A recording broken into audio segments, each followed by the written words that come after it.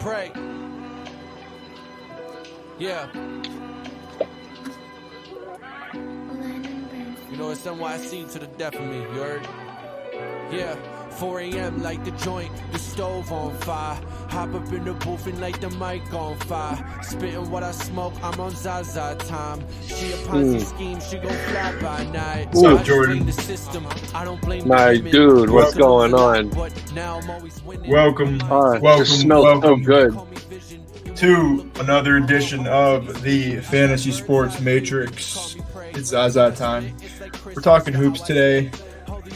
Talking Southwest and Pacific Division. J Hoops, how you doing, Jordan? Everything is good. Like I just said off camera, it rained like shit today, but everything is all good. I think the Knicks actually got a preseason game going on right now. I don't know what's good with that. Logan Paul had a fight today. Did that actually happen? Really... I thought no, they fought. No, I think they fought. I think he won. But man, that was crazy though, seeing him get smacked in the face with the mic the other day. Did you? Yo, that was crazy. Yeah, and then someone from like distance threw like a water bottle and like hit him right in the head. That was like a really nice throw. Really? Yeah, like after he got hit, he was being pulled away, and then someone from the Danish team was like, right on his head. Yeah, that's crazy. That reminds me of like the Boondocks with like the chair throwing, except with like white people. It's like a water bottle from across the room. Wait, you're saying Logan Paul won though? Yeah, he won. I think that's what I saw. I didn't watch the fight, but I saw that he won. Actually, that's another. I guess that's a good little segue into this next thing I saw today. I saw Jeff Van Gundy got offered a like consulting position with the Celtics, and like he took it. And I'm like, what the fuck? Yeah, Jeff Van Gundy. I don't know how true that is. I just what's up? Oh yeah. It's real? Yeah, it looks very real. Oh, that's fucking horrible. Senior what's up, Giannis? Yep. I'm just gonna like go out on a limb here and say that he's just the mole for the Knicks now. Yeah, they got KP, they got JVG, they're just moles. Is Mark Jackson not doing TNT games anymore? No, he's gonna do some MSG road games actually with Mike Breen. Oh, that's awesome! It's fucking lit, because Clyde's doing less road games, and I think they're gonna split it up between like Wally and Mark Jackson. Oh wow! Which is awesome. Like I wish that, like in a perfect world for me, like JVG and Mark will call the games with Mike Breen for the Knicks, but maybe one day. So who's gonna do the TNT games for them? Oh, they got it's Doris Burke, Mike Breen, and Doc Rivers. Oh, you're right.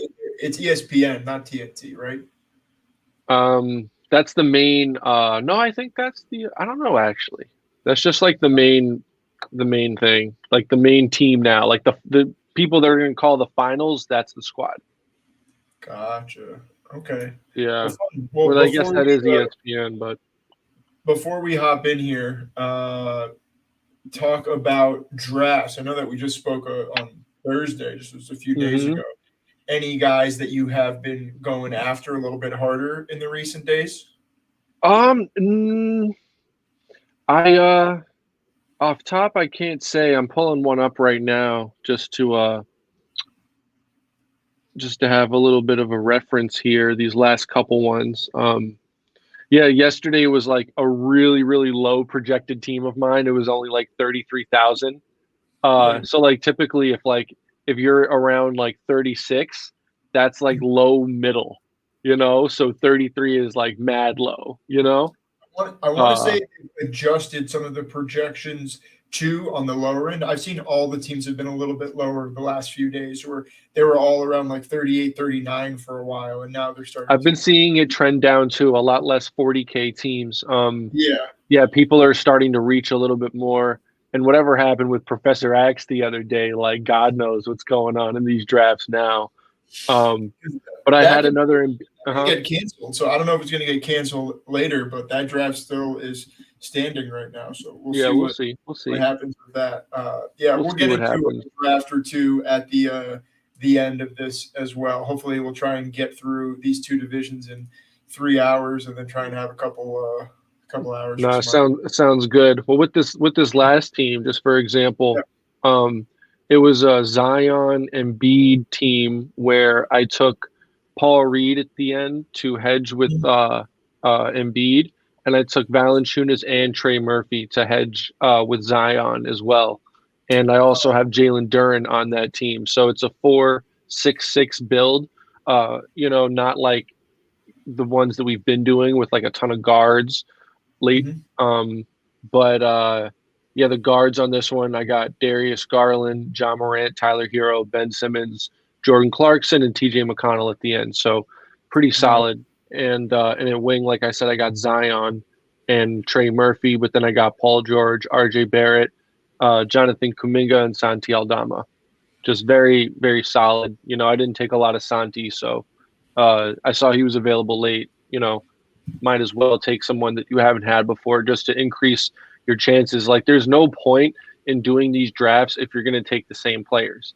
Like, you want to give yourself as many chances as possible to get late into the season to win like Ks and the weekly prizes, if not the 75K prize,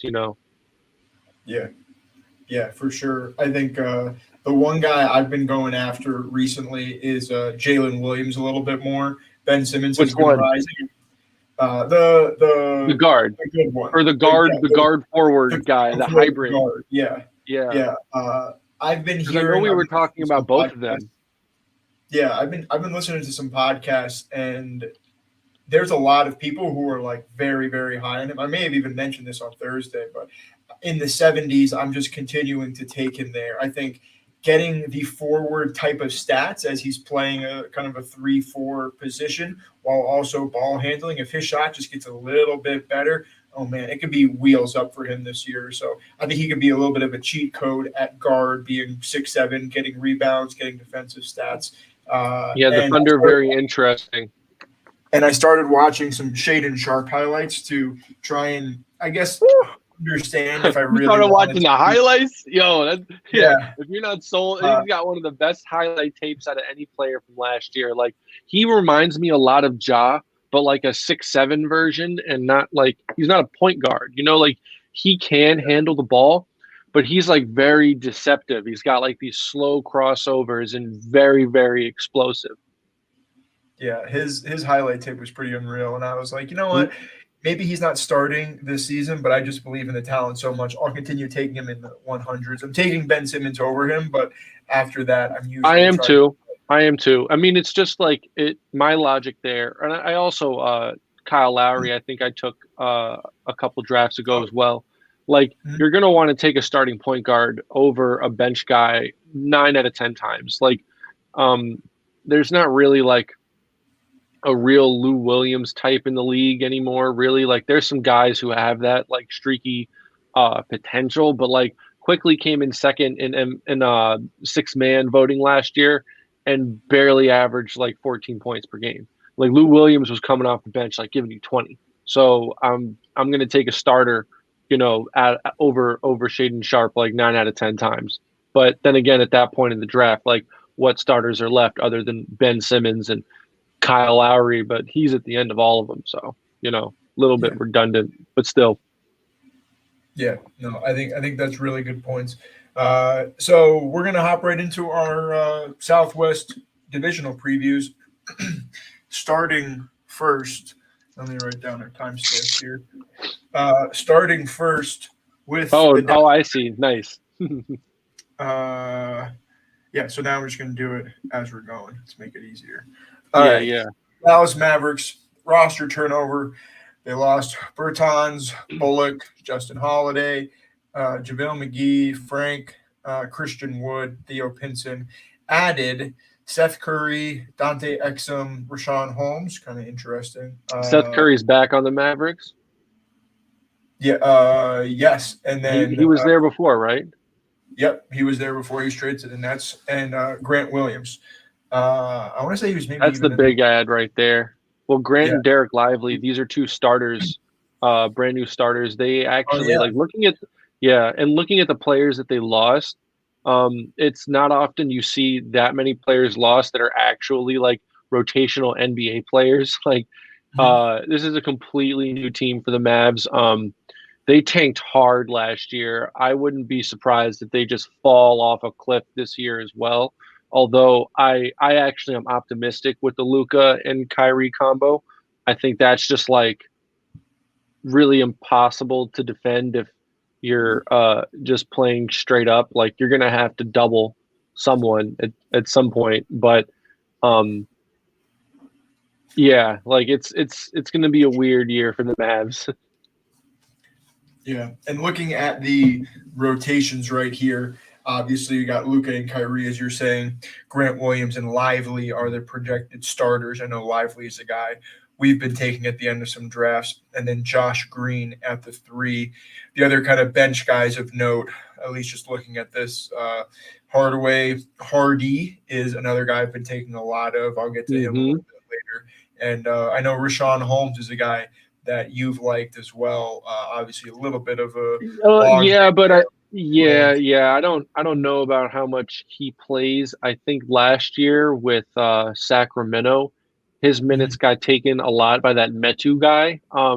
Yeah, And Rashawn Holmes was putting up stats like a few years ago. Was a very productive fantasy guy, but I don't know what the deal is with him. It could be like an injury thing, but yeah, I wouldn't reach on Rashawn Holmes here. I like Dwight Powell should play more than him, and the Mavs are going to want to develop Lively. So I just don't really see a Rashawn Holmes thing. But also, another interesting name on that list, if you look, uh, we see a return of Dante Exum.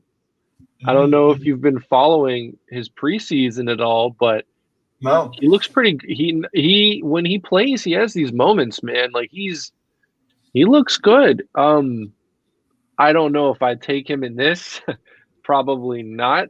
But it's a definitely a fun comeback story. would you prefer him to Jaden Hardy? Do you think he's going to play any backup one if one of these guys were to go down? I think I that's what you're trying to think he about. The only well way they're well. scoring is if Kyrie or Luca go down. So who kind of fills in there? Mhm. Well, so Hardy's a completely different type of point guard. Dante, I think, is really like a five-tool facilitator. Maybe like just a smaller Ben Simmons with like a more offensive inclination to score the ball. Kind of like who's that dude in New Orleans? Like a little bit like Dyson Daniels, I think. Yeah. And Hmm. I think actually they're both Australian Yeah. too. Um, yeah, a lot of these Yes. Australian guys have these like five-tool bags, or like Josh Giddey is a good example. Um, that's kind of who he reminds me of. So even if someone goes down, I think Hardy's going to be the offensive focal point, whereas Dante's just going to do like the intangible stuff. But I would 100% rather have Jaden Hardy. That guy's a steal at the end of draft. So you actually pointed that out. Uh, I think like we saw some of his preseason stuff, and he really just been showing out. Yeah, he had a really good first game. I think when they were over in Europe playing, and yeah, I just think when you're looking at the end of drafts, especially at the guard position, this is one of the things you brought up to me is who are some of the guys that actually get you the counting stats, and it's the backup point guards who are going to have the usage if they do get into the starting lineup. Obviously, with some fragility in the Luca Kyrie situation of if this really starts going downhill, they may have no other chance but to blow it up and potentially move on from both of them, if Yeah, not one. I think the writing is on the wall with both of them as well. But I mean, what I don't that's probably not going to happen this year. Most likely that happens in the off season unless something like extremely inflammatory and cataclysmic happens. And I'm Yeah. actually Kyrie Irving is probably like my favorite player in the NBA, and I love Kyrie Irving. but you really just never know. I really hope that we get to see a full season of basketball with him and Luka playing together, because that's just a tandem you rarely ever get to see guys that are that talented actually play. So I just want to see them do it. Yeah, same. Obviously, looking at the weekly summary here, looking at the underdog points per game, it's obviously just Luka and Kyrie. They have so many 45, 48 plus point per game weeks. That's just so hard to find on one team when you're looking at the Yeah, better. they both have monster games. Monster games. Looking at the better and best ball points, you can see Luka has 16 of his 19 weeks that he's really scoring in are at least a top 12 guard, which is phenomenal. And then Kyrie, again, getting some elite weeks in there as well as basically whenever he's playing, he's getting you those replacement weeks as well with 58 games played last year. And a lot of those were kind of one-off, missed in a row just because of the I think some of the COVID stuff was still in place at the beginning of last year, but yeah. No, But then I think he played. Maybe it was some injury stuff here and there. after them, though, the only real guys that were putting up better in best ball points were Tim Hardaway Jr. had 2 decent weeks. When I was going through the weekly summary, he kind of popped up down below, putting up that 36, 35 points per game. I'm sure that was in a place where definitely Kyrie and Luka weren't playing at the same time. Timmy's a flamethrower. That's just kind of like his trademark in the NBA. He really is just he's a high volume shooter. I actually have a couple teams where I took Timmy. He's also two-time former Knick.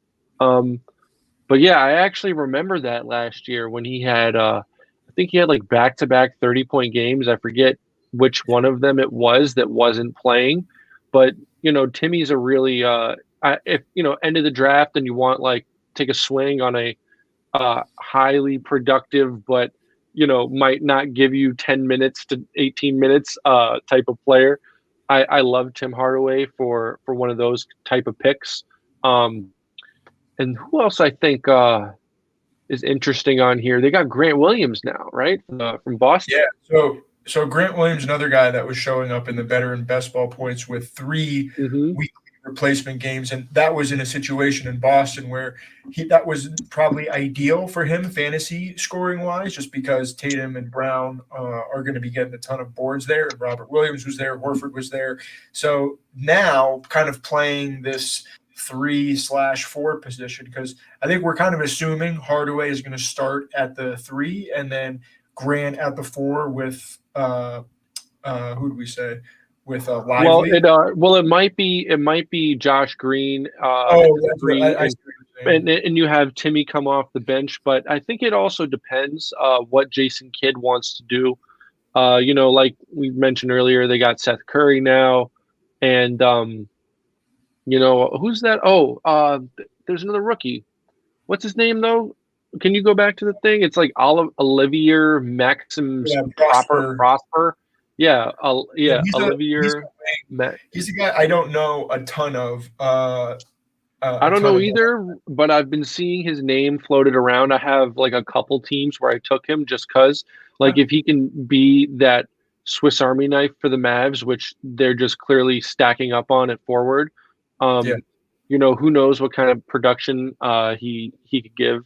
You really just want well-rounded guys. I do like the potential here for Grant Williams to come in and maybe be like a baby Draymond for them, but he actually, I think, shoots a little bit better.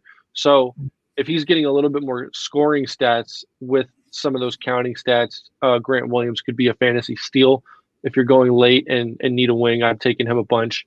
The Mavs are pretty interesting. Yeah, it sounds like you're also maybe going to take a share or two of Olivier Maxence. I have a couple teams with him. Yeah, I think that's definitely worth trying to get on. Just again, looking back here, outside of Luka and Kyrie, there really isn't a whole lot of fantasy value, but I do think that we might be able to see something from. Well, obviously he's not in here, but seeing something from Derek Lively. You got a little scouting report on what he can do? Is there anything that you like? So just from the games that I've seen, he kind of reminds me a little bit of Miles Turner type of shit, but not really as athletic. But what I mean is that he'll get you blocks and threes. So big man that can stretch the floor in today's NBA is pretty interesting. He's a good offensive rebounder. Needs some work on the defensive side for dominating the paint and getting every loose ball. But he's an interesting guy. I think he'll have like some games where he'll get like maybe 8 boards, like 4 blocks and 10 points or something like that. And that could be serviceable as like a flex if you need like a 30-point output from a center going late. And who knows what he could develop later in the season. He's the #1 center, I believe, in this last draft, and the Mavs were very high on him. So you're really just taking an upside pick here. Yeah, does he have any game in the pick and roll game at all? Because I'm thinking with Luka and Kyrie, that's going to be a pretty important factor of getting. Yeah, definitely. So I picture their pick and roll to be ran a lot more with Grant Williams because you have a guy who's setting, he's a wide body forward. So, and I think he ran that. He's used to running that with ball dominant players in Boston. So I imagine he's in the scheme probably a little bit more than Lively, but I'm sure he, can run that because that is the entire offense for today's NBA game. Yeah, and one of the things to think about, I know we haven't been going to the schedule grid a whole lot recently, but the Dallas Mavericks are one of the only 5 teams, I think, here that play, one of the only 6 teams here that play 54 games. So if you're able to get a lot of points at that guard position week over week, you see how many four games, especially near the end of the season that they're playing. That's going to go a long way in getting some bigger spike weeks. Especially Kyrie. I think he could be a really big value in his second year there. He's got something to prove, obviously. And he's fallen sometimes to the 4th round. He can get caught up with some of those wings where people are just like, you know what, I'm just going to go wing here. But he's a very talented player. I want to get a few more shares of him. Yeah, he just has monster games. Monster games. Yeah. I think this is pretty indicative of how the fantasy scoring kind of here goes. But if you're looking at the underdog points per minute, you obviously have Luka at 1.5 and Kyrie at 1.2. Both of them are fantastic numbers there. But then everyone else is kind of below 0.9, which you're not really looking for. That Jaden Hardy is the one that kind of catches my eye here. I think that with some more minutes and with some more usage, that could begin to go up, such as we've seen in preseason so far.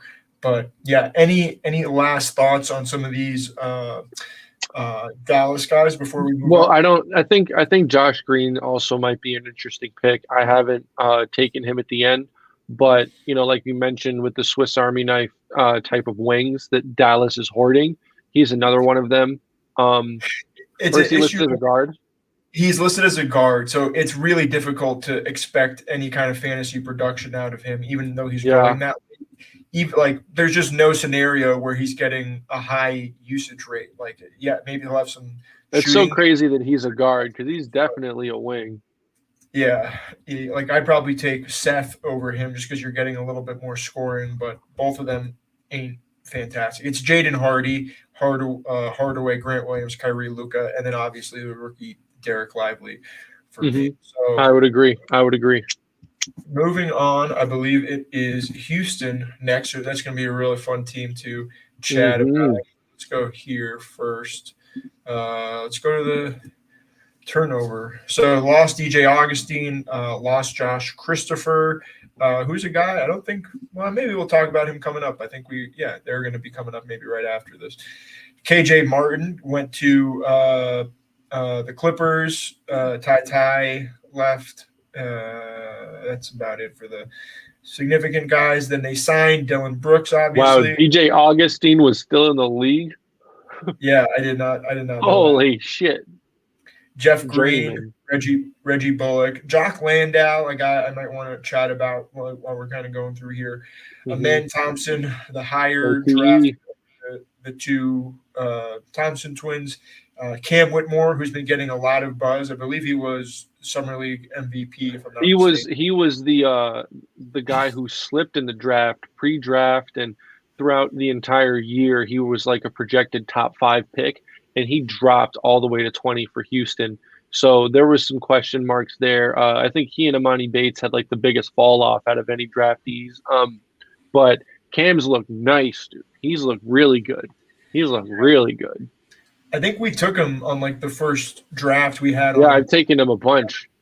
But now I'm starting to mix him in a little bit more near the end there. I still want to keep eyeing Amen Thompson and some of the other guys. But let's look at the projected starting lineup here. So Fred VanVleet, Jalen Green, Dylan Brooks, Jabari Smith, and Şengün. I think this Rockets team could surprise a little bit this year. Obviously, they still got they drafted Amen Thompson, Jayshawn Tate, and Whitmore is there. Tari Eason, another guy I'm very interested in. And Jock Landau, he was solid for the Suns last year. Maybe I got a little bit of bias just because of seeing him play against Jokic. But, yeah, he's a guy that isn't really being drafted that I think is interesting to talk about. But, yeah, give me some of your takes on some of this Houston team while I pull up some of their stuff. I mentioned the other day, Jalen Green's I think really improved his game. I think a lot of question marks coming in early, just that he had maybe a little bit too much wasted movement. Now it looks like he's really tightened his game up, and he really can have a big year scoring the ball, like probably 25 points per game. So it's really just a matter of doing that on a consistent basis. He's probably going to have some 40-point, high 30-point performances, him being just such a gifted player. And I think playing with Fred VanVleet's actually going to make things a lot easier for him, because now he has another really, really good guard who's, obviously a veteran NBA champion. And, Houston paid Freddie a whole lot of money to come in just for a couple years. So I think that, Fred's actually, he's a really good pick for his ADP as well. I haven't taken enough of him. I really like Fred VanVleet this year. Jalen Green going late though. I mean, I think he's going in like in the 80s or 60, 69. Yeah. That's still like really good for him. Jabari Smith, I haven't taken any of just because of my own personal uncertainty. Yeah. I would like to see more, but he's been doing extremely well in the preseason. Apparently he grew like an extra 1.5 inches or something. Mm-hmm. So like we're going to see a whole new Jabari Smith potentially this year. But the biggest one is Alperen Şengün. He's a dog, bro. Yep. Baby Jokic. Well, I think it's more like baby Sabonis. I think he can do everything. I think he's a 5-tool guy. Well, Sabonis, yeah. It was like what were their passing?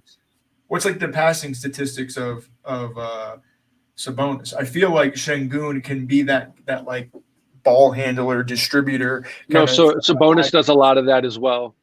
Yeah, Sabonis does a lot of that as well. It's probably it's just not like I think that Sabonis is baby Jokic and Şengün is baby Sabonis. I just feel like that's the order of how that goes.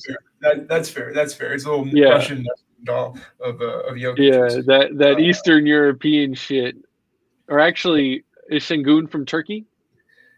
Yes, he is from Turkey, I believe. Word. But just looking at the weekly summary, obviously this is a little bit skewed by the one game where he was putting up 66 points, but getting 1.9 points per minute, 1.6 points per minute in 3 games. And again, that was near the end of the season. Another one, 38.125. But this is a year I could see a big step from him. Apparently his defensive game looks a lot more solid, which means he's probably going to stay on the floor a little bit more.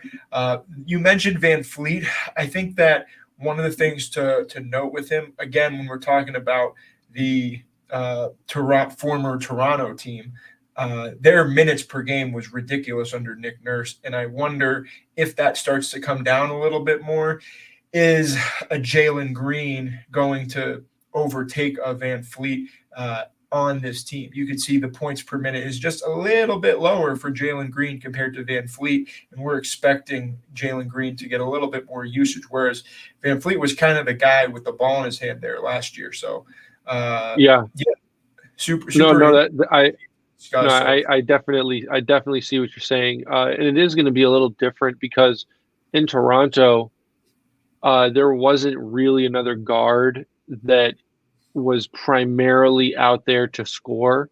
So it is going to be interesting for both of them, and probably a learning curve. But if we're talking about best ball, right? Mm-hmm. Let's just say it's a situation where you take both of them, right? Yeah.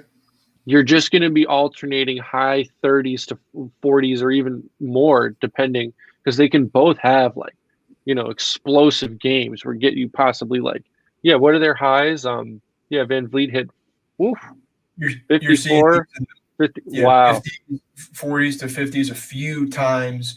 But again, the efficiency only a couple times above that 1.25, 1.2 marker that I really like to see. So how much of it was just volume based of getting all those minutes versus that efficiency? If his efficiency can turn up a little bit more, I think he could be a really strong play. But for me, there's a couple guards a little bit later I'd rather take, and a couple wings like a Jeremy Grant or Jabari Smith in that range. If I need a guard, he's one of the last guys in the tier of players. I'll kind of bring up the ADP, but yeah, what's your take on I guess the guard situation there?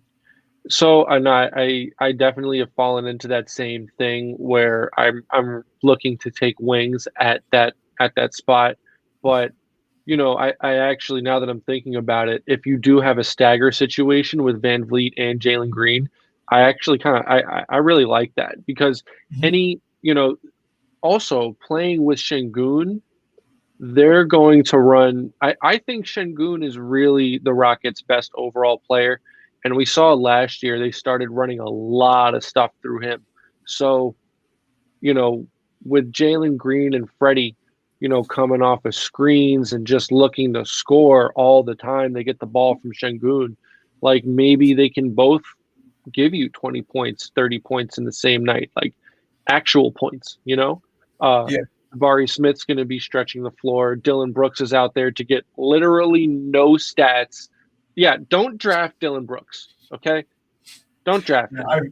I've barely touched him. Don't draft him. If anyone is watching, just don't draft Dylan Brooks. Don't draft him. He gets no stats. I think I saw a meme the other day where it was 30 minutes, 0 points, 1 rebound, and 1 punch in the nuts or something like that. That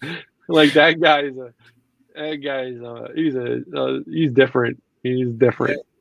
Last year on Memphis, having less than 0.8 points per minute while he's playing at the guard position. Again, it's just you need guys with the ball in their hand if you're taking them past the 120s or 130s. And he's not even a guard. In real life, that dude is not a guard. He does not dribble.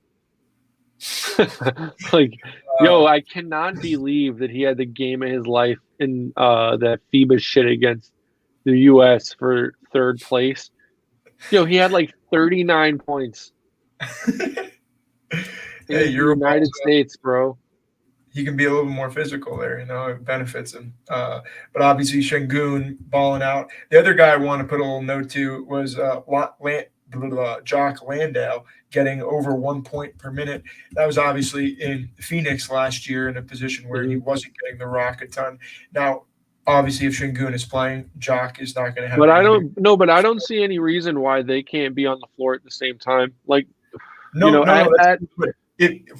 looking for fantasy points, though, you want 25 to 30 minutes a game. Right now, he's probably going to be baked in. What did he have last year for minutes per game? 14. Maybe he gets up to 18, 19, but I don't see him. Yeah, exactly. If the only is healthy, I'm saying.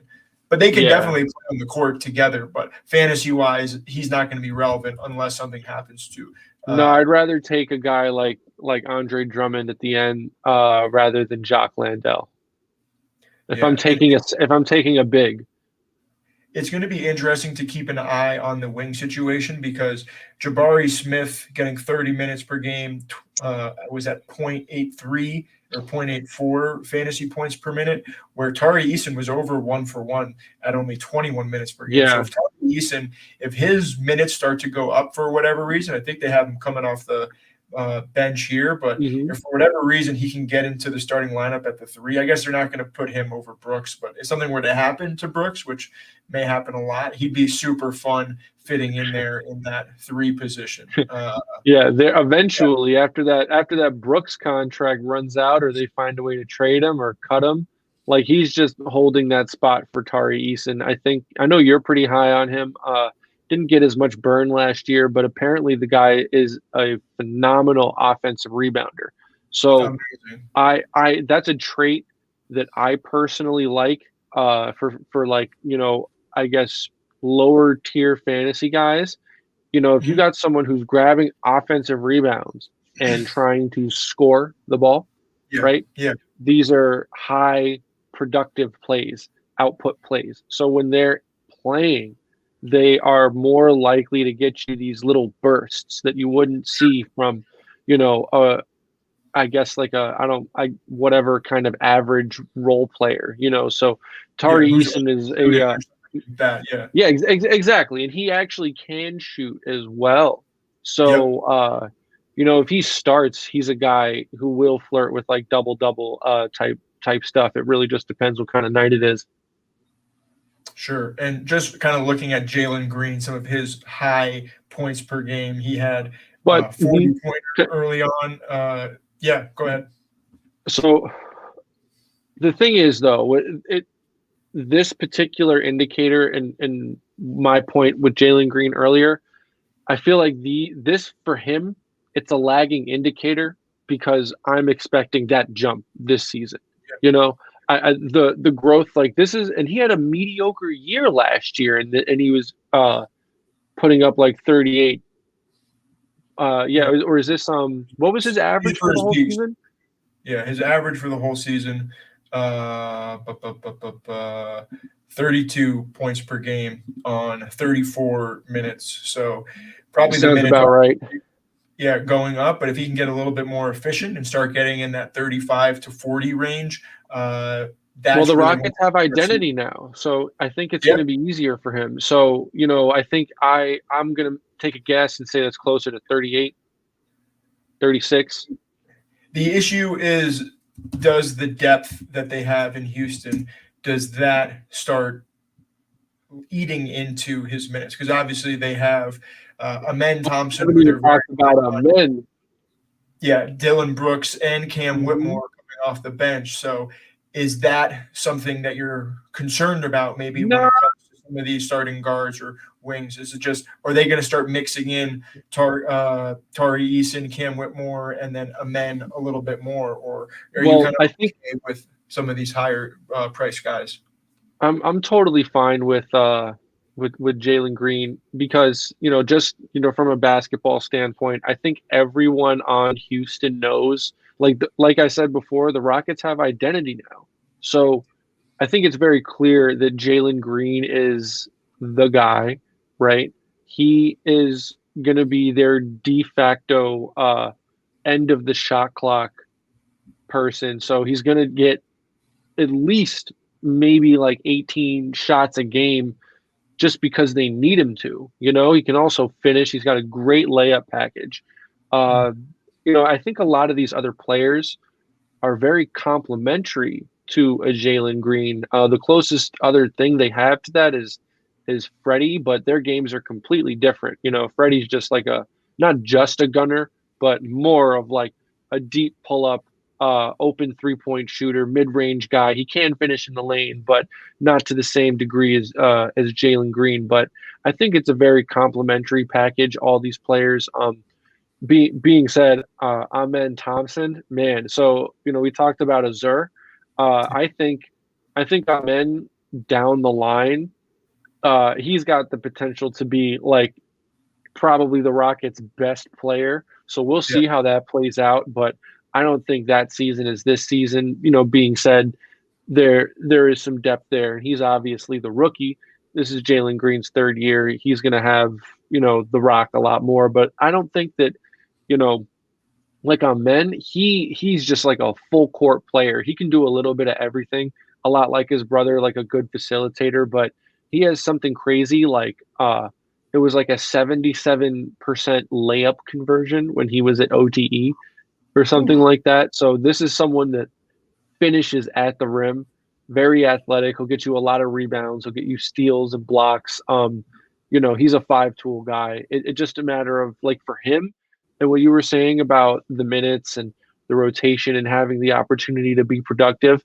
I think his variable is a lot higher than someone like Jalen Green. It's actually why I'm higher on his brother in Detroit, because I think that role is way more defined for Azor already in just playing with Detroit. But I think here on the Rockets, they're going to have to move a couple pieces around maybe for Amen to really get his full opportunity to flourish and show the full development of his game. So, being said, I love taking him late. I think he's going to have great games, but if you're taking him thinking that, you're going to have like a 30 to 40 point consistent guy, I personally don't think that's this year, but he will have performances like that throughout the season.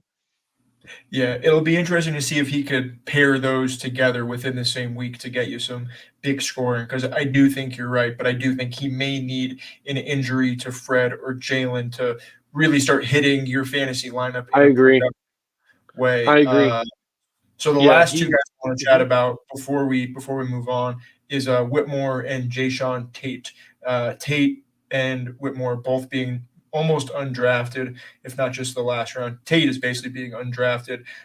What's your kind of take on both of them? Are you taking either of them? I know Cam is, but are you taking Tate?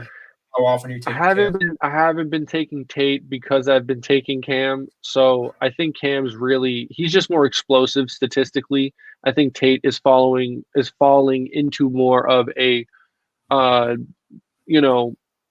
role player consistency.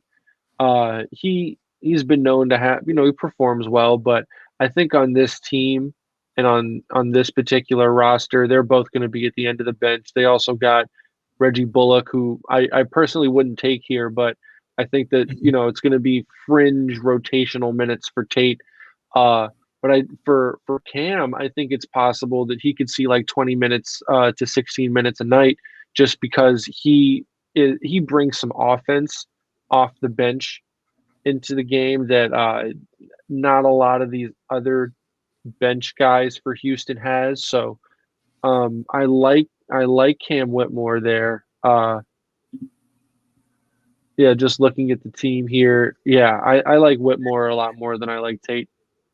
Yeah, and shooting specifically is something I think they're lacking, even if you do have some scorers, quote unquote. I think kind of after Green and Van Fleet, you're kind of looking for as much scoring as you can. And I think if you're looking for a drive and dish guy to play next to Jalen Green, I think that having or a spot up guy to play next to a drive and dish guy like Jalen Green, I think Cam Whitmore could be that. So and he offers a good amount on defense too. So definitely a guy I'm mixing in a little bit more. Yeah, he's really active.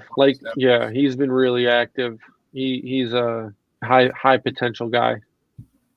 Cool. So moving on to the next team, we're going to go to the Memphis Grizzlies, which has a few interesting topics to discuss. So we go from adding Dillon Brooks to now losing Dillon Brooks and Tyus Jones. So losing a little bit at guard and adding Marcus Smart and Derrick Rose as your primary replacements here. Not a whole lot else going on, but just going over to their team real quick.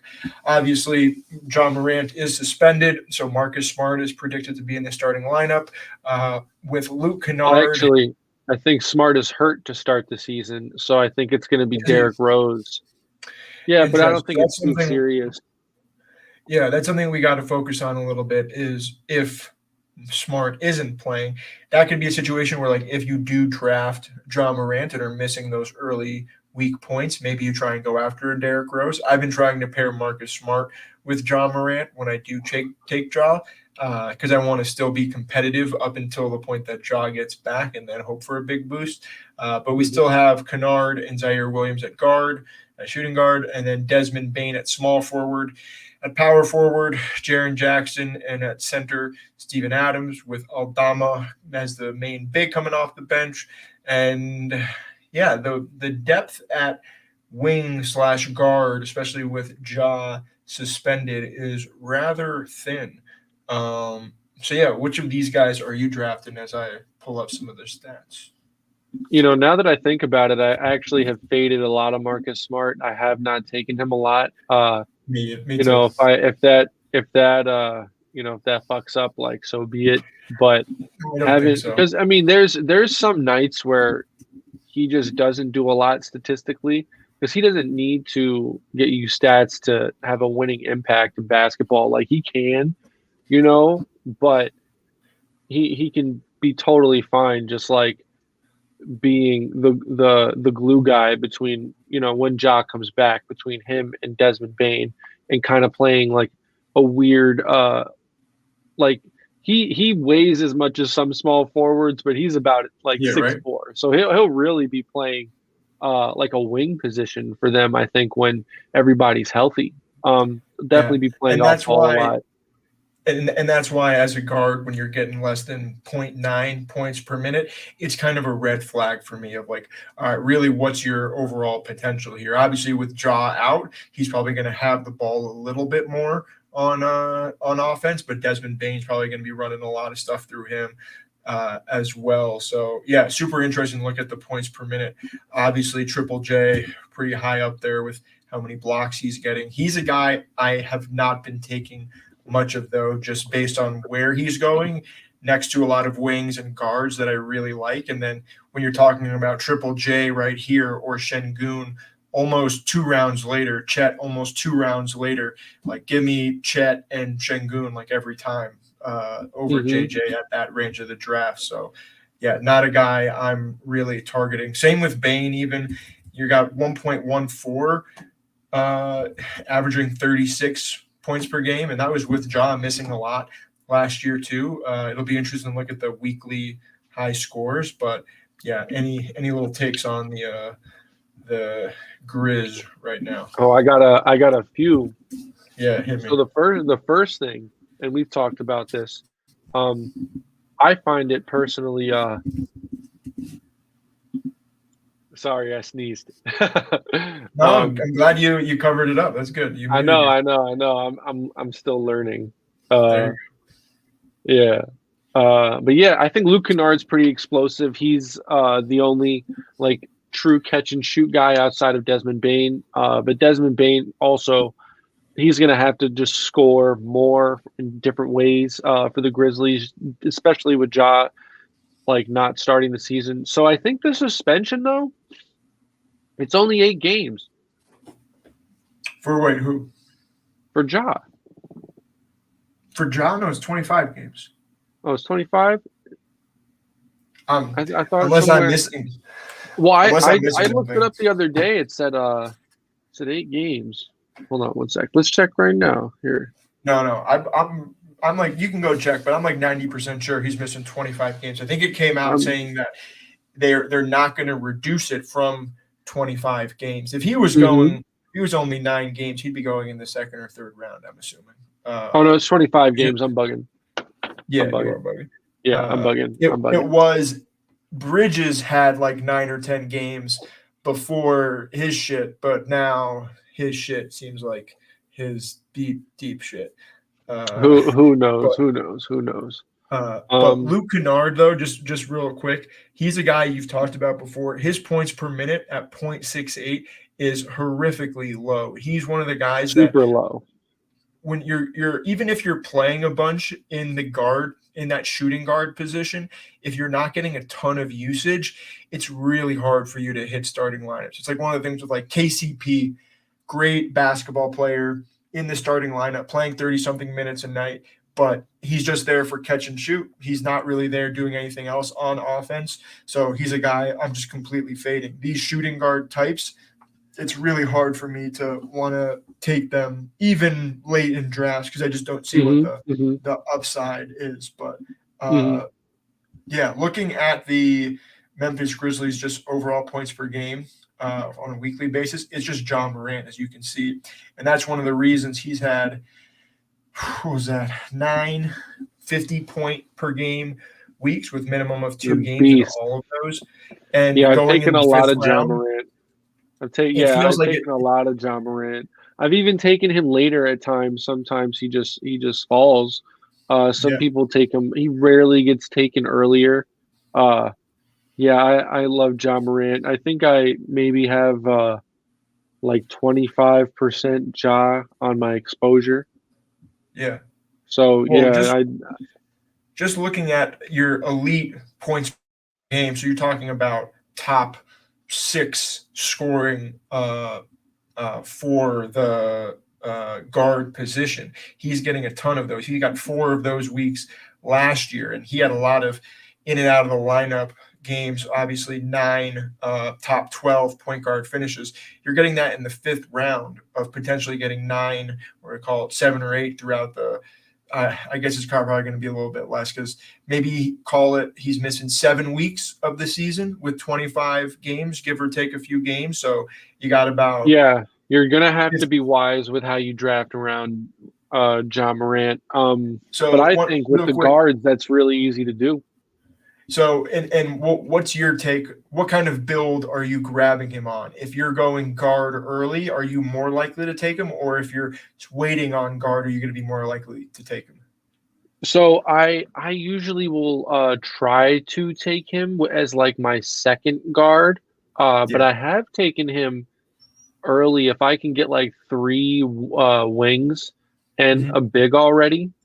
I'll just take him as my first one. I'm going to try to pull up a Ja build. Oh, actually, here's one right here. So this is a 664 build. I think I told you about this one before, right before we streamed. So this for guards is Darius Garland, Ja Morant, Tyler Hero, Ben Simmons, Jordan Clarkson, and TJ McConnell. Nice. So those were TJ I took with my last pick. And who were some of your early picks before Ja? So this was the Embiid Paul Reed team, one of them, and I went with for my bigs are Joel Embiid, Jonas Valanciunas, Jalen Duren, and Paul Reed, and I took Valanciunas because I also have Zion at wing, so I took Zion, Paul George, R.J. Barrett, Trey Murphy is another Zion hedge, Kuminga, and I also took Santi Aldama. So clearly this is, Santi had a big game. I think that guy in that draft the other day took him super early because he had a monster night. So Santi and he's proved very serviceable. He's going to get a lot of burn. He could have any night statistically on all the hustle stuff. Gets steals, gets blocks, gets a lot of rebounds. He can score. So obviously I took Santi Aldama. But another name, though, who was pretty productive last year, fantasy-wise, I think Xavier Tillman. Interesting. Had some nice games at the end of the season. Let's see what. There we go. It's almost 1. Yeah, close to 1-for-1 ratio on 20 minutes, but that's fine when you're talking about those weekly high scores. We're saying, you said Tillman. So obviously not a lot of big games, but you can see here getting, especially these are all double digits near the end of the season, and I think that was partly with Adams going down. So I guess part of the issue is like, all right, are you really expecting Adams to go down and for parts of the season Triple J to be down? Because that's really where but I don't even think Steven Adams plays a lot even when he is healthy. I think he's just a guy who starts and might finish games for them. Their bigs. The only one who's really getting 30 plus minutes is gonna be Triple J. Yeah. So, Well, if but his yeah, minutes can get up into the 30s, though, you can see here when he's getting 29, 28, 31, 29 minutes per oh, game. he's putting up that 30. So I guess Tillman is a guy to highlight late. Then if you need a big, because he's going like dead last in the Yeah, ADP. he's So going undrafted. So I think he's a yeah, guy yeah, that exactly. I like him on like let's say you're getting Şengün or like an Aiton as your big one and taking four bigs. I kind of like him as like a dart throw guy of like, yeah, you're not going to expect production from him night in and night out, but if something were to happen, that guy can start hitting your lineup in a Definitely. deep build at big, or let's say you don't have a one of the top 6 or 10 guys at big. So again, obviously Ja very, very high here. Desmond Bain was putting up some games. It'd be interesting to see Yeah. if those were I the haven't weeks taken that a lot of him, but I would like to start I taking haven't. more. He goes very high. I'm not taking guard that high. And again, you got 1.14 points per minute in the 4th round. You really are looking for guys in that range, closer to that 1.3, 1.2 threshold. So obviously with Ja missing, maybe that can go up, but we saw that a little bit last year. So yeah, any last kind of takeaways for the there's also Jazz or the Grizzlies before we move on? the Grizzlies. Let's look at that roster one more time. Are the Jazz next by any chance? No, we did Jazz last episode. Well, Derrick Rose, I like throughout the season, but for this, I mean, you're hoping that he has like. What's up with the Marcus Smart? I don't know. I think he. I don't know. I think it's like a hamstring thing. I don't know how severe it is, but if he's not going to miss many games, it's going to be hard for me to feel comfortable taking Rose, because even last year when Rose, he was on the Knicks, right? You're getting from your point guard. But he didn't play at all, though. He didn't play at all. Yeah, like that metric is very hard. Yeah, it's on 13 minutes per game, but getting 0.78 points per minute. So he just got play. What? Maybe he just has to play. Like if he's playing like 24 minutes, then he's going to get over 1. But even then, that doesn't help you. He has to be playing 30, 35 minutes and getting a 1.1 to a 1.2 to be really getting in your starting position. True. If he's getting in your starting position at guard, you're fucked. Your team is losing anyway. So that's one of the things I don't want to take a guy like that. Whereas like that makes a lot more sense in like a season long where you're like, oh, let's just get those points to fill in on my bench. Whereas in this scenario, it's like, no, your bench. There's a lot more sure things out there than Derrick Rose. Or higher upside things of if something else goes wrong and then that other thing goes wrong, then that guy is now going to be a 1.2 points per minute kind of guy. I do think that he has. Well, I do think the upside is extremely high for him though in that regard. I think that if he like the Grizzlies don't really have another score first guard. Other like point guard ball handler other than Ja Morant.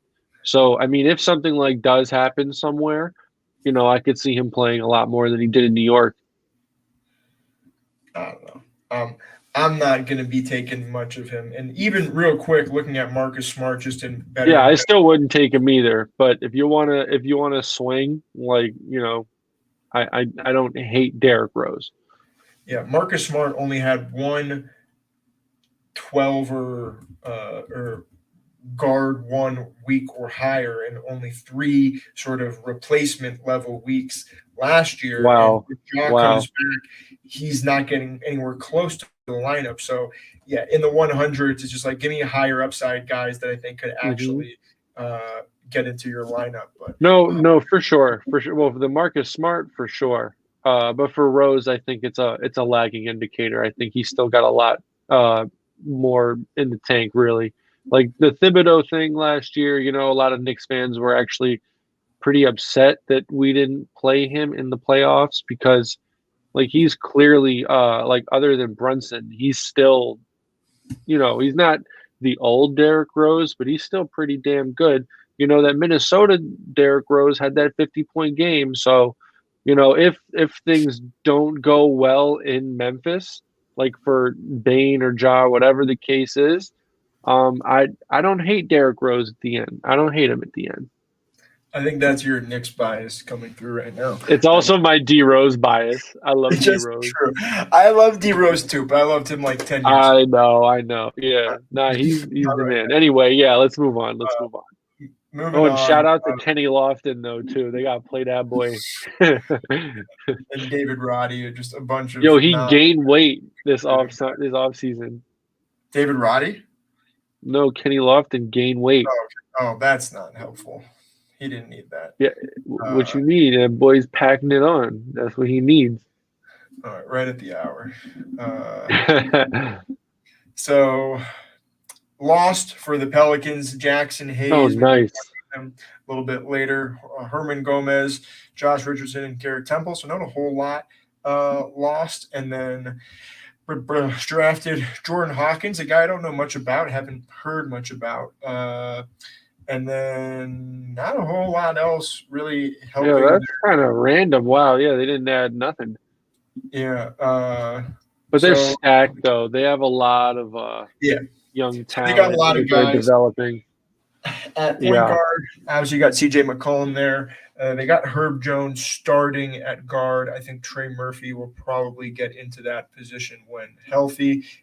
Brandon Ingram at small forward, Zion Williamson at power forward, and Valanciunas at center. And then coming off the bench, I guess it's going to be Herb Jones eventually, but really there's not a ton of other guys on here that I feel like drafting or talking about. Obviously, Dyson Daniels probably another year away. Well, there's guys I could definitely talk about. Yeah, I don't know if he's going to be much of a fantasy asset. How do you feel about these guys? Well, let's save the Zion talk for a little bit later, but what do you feel about some of these guys?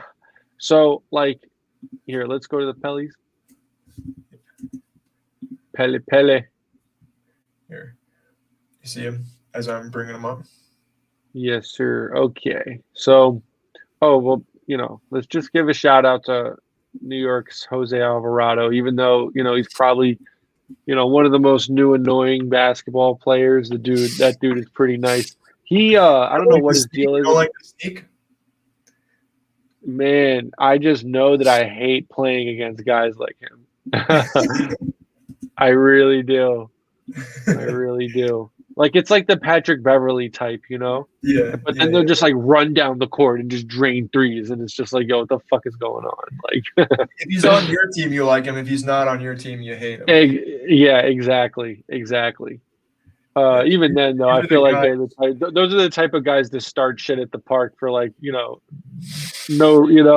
the kid, if they're losing, they'll do some shit, Yeah, so but anyway, basically, there's 6 guys, the first 5 starters and then the 6th man that are being drafted, and then after that, basically, no one is being touched here.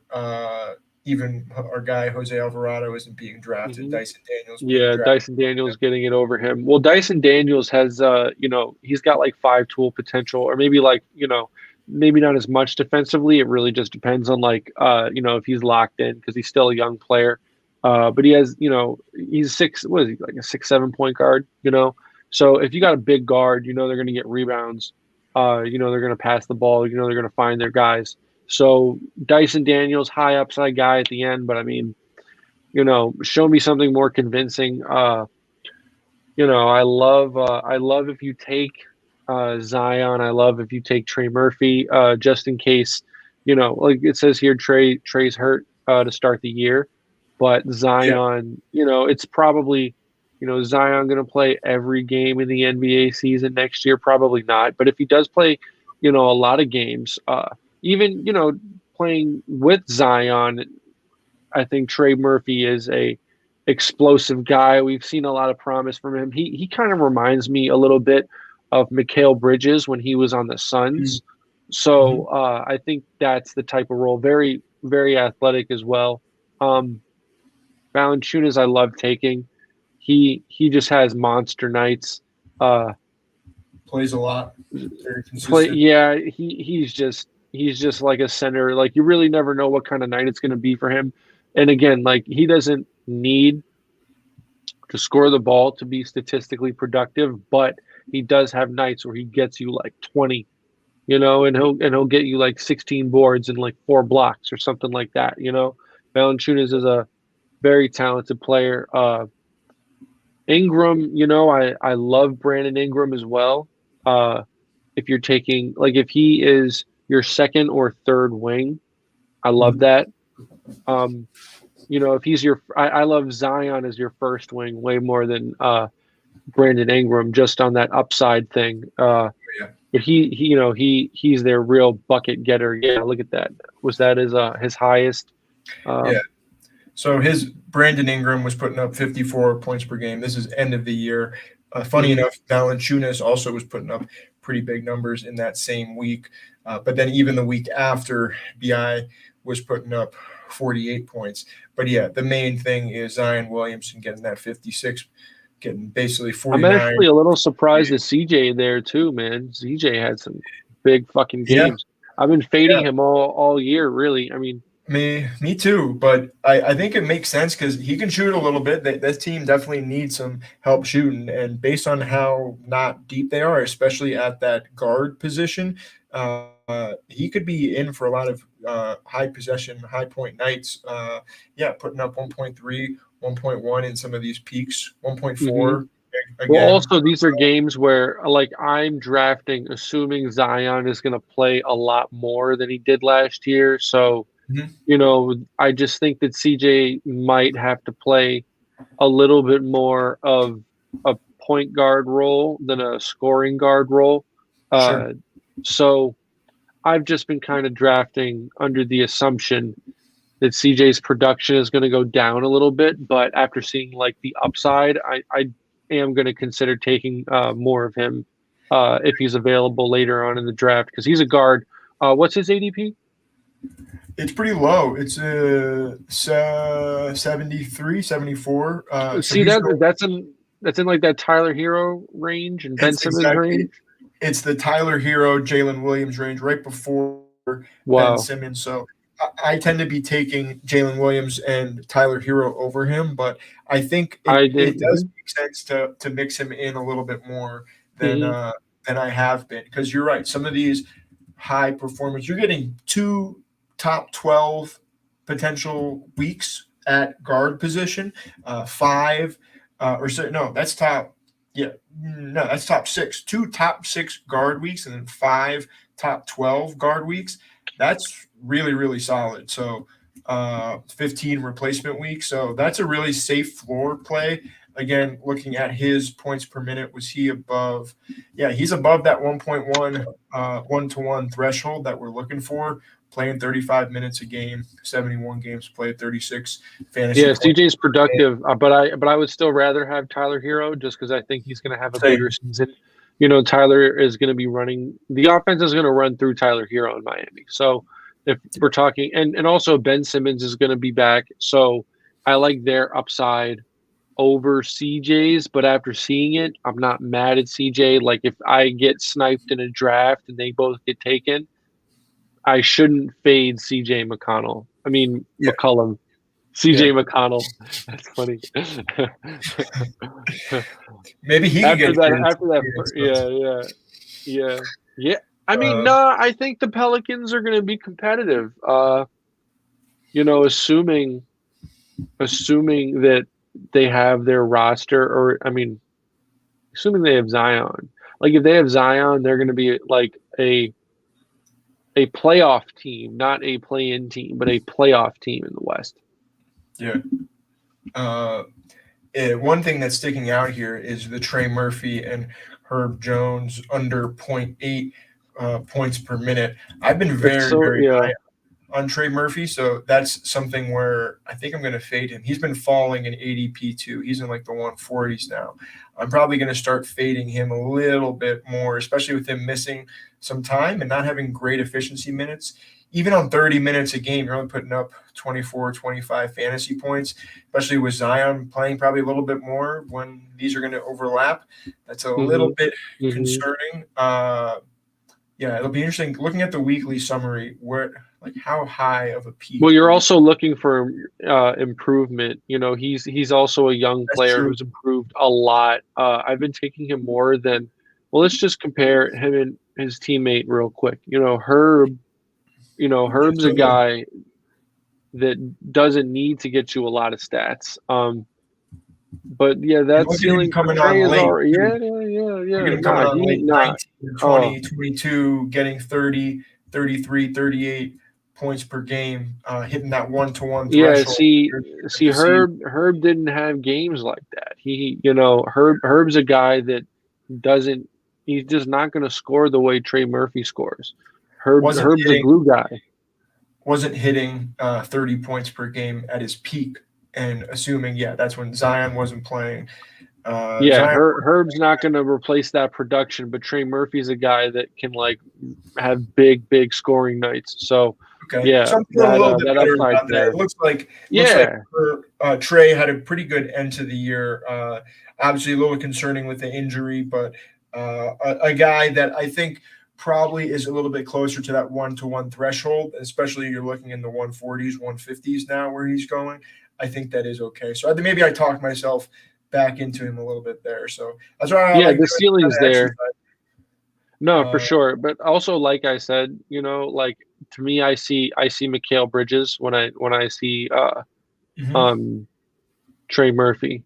So I think he's got a hell of a lot of potential. So, or at least statistically, because it's funny. Like Herb Jones is just as value. I value Herb Jones maybe more than I'd value a Trey Murphy, just because Herb has such a unique basketball skill set.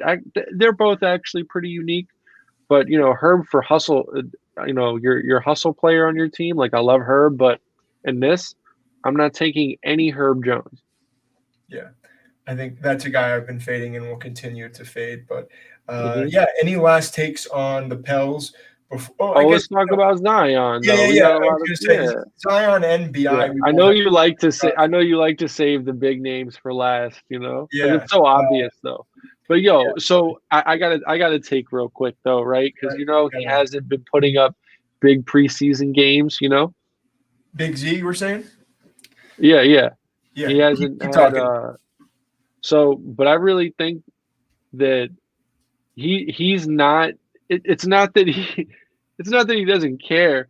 It's just it's preseason, so he's just taking it easy out there. He's literally just out there to be out there, and he's still getting Yeah, rebounds and still getting points. this. Exactly. So I think when the season starts, I think that's when we're going to start to see the real Zion.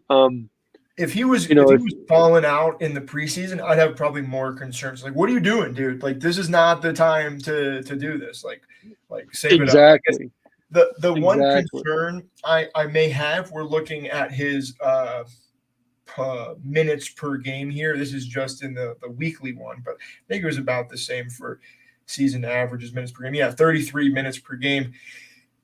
My concern is if they want to keep him fresh, is that lowering his minutes per game, and then maybe he does play more games. But if that minutes per game goes down and then he's back in the 30s for underdog points per game, taking him in the second or third round is not going to feel fantastic. So that's my one concern that's making me hesitate a little bit. I'm still going to smash taking him when I can, just because I think he's that high of an upside player. But Yeah, me too. what's your do you have concerns there? Where are you taking him? Are you going to take him in the second round at all, or Yeah, I take him a lot in the second round. Well, it also let's bring up the wings real quick. Yeah, the ADP you're saying. Mm-hmm.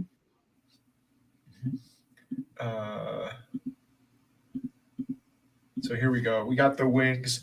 Obviously, Giannis, Tatum, KD going in the first round, but now second round, like I'm probably taking Pascal over Zion, just based on ADP. But like this is like the same tier to me between Pascal, Mikal, Randall, LeBron, Jalen, Paolo, Lowry, Zion. Like I could see a world where the three guys at the bottom finish ahead of the three guys at the. No, I kind of disagree. I think if Zion's healthy, he's a top 10 pick. Well, no, that's what I'm saying. Like, I could see Zion being at the top of this list and being, like supposed to be a top 10 pick. He could definitely outproduce Pascal, Mikhail, Julius. No, we're in agreement with that. So in this list, where are you slotting him in? Are you going to take him, Pascal, or Zion? Well, I haven't gotten to draft Pascal. I've taken like Julius. I think Julius to me and LeBron, I have it like 1A, 1B here. Yeah. But I like Zion probably, more than anyone else. I've taken him over everyone but Mikhail, other than those other than like LeBron and Julius. But yeah, So upside, like, if Zion's healthy, he's like a top 10 performer, Yeah, because looking at that group again in points per minute, to your point, Julius and LeBron at that 1.2 and then 1.4, and then Zion 1.3 points per minute. So you could make a case for him if he's playing to be above all these guys. Exactly. So if at that 1.3, that's with Tatum and Durant. So, like I said, top 10 potential. I think, and this is another year for Zion, so could even be higher than that. Yeah, no, it could be. He's definitely one of the more confounding players to try and figure out where to slot in. I guess part of it is I'm okay waiting on him because he seems to fall a ton in the third round. Like I've got him late 20s, early 30s, even in some drafts where I'm like I'm taking him over Paolo every single time. I'm taking him over Jaylen Brown every single time. Like maybe I'll mix in a marketing ahead of him, but probably not. I'll probably have marketing. Yeah, I have a lot of teams. I have a lot of teams with Lowry and Zion. I have a lot of teams with both of them. Because you're actually No, you go. Keep going. I mean, you're usually like if you're taking him around 28, like that pick, you generally will have another pick like pretty soon. I think. I think that's like a very in the snake, yeah. Like or so that's your third. That's your second pick in the snake there. On that 2-3. Exactly. So I think if he's like your second, third pick, and you have close picks, like that's fine. I love the upside. I think the upside for Zion probably is the highest in the league, to be honest. Like, if Zion could play Julius Randle minutes, he'd have way more stats. Like, it's so, like, honestly, the sample size we're seeing is not even close. In the regular season, Pelicans for the first round, where the 75K is, they play 53 games. If Zion plays 43 of those games, he is going to be worth what you took him in the third round easily. Maybe he misses a week or two in there. That'd be fantastic. Even if he only plays 40 to 38 of those games, missing 15 games. Wow. I really don't even mind it that much. I don't. I think that he can produce, especially where he's going. If he was a first round pick, maybe not, but he's usually the second wing I'm drafting. So this is why you load up on the wings here, because if he plays, and it's kind of the same logic I have with Ja. Ja's going to play 25 less games, and so people know that he's like not going to play that much, right? But when he is going to play, he's going to perform. So the logic I keep consistent with Zion is just that his upside is so much crazier at that position. Like there's so many guards you're going to take over Ja just because they're going to play all 82 games. Well, God willing, these guys play a lot of basketball. Yeah, what you call inshallah.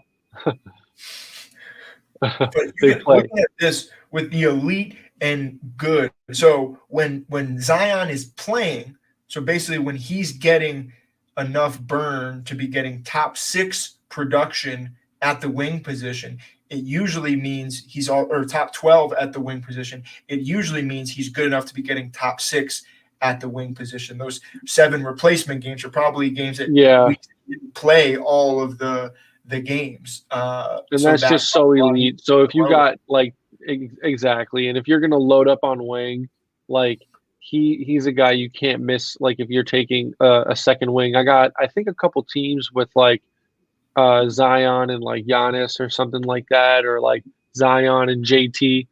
Yeah.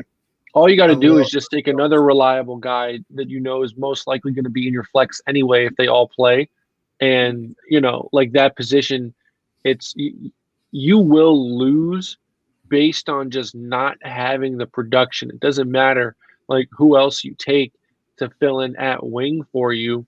You're just not going to make it every week because you're going against teams that are loaded at the position, and that position at the top is such a high output. Like you're really not going to get that from replacement level guys consistently. You're just not. So yeah, I love loading up on Z in these drafts. And just looking at where also he needs to play this year or else the verdict's out for him. Yeah. So this is this is a big year. This is a huge exactly. year. And he says he's in the best shape of his life. Everybody says, who's the guy Griffin? Was like, this is David Griffin. Oh yeah. Adrian Griffin. Adrian Griffin. Yeah. He said openly that this is like the most serious he's seen Zion.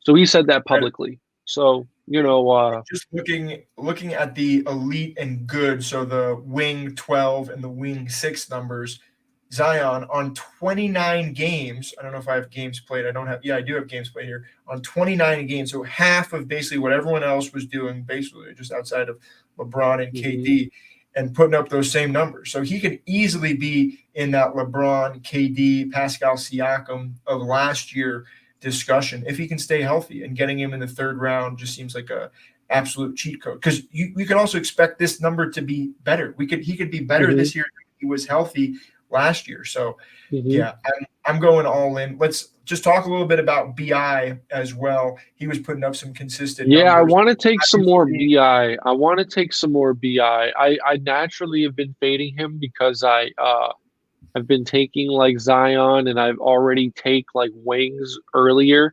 Like I've been just loading up top heavy at wing. Like I said before, if I'm taking 3 straight wings, I'm not going to take BI later on just because I'm taking guards at that point. So, but I think BI his ADP is right around Kawhi Leonard. Yep. So I've been taking Kawhi over him. Same. No, I have too. And if you look at the performances of when he really went off, so basically above 40 points per game in a given week, it was all 18, 20, 15, 22, 21, all when Zion wasn't playing. And I think it's going to be very difficult if Zion is hitting his ceiling for BI to be hitting his. I think that's a pairing you do not want to combine together, because I don't think they're – well, maybe you kind of do in a way, because if BI is your third, if BI is your third wing, then that's a situation that works. But if you're taking him late to be like a number 2, but also, if you take back-to-back wings here, let's say you take like BI and then like RJ Barrett with the Zion team, I actually don't mind that. And maybe you take like Obi Toppin late, another like high upside guy. Like in that situation, if you know what you're doing, I think that works. But for me as well, like, yeah, he's got to be at least like your third wing. He also, like, to your point, right? And like you've brought this up a bunch with like, guys getting the same amount of minutes, but taking away production. And I know I've retorted a lot of that, but this is a situation where he really, like, they haven't figured out how to play together yet. The Pelicans win games, but Brandon Ingram and Zion Williamson getting the most out of each other at the same time, that hasn't happened yet. That's true. So, like, I think I heard something that they only played 10 games together. I would guess, but him, BI, and CJ McCollum, those 3 only played 10 games. Oh, wow. year. So it's a Brooklyn Nets situation, huh? Where they just need to start getting healthy at the same time and getting cohesion together. Because if that happens, and remember before Zion went down, Pelicans were number 1 in the West. No, the Pelicans, but this is the thing is like they can still win games and not necessarily have the chemistry being on the court. Yeah. But you know, just I'm speaking like purely statistically here. You know, like I doubt we see a lot of games where like BI and Zion both get 30 points. You know, even though I like the build on paper, we just haven't seen it be productive yet. And I'd rather take Kawhi Leonard, who's a guy who is, you know, I think like when he's healthy, he gets you like 27 points, 6 rebounds, 4 assists, and like 2 steals, you know. So I'd rather have that upside than Brandon Ingram upside. So I just haven't really taken him. I've been taking a lot of Kawhi. I think I had like 13 Kawhi teams to 3. And also, too, he's another guy. He needs to play this year. He needs to play this year. Yeah. Like he's probably like he's good either way. Kawhi, no, Kawhi needs to play this year. Like you know, he's good either way. Is he? No, he does. No, this is the Clippers are like they're this is it. If it doesn't work out, if Paul George and Kawhi aren't on the court for at least like 66 games together this year, then I think it's done for the Clippers. Because Steve Ballmer spent mad money, bro. You know, like he's gonna flip someone. If they get James Harden, though, like I could just see them being like, okay, we don't need you until the playoffs. Like just like be your playoffs. But like, you know, guys don't get to choose where they want to go. You know, like we just saw Dame go to Milwaukee. True. You know, and you think Daryl Morey is a liar.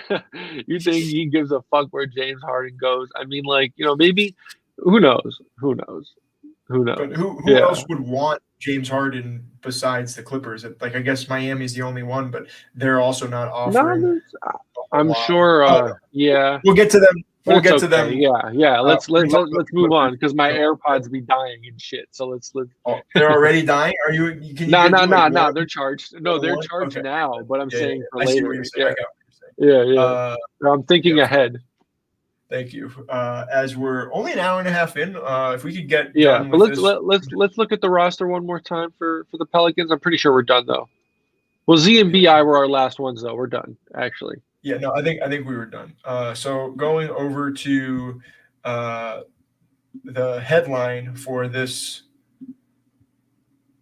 show: lost Keita Bates-Diop, Langford. And then they gained Victor Wembanyama, the only guy anyone's ever talking about right now in the NBA these days. Let's hop right over to the depth charts. At point guard, they're having Trey Jones in here. I do think that Sokan may be starting as well, playing a little bit of guard. Devin Vassell at the 2, Keldon Johnson at the 3, Victor at the 4, and Zach Collins at the 5. Seems like Zach Collins is pretty solidified at that 5 spot. I think he pairs well with Vic. I think there is up for debate on really what the rotation is between Sokan, Keldon, Devin, and Trey, but Malachi Branham will be involved. I know a lot of people like this guy Sandro as well. I forget where he's from, but I think it's his second year in the league now. But yeah, you can say that last name. What do you think? What do you think about San Antonio as I pull up their team?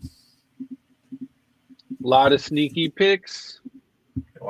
We got a lot of sneaky picks.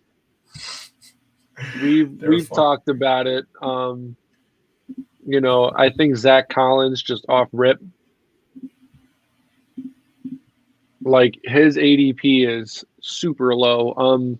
Because I think Popovich is going to start Wemby and Zach Collins together because Popovich is smart. He knows that Wemby needs a little help down there. You know, just so that he doesn't take consistent punishment. I think we talked about the Thunder the other day. Yeah. Did we do it on stream? Yeah.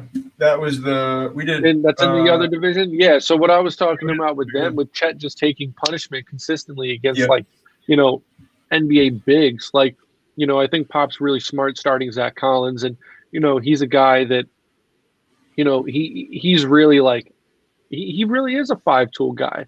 He does pass the ball. The other day in preseason, I think I called you up and I was like, Zach Collins, bro, 15, 5, 5, 1 and 1. In 20 minutes or 22 minutes of playing time. And that right there is exactly what you want from a big being taken that late.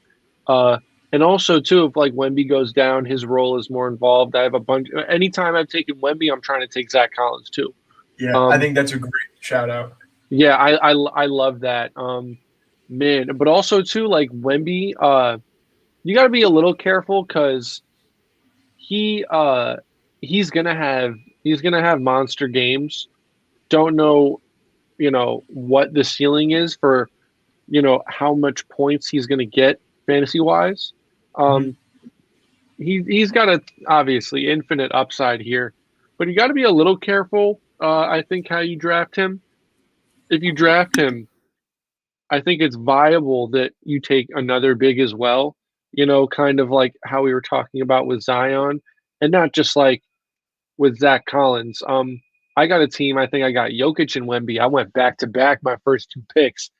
I was like, all right, I got the and I actually really like that because you can have guys that just have, and the odds of people doing that are probably not that high.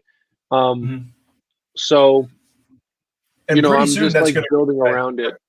Wemby is not going to be available in the second round or in the third round on that 2-3 turn. No, he's a second round guy, but I think he's realistic. The thing is, it's his rookie season. We have to just remember. Exactly. Yep. So, I know it looks crazy, but this is year 1. I think, he probably really averaged. Yeah. That was crazy, though. You sent me the thing. You're I thought it was DeJounte Murray. Yeah. Doing the in and out and the pull up. I was like, what are you doing, man? You can't do that at 7'6". Did you see the close up of Thomas Bryant after he got dunked on? And he was just like, what am I supposed to do to stop that? I think I don't think I saw that dunk. Nah. Yeah, I'll try and I'll bring that up and see if I can play that real quick. But damn, I mean, but that's kind of the thing. Oh, so there's this other video of Wemby doing stretches. Pause. Wemby can do a split. That's impressive to have that much flexibility at that. Bro, at that he can. Yeah, wow. He can also fold in half. Pause. Go all the way down. That's insane. I don't think there's ever been a guy his size who could have that much control over his body before in anything that we've seen in modern history. The guy's like a Nephilim or something. Yeah. Here, let me pull this up right here. Oh, actually, no, I'm wilding. Wilt Chamberlain was a pretty amazing anomaly. Lord. Oh Lord. Thomas Bryant is above he's at the top of the circle there at the bottom with his hand straight up. He's Michael Jordan. Can we pause this real? Is it possible to pause this at where Wemby is in the paint real quick? Where he is. Yeah. Okay. All right. So, but just look at where he's outside of the semicircle, the no charge zone. For people that people just need to understand how far away from the basket he is when he's dunking. This is a standing dunk. Oh my God. Yeah, you can't do. Oh my God, you can't do anything. You're not gonna be able to. The only people that are going to be able to defend Wemby are other Wembys, and are there other Wembys? Not yet. There's never going. Nah. Never say never. I think you're going to start seeing large. Well, we have Chet, but look, we got Chet, we got Poku. We got a He's lot a of guys 4 in the inches league that are shorter. like that. But can any of them do a split? Pause. No. See, look, this is it's just like Wemby. He's the real alien, man. I think. And that also for the I think what you're trying to say here with the flexibility is being able to stay healthy. And like the stuff we talk about, we used to do gymnastics back in the day, and we both barely got injured. Like no major tears because you know how Well, to fall. that we know of. I don't think we've had like real MRIs done. We both between the two of us got some Sure, wear but and tear, but like we nothing never that was had so like bad. we learned how to Yeah. run, jump, land, like stretch, all that shit. So Yeah. it's Crack kind of my ankles aren't in good shape. Understand that, but overall, I think when you're talking about a guy like Victor and his body, one of the big question marks is can he stay healthy? Well, if you're taking care of your body and you're that flexible, that probably means you're doing something to no, kind it's of an keep. indicator. Well, I think he was talking about it like since he's been in San Antonio, he's like worked on his body probably like he says he's in the best shape that he's ever been and he just feels great.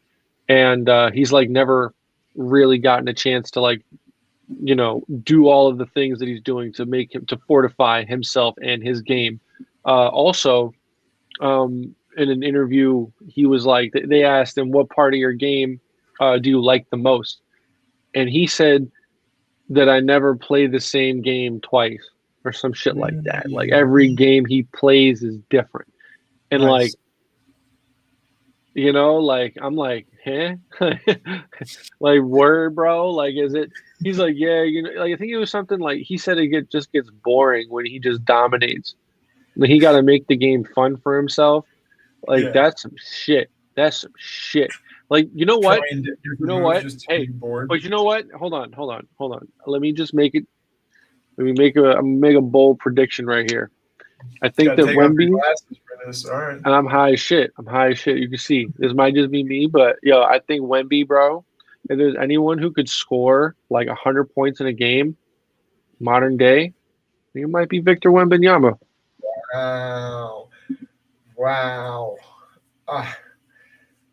Man. I'm dead ass. I'm just saying. But let's think about it though. Let's just like 5 years, 6 years down the line in development. I'm just saying he's 7'3". Who can stop him, bro? If his body type can get a little bit closer to Giannis's body type, I'm gonna put these back on because I look crazy. Now y'all know why I wear them. But if his body type can get a little bit closer to Giannis's, I think that then the health concerns kind of start going away. And yeah, I don't know how you stop him in the half court, how you stop him in fast break and transition. It could just be like, does he want to score 100 that game? Like again, I think 100 is just a lot. Well, let's just think about this in like 5-6 years from now. Like he's obviously not going to do that this season. No, of course. But like, let's just think about basketball and like the future of the game, and also him playing on the Spurs. He probably will never do it. But let's just like think about like how basic the game is, right? You put the ball in the basket. Wembanyama is the biggest player out there almost every single game and might have the highest skill level depending who he's playing against. So he's very close, if not highest. Like, this is crazy what we're talking about here. Like imagine if we had a 7'4" Kevin Durant. Is he really that? Could you imagine what that actually is? And you know what? If KD was 7'4", he would drop 100 points in the game. He would do it. He would do it. There's just a scenario where go for it. Yeah, like if you're shooting 30 or 40 shots in a game, how are you stopping him? Because it's not like you affect his shot at all. It just does. That release point is crazy. The guy's like that release point. If he's like coming, and also because of the flexibility, athleticism, like combination, right? Let's just say like he has the ball and he's coming down court and he goes into his little hesitation, right? And pulls up. Like who can defend that in any way? Like you're low as a defender. Like even if you are Giannis, how you jump up and block? And like let's just say he takes 10 of those a game and makes 4 of them. Yeah. What are we talking about here? Like and honestly, that's not even. Yo, within I'm the taking my ball and I'm going home. Well, there's absolutely nothing you could do. You could have perfect defense on him. And I'm taking my ball and I'm going home. I might not even like if the Knicks are playing the Spurs, might not even want to see that shit.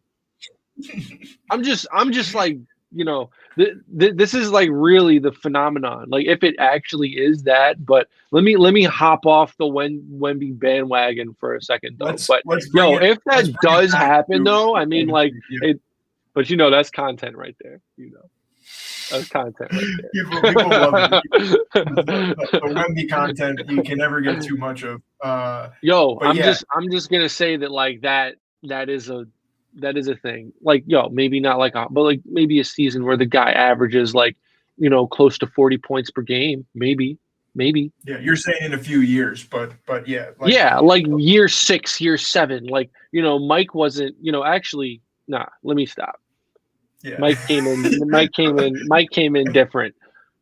But let me stop. Let's slow down those comps. Let's talk about some of the other guys though. The other big names going off the board: Keldon Johnson around 60. Oh wait, one more thing though. If Wemby's nice, people are gonna be like, "Yeah, LeBron's definitely not the GOAT." Well, all right, done. Let's move on. We're not going to get into a LeBron. I know, but I'm just saying, if Wemby comes in that nice, like, I don't know. There's a lot. I know, but it doesn't look good for LeBron. Doesn't look good. I'm just, Doesn't look good for anybody. Doesn't look good for Wilt right now. Doesn't look good for Kareem. Doesn't look good for Jordan. Doesn't look good for any basketball. That's also true. Well, he's the best basketball player of all time if he can stay healthy. Like 7'4" KD. Like, what does that actually look like? But anyway, maybe more skilled. Can I even say that? Maybe more skilled. At this point, the potential to be. It's the potential to be better. Like Kevin Durant at this age compared to KD at this age, it's Vic. It's pretty comparable. KD was phenomenal, but there isn't a comparison. KD took his game to a whole nother level that I think Vic could scrape the ceiling up by the end of this year, even of like KD's ceiling. It's crazy. It's crazy. No, definitely. And that right there, it's like. I think people also just like really underrate like how amazing Kevin Durant is as well. Like that whole thing with the toe, like if that didn't happen, we're having the narrative is so different. Kevin Durant. Wait, are we doing the Suns tonight? Yeah. So save All it. Right, I'll save it. Let's bring it back. All right. Let's talk about Keldon Johnson. Keldon Johnson and Jeremy. This is why I like talking about the superstars at the end because it's a lot more fun to finish. No, of course, guys. But that one though, Keldon Johnson. But I know everyone wanted to hear that. That's what we needed to start with. But not Keldon Johnson. Yeah, he's viable. But I personally like Devin Vassal's upside over him. So I've kind of been staying away a little bit from Keldon Johnson, and also because they have Jeremy Socan as well. I think the starting lineup though, it's Trey Jones, Vassal, because he got that contract. Yeah, Vassal just got a max deal, so he's locked in. I think Keldon not even a max deal anymore. It's just a good deal. The money's really good because you can do 5 years. Holy shit! Jesus Christ! It's a 5-year deal. 5 year, like $148 million, though, right? Yeah, that's not a max deal anymore. Jesus Christ! What's the max? Like 170, 160, or something? For a 5 year, I think it's even higher than that. I think you're gonna start getting $300 million contracts pretty soon. Like I think Jokic could potentially do that. Giannis could probably do that next summer. Yeah. Wow. We're getting the baseball money. How crazy is that? we're getting into Well, baseball money. Alex Rodriguez got good for 300 them. million. Yeah, Good for them. It's wild. But let's try and let's. So Keldon, he had some really good games last year, but I think it's going to be a little different. Oh yeah, let me finish out the Spurs starting lineup. So Trey Jones, Devin Vassell, Keldon Johnson, Victor, and Zach Collins. That's who I think it's going to be. I know you mentioned SoCan, but I just don't think that he's going to be the guy. Like, he can be a point guard role, facilitator role off the bench, or be a wing off the bench. He can just kind of he's like a 1 through 4. He's a really interesting guy. I like taking him late and really kind of fading on Keldon. I think they have like very similar upside potential for next season. And also Keldon's production, these are lagging indicators. I just don't see it happening as much with Wemby on the floor. Like, it's going to be very different. He probably still has good games, but it's going to be a little bit different. Yeah, you can look at his top weekly outputs, getting 45, 44, 43, or I guess, what was this one? 38 points per game on regular minutes, nothing crazy. I'm wondering if any other – so, like, in that time period, though, he's getting 7 rebounds per game and a bunch of assists as well. He's not getting those rebounds this year. It's going to be very difficult to get that in a consistent – he's going to be playing, like, actual small forward next to Wemby and Zach Collins, like, literally small. Vassell's a big guard as well.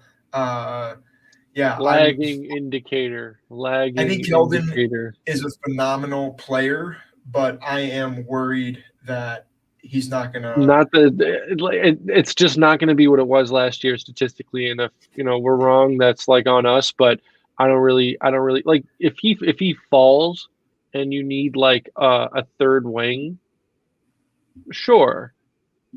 But there's also other options. Like at that point in the draft, like we said, I'm taking depth at guard, taking my wings early, and on the back end, I'll take SoCan. If I can get him later. We've talked about this, that like after Kawhi, there's a little bit of a break, but then even in here, like I kind of almost feel like this is its own tier. You can probably make an argument about OG or not being included in there, but let's just, for lack of argument's sake, I think Jeremy and Jabari have flipped recently. Now Jabari's going ahead of Jeremy. So I want to start taking a little bit more Jabari, just because, as we've talked about, we have been taking a lot of Jeremy. Jabari's been having good games. But like, if you're it is preseason though still. So it's like he's doing it. He's doing it against guys that, like we'll see if he does it in the regular season. Jeremy Grant is still proven at that. I know there's a lot of hype, but But when you're looking at these range of guys, I don't feel like there's a huge difference between a Keldon Johnson or an Andrew Wiggins going at 67 or 71 versus a Michael Porter or an Aaron Gordon. I feel like none of these guys have super high ceilings. Obviously, we can ignore Miles Bridges now, but most of these guys don't have super high ceilings anymore. So I kind of feel like if in this area where we talked about Tyler Hero, Devin Vassell, Jalen Williams at guard, give me those guys ahead of them. And then if those guys are gone and then Aaron Gordon or Michael Porter Jr. is around, I'll definitely feel like taking that. But for the most part, I'm not really going after them. Definitely. Like, I'd rather have like an RJ or a Cam Johnson than I would a Keldon Johnson. Right. So why reach on that? I think people like the young player. They're hoping to make that second jump. But they got a lot of guys that could be making that jump that's a little bit younger, even some a little bit older than Keldon. So they have the anomaly. They have the alien. Like, this is this is going to be a learning curve for everyone. Actually, Wemby also, in that same interview, I think they asked him about like what's been like, just the most key thing for him in progressing in his development. And he's just like, playing with my teammates so they understand like how I play basketball and, just feeling comfortable around them, so basically him what more that than means. anybody. Him more than anybody, that's important because there isn't another player that you could have played with that plays like Wemby. Like you could say Chet and KD, but it's even them. They're baby versions of what we think. Can they do a split? KD ain't doing that. You know he's not doing that. Respectfully. And no, I'm not doing that. Respectfully. Is there an image? Is there a video? Never been able, huh? Yeah, like bro. Yes. That's gonna be so funny. It's insane, bro. Like you see him, like just it's crazy. Like, oh yeah, he's doing like yoga poses and stuff. Yeah, pull it up on the thing. Yeah, let me pull it up. Just so that like I'm telling you, that 100 points in a game. I'll be the Nostradamus of the NBA. Shout out to Pray Da Vinci. Pray. Let me try and get a good. Yeah. Oh, okay. Here we go. Man, funny. Let me move this over.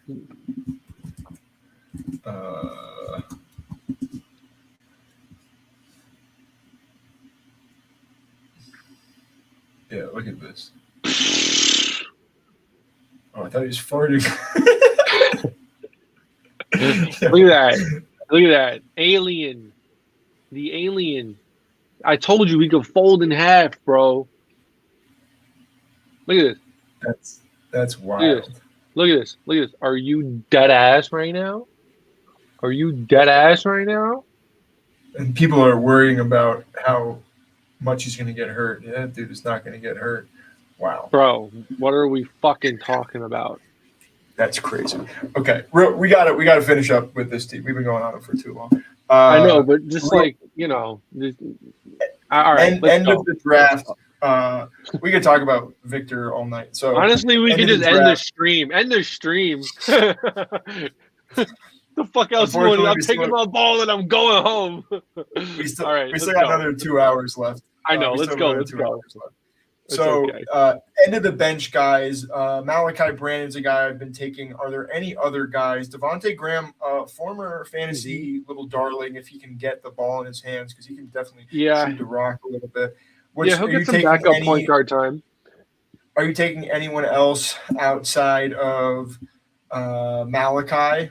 Are you going to take Julian? Nah, I mean, Chetty, now that he's playing, might be, I think Chetty will have his moments, but I'm not going to, take him. Also, shout out to Dominic Barlow there. It's another overtime elite guy. I would love to see him develop at some point down the road and get to play next to Wemby. I think that's going to be really fun. But still some years away. There's not really any other guys on the Spurs other than but Trey Jones, great guard to take late, get you 6 to 7 assists a game. Well-rounded. What's his points per minute there?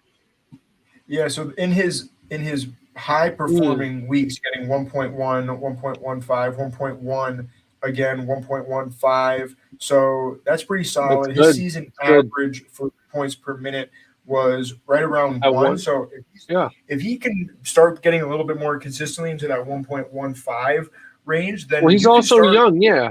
No, he's on the up. He's on the up and up. I think that's Pop's guy, and I think that he was grooming SoCan to kind of be like, that point forward position, do it all kind of player to back him up. I think Trey Jones. What's his ADP? 117. I love that going late. Yeah, Trey Jones going late. Sure. Why not? Once you have the Maturin and Ben Simmons tier, he's a guard I've been going after a ton. I forgot, bro. Look, I brought it back. Oh, West Virginia Mountaineers. Yeah, baby. Yeah, I think we got these. I think this was that year, though, that we were at the camp. I think this was that we got those. I remember we both got the matching gray sleeveless. Oh yeah, I still got that. Really, really soft, and we either double XL or XL or something. I still got that, but those are mad comfortable.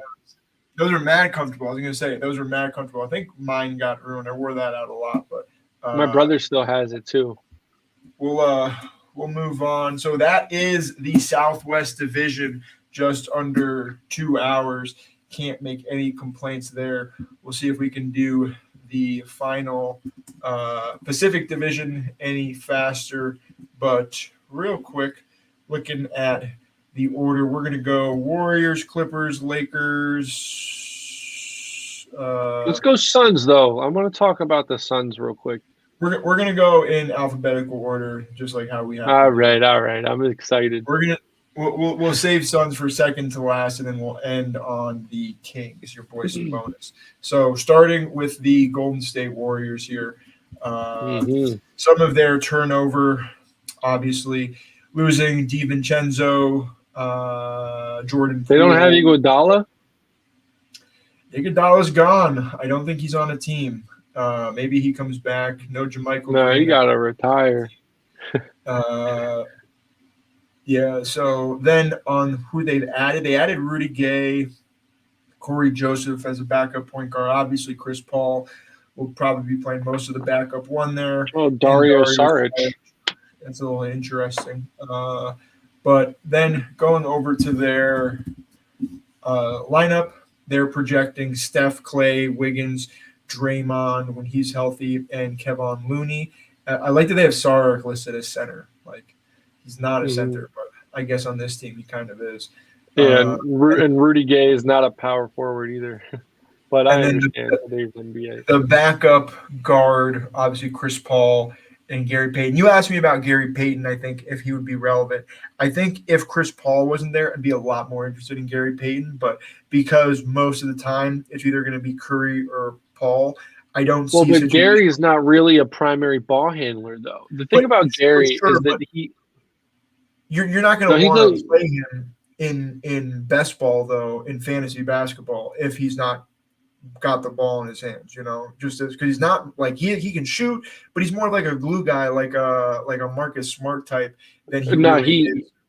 He is, but taking someone like that late, I like that he doesn't need to score to get you like 30 points necessarily. Like, he'll get you 6 to 8 points, but he can have like 8 rebounds, couple blocks, couple steals, and like a high output night. And also, he can play make. Gary's an interesting guy. I'd be really curious to see what his points per minute are looking like. But last year also probably a lagging indicator. It would be more closer to the year prior when he was like the consistent hustle. Gary Payton. Yeah, he just didn't play enough he was getting didn't points. Play enough. I might look up what that was. I think he has more of a role with that, but and especially without Poole there, I guess what you're saying is Chris Paul is going into that spot instead. Well, they're different guard, really. It's like Gary Payton is like a guard who plays like a big, kind of, if that makes sense. Yeah. A little Marcus Smart to his game, a little bit of a little bit less of Drew, but Drew defensively for sure. And crazy athletic. Chase down blocks, alley-oops, offensive rebounds, putbacks. Yeah, so he's one of those guys, to get the putback rebound, that I was talking about with Tari Eason, except he's a guard that does that. Kind of like Josh Hart, more athletic Josh Hart. Yeah, with points per minute, you obviously got Steph at that 1.3, pretty elite mark. The other guys, I think Clay has been at 1-to-1 in the past, obviously coming off the injury, but a little bit slow of a start. It'll be interesting to look at his peaks, averaging 32 points per game. What is that elite upside? I think he used to be listed as a wing, and now he's listed as a guard, and that's one reason I think I'm going to fade him a little bit more just because of that. And then Chris Paul, a guy I have been taking. It's not a sexy pick. You never feel good when you take Chris Paul, but 1.1 points per minute. If something were to happen to Steph Curry, I do think that he could fill in and would be a replacement to above replacement level fantasy asset. So he's a guy I've kind of been targeting if I need a guard in that range. And then Kuminga is another guy I've been targeting, but outside of he's been blowing up late. I've barely been drafting any Andrew Wiggins. I've barely been drafting any Clay. I have not really been drafting. Yeah, Wiggins isn't consistent enough for me. Last season also though was a little bit weird for him. I wonder what's good with him going forward. I don't feel secure with that. I like taking Draymond late instead of Wiggins. But even like Draymond as a wing, I guess he got up to 40 points once. His next highest output looks like 34. So it's just tough, especially with him coming off injury. I am a little bit worried about what that output is. Obviously, it's Stephen Curry and Chris Paul. And again, like it's so hard for me to take Clay when Steph is going that much later and Clay's listed as a guard. If he was listed as a wing, I'd be way more interested in that. Getting to 1.2 points per minute is pretty solid, but it's basically just Steph at the top. Let's talk about that for a second. When you're comparing Steph going at the end of the 1-2 at the first round near the 1-2 I haven't taken a lot of Steph. Yeah, I haven't either. I've been trying to mix him in a little bit on some builds that I'm starting to get a little bit competitive. If I'm taking AD a bunch in the first round and Steph is available, I'll try and mix him in since he is kind of going right at 12. So that's not I actually got him with Halliburton from like the 10 spot earlier. That's sick.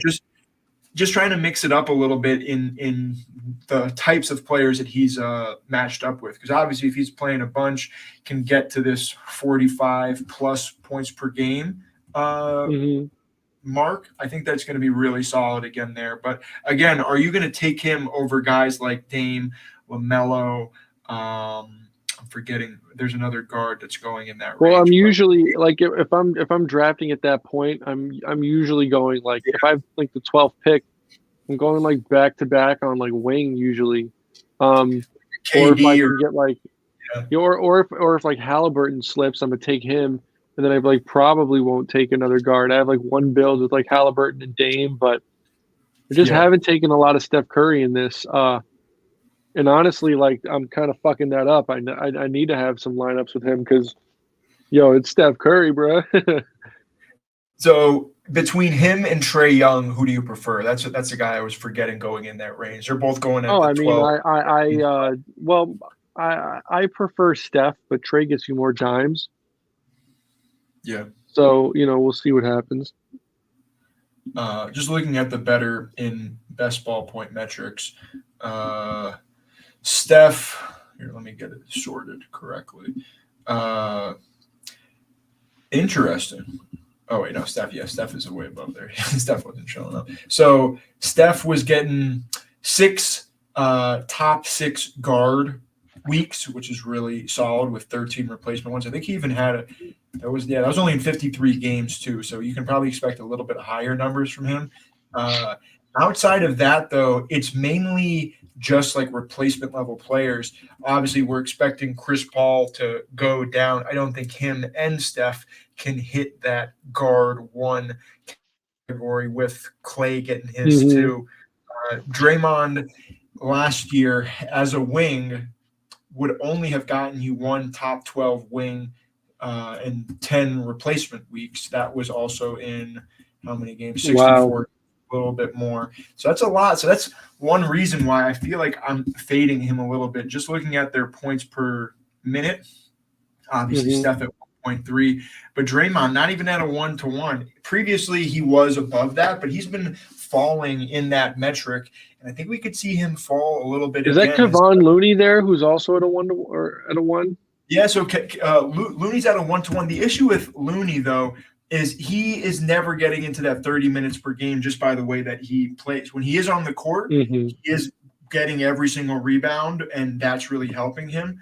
But outside of that, you're not really getting a lot just because he's not playing. Like if he can start getting into that 30 minutes per game range, then I think that's when he shows up. So like looking at his top scores, let's do him and then Draymond, just comparing what that kind of top output looks like. Obviously Draymond's showing up a lot more than him, but like, yeah, so Kevon Looney, getting 26 to 32 minutes in a night, 34 minutes in a night, 32 minutes in a night. So when he's getting to that 30-point threshold, it's just whenever he's getting 30-something minutes.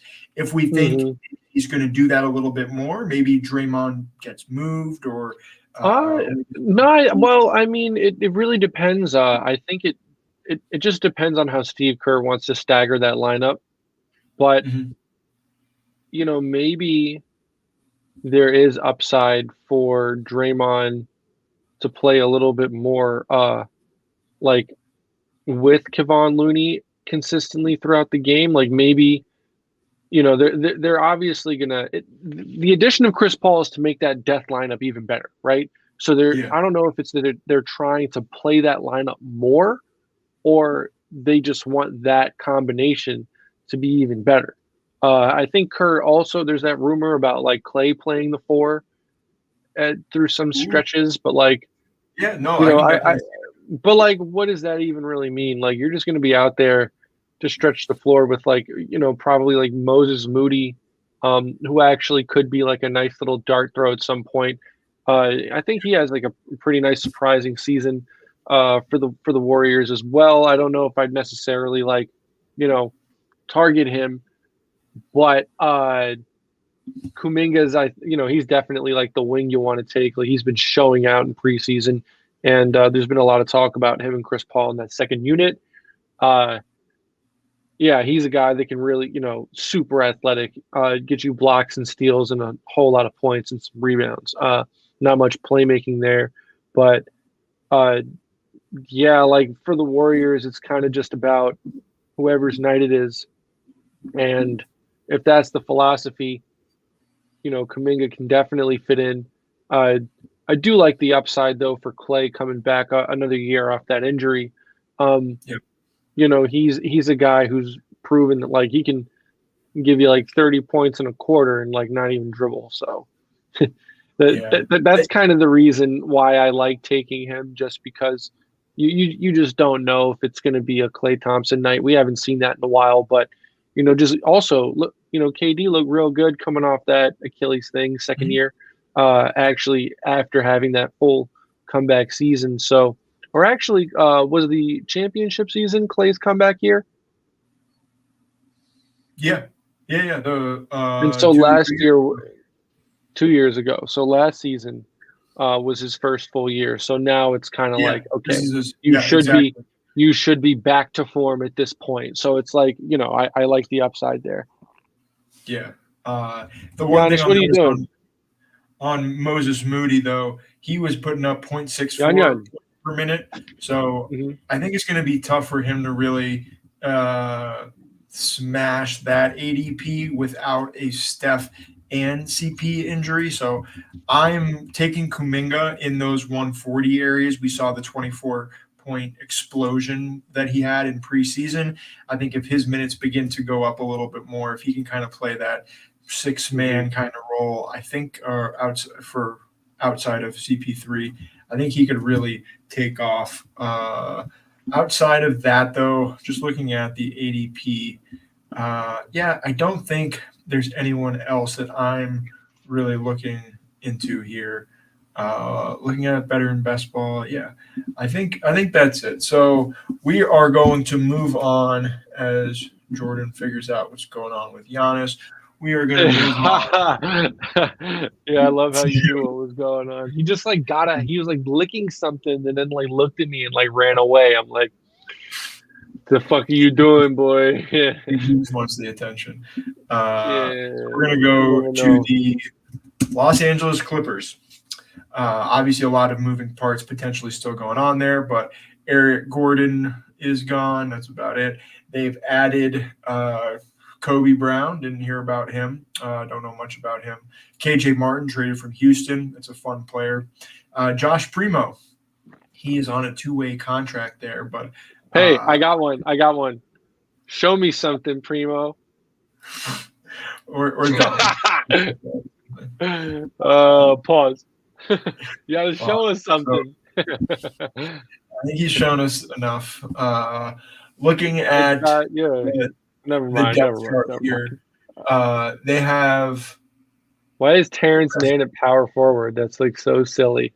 He's a shooting guard, bro. Yeah. Paul George is the power forward. Who made this? Is this your friend? No. This is Underdog. He's not my friend. I respect what they do. I still think there is Oh, okay. I was about to say. Yeah, I guess it's just like, weird. You know this guy? That's funny. Nah, it's just like, all right, like let's just ignore that and start talking about who. Also, real quick, right? Rob Covington also has been looking pretty good in the preseason. It looks like he's kind of back to form as well. So I think a starting lineup probably closer to Rocco in there than Terrence Mann. It didn't really work out for Rocco and the other two guys, but I think that everybody was kind of dealing with some kind of injuries and laboring issues. So, now they say that they're all healthy. So, let's run this and see how it looks. I have a couple Rocco teams. Took him with like the last pick. If he's like healthy, that's a guy that can easily get you like a 30-point flex if it's something. I think like when a few years ago he was like 30 plus points and fantasy output. So if he's back to form, Rob Covington, I believe so. Yeah, that was when he was on even Philly. I think he was doing that. Or in Minnesota. Houston. Was it Minnesota? Or was the place before Houston? Was he at Utah? No, it feels like was he Minnesota on all these teams? Well, he's been traded for mad first round picks. He might have. But speaking of being able to stay healthy, I think that kind of defines what's going on with the Clippers this year, how we're approaching them in fantasy. Obviously, the top two guys. Yeah, I got a lot of teams with like Kawhi and Paul George. I love doing that. Yeah. I think that's a fine stack because not only can they both get into your starting lineup as the wing position when they're both playing together, but then when one of them is missing times, that other player is going to get up into that elite territory of top three at wing just because of the usage rate that's going to come with them, just getting rebounds as well. But yeah, looking at interesting, they're both right at 41 points per game, fantasy points, right around that 1.2 points per minute threshold, which is exactly what you're looking for from a third or fourth round pick, especially at wing, being able to get that, getting 33, 34 minutes. Again, it's going to come down to games played. And look at Russ in there, though, too. His is higher than Paul George. For Kawhi, sorry. And that's with him not even starting most of the season. I think if we go into the weekly summary, is the highest. Oh, no, that's not the highest. Kawhi, Paul George, they had the highest in the points per game. But Russ is coming in there. He's got some high 40-point per game weeks. I'm taking Russell Westbrook. That's just one game. Bones had 145-point. I got like 36% exposure with Russ, yo. 36 with Russ. So let's talk about the guys going in that range of the draft. Obviously, Devin Vassell and Jalen Williams are the two main names that I'm thinking about, even Tyler Hero. How are you ranking those four guys of Hero, Russ? Hero and Russ to me are like 1A, 1B in that situation. I have a bunch of scenarios where I'm taking them back to back. Usually Tyler gets taken first, so I end up taking Russ. And also Russ usually falls, and I end up taking Russ. The thing is, he last year to like 2 years ago, the past 2 years for us, they've been trying to run him out the league. And it's like, he's a, former MVP, was the first, enough about Russell. Russell's the fucking man. Brody is the man. Okay. Like he plays extremely hard. He's lost a little bit of his athleticism, but the guy's still a walking triple double.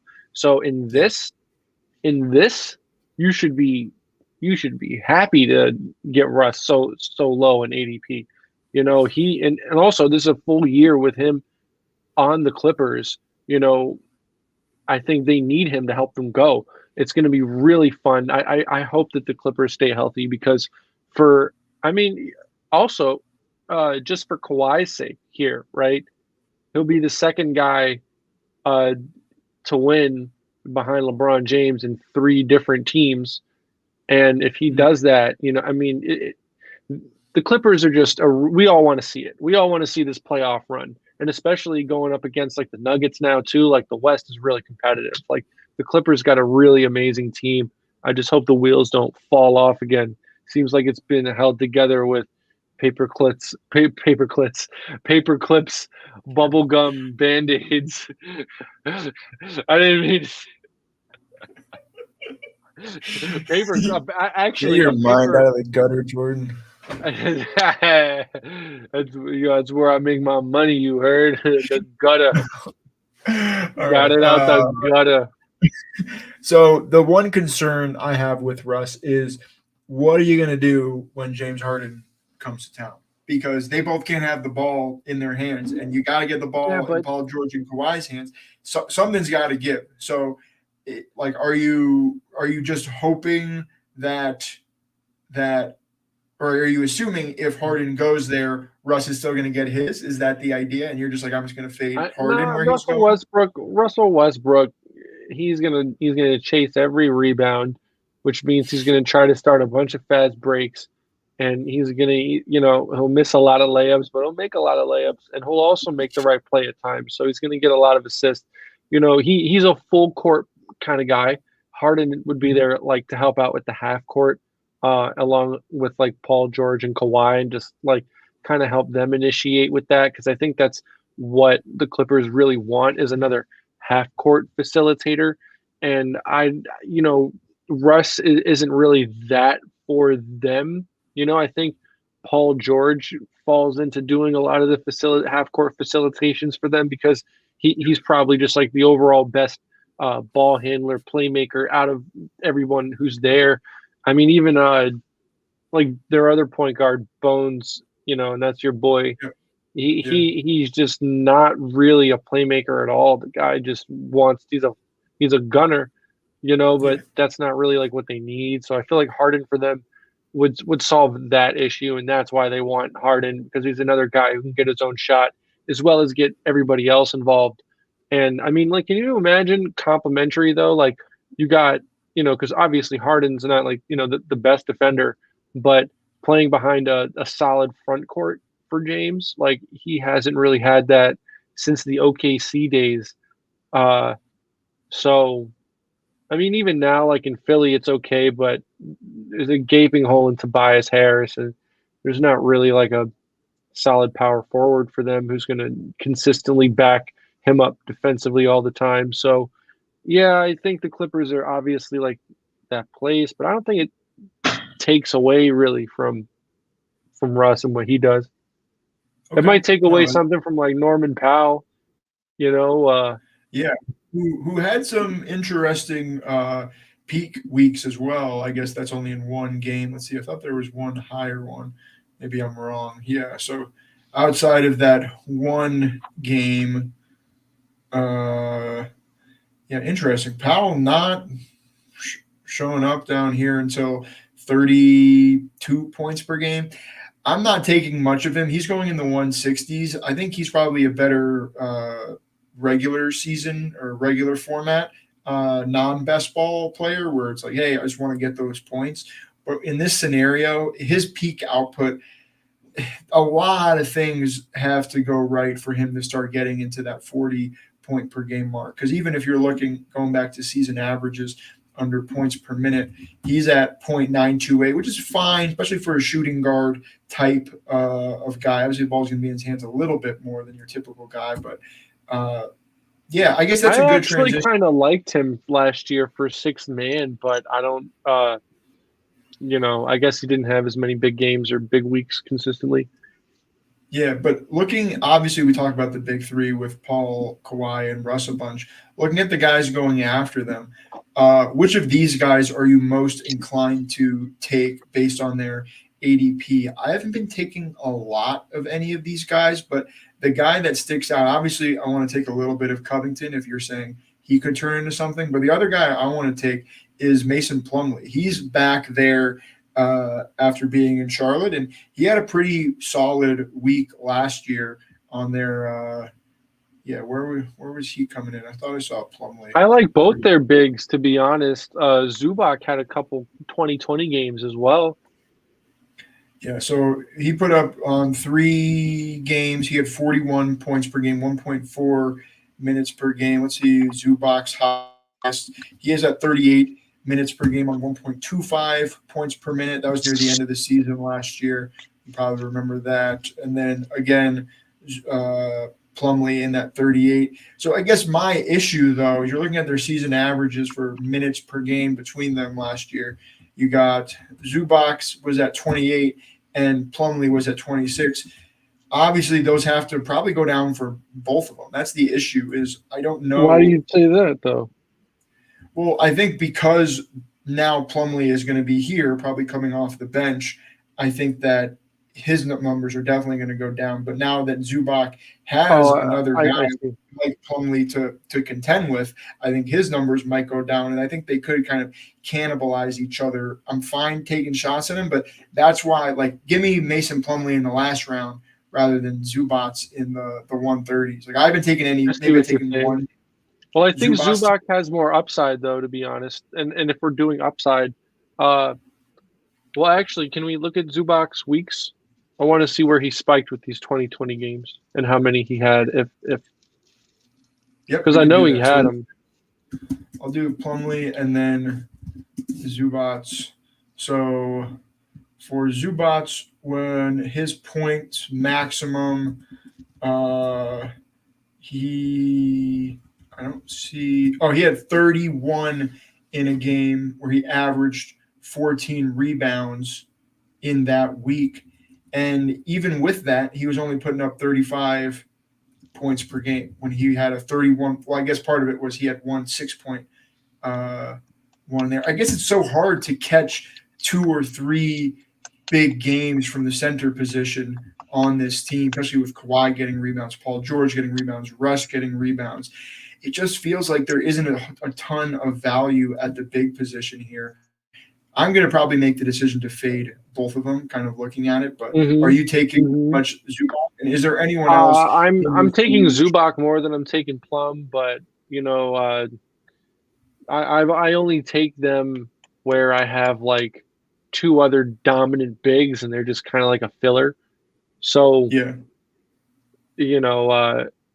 I would agree with that, with the logic though. Just looking at their team, I mean, I don't know. I'm just also kind of thinking about it, like if someone has like the potential to have a high output week, who knows, it might get you by or in that flex position possibly. But if anyone has that, I think no. Actually, here though, it looks like Plumlee.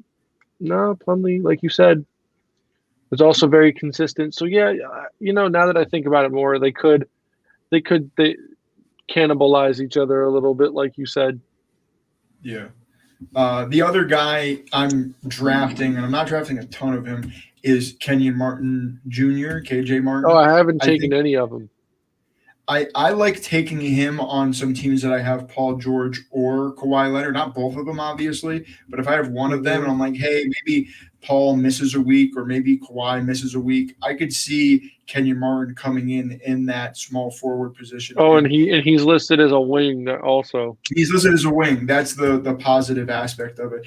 Bad part, 0.81 points per minute. That was in Houston last year, which you're expecting his usage rate to probably go down a little bit. So that's a little bit concerning, is like, okay, what is that real peak? I try to take Norman Powell when I hedge with them, but the problem is that, like you said, he's not, or, Kenyon Martin Jr. is a wing, Powell's a guard, but, he's,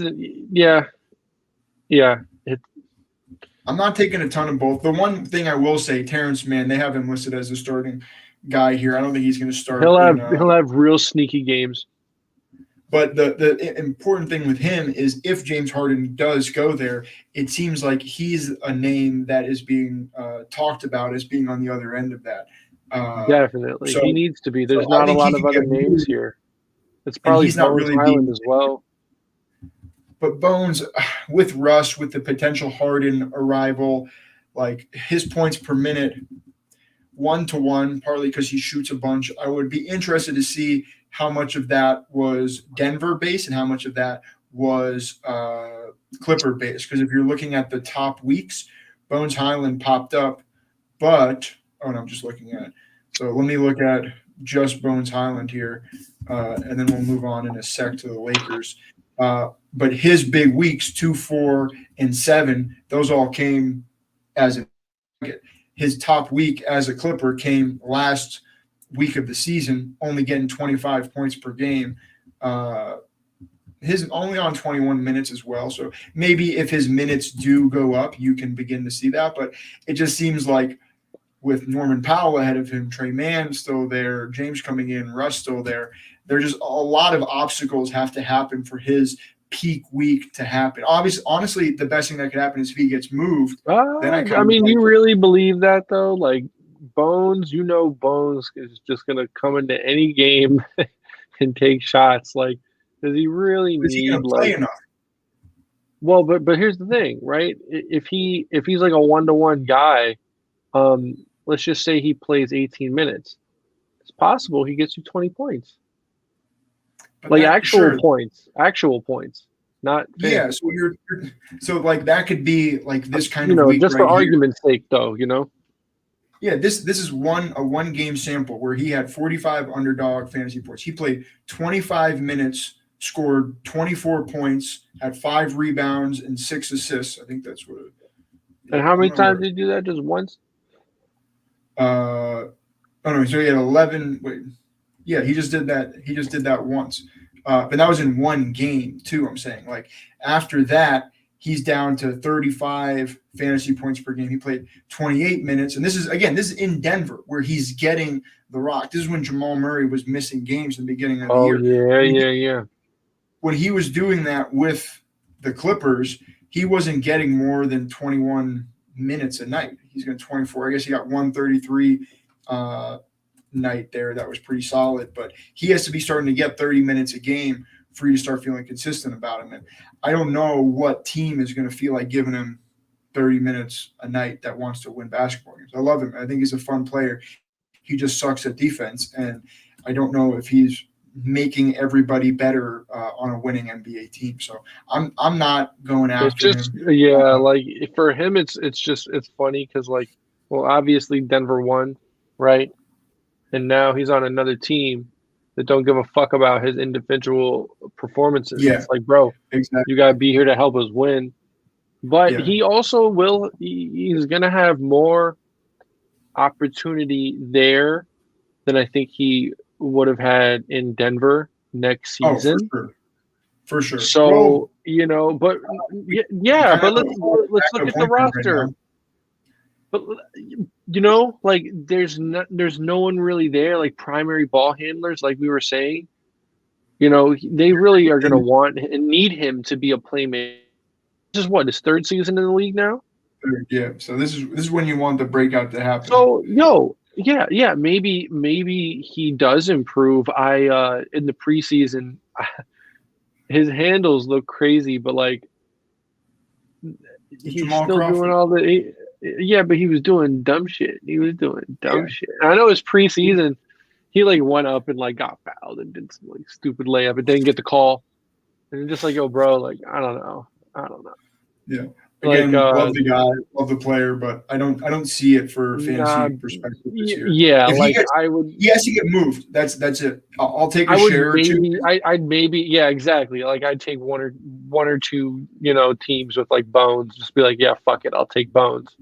He's putting up 1 point per.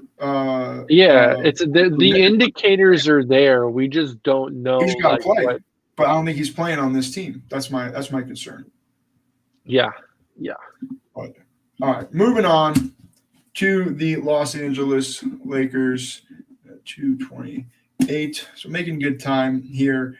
A lot of changes. Lost Mo Bamba, Harlem's finest, Malik Beasley, Dennis Schroeder, Lonnie Walker, Wenyen Gabriel Cool. Added Jackson Hayes, a guy I want to talk about a little bit.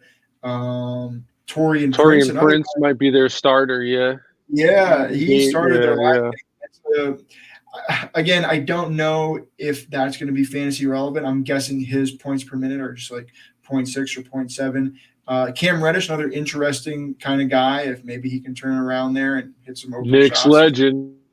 There's room for us two guard to really step out and get some minutes there and hit some open shots. So maybe it's Gabe Vincent as well. I think he might come off the bench though. And then Christian Wood added as well. But just looking at their projected depth charts, obviously you got D'Lo and Reeves. I think it makes sense that Gabe is coming off the bench. I think Reeves is going to be the primary playmaker with the first team.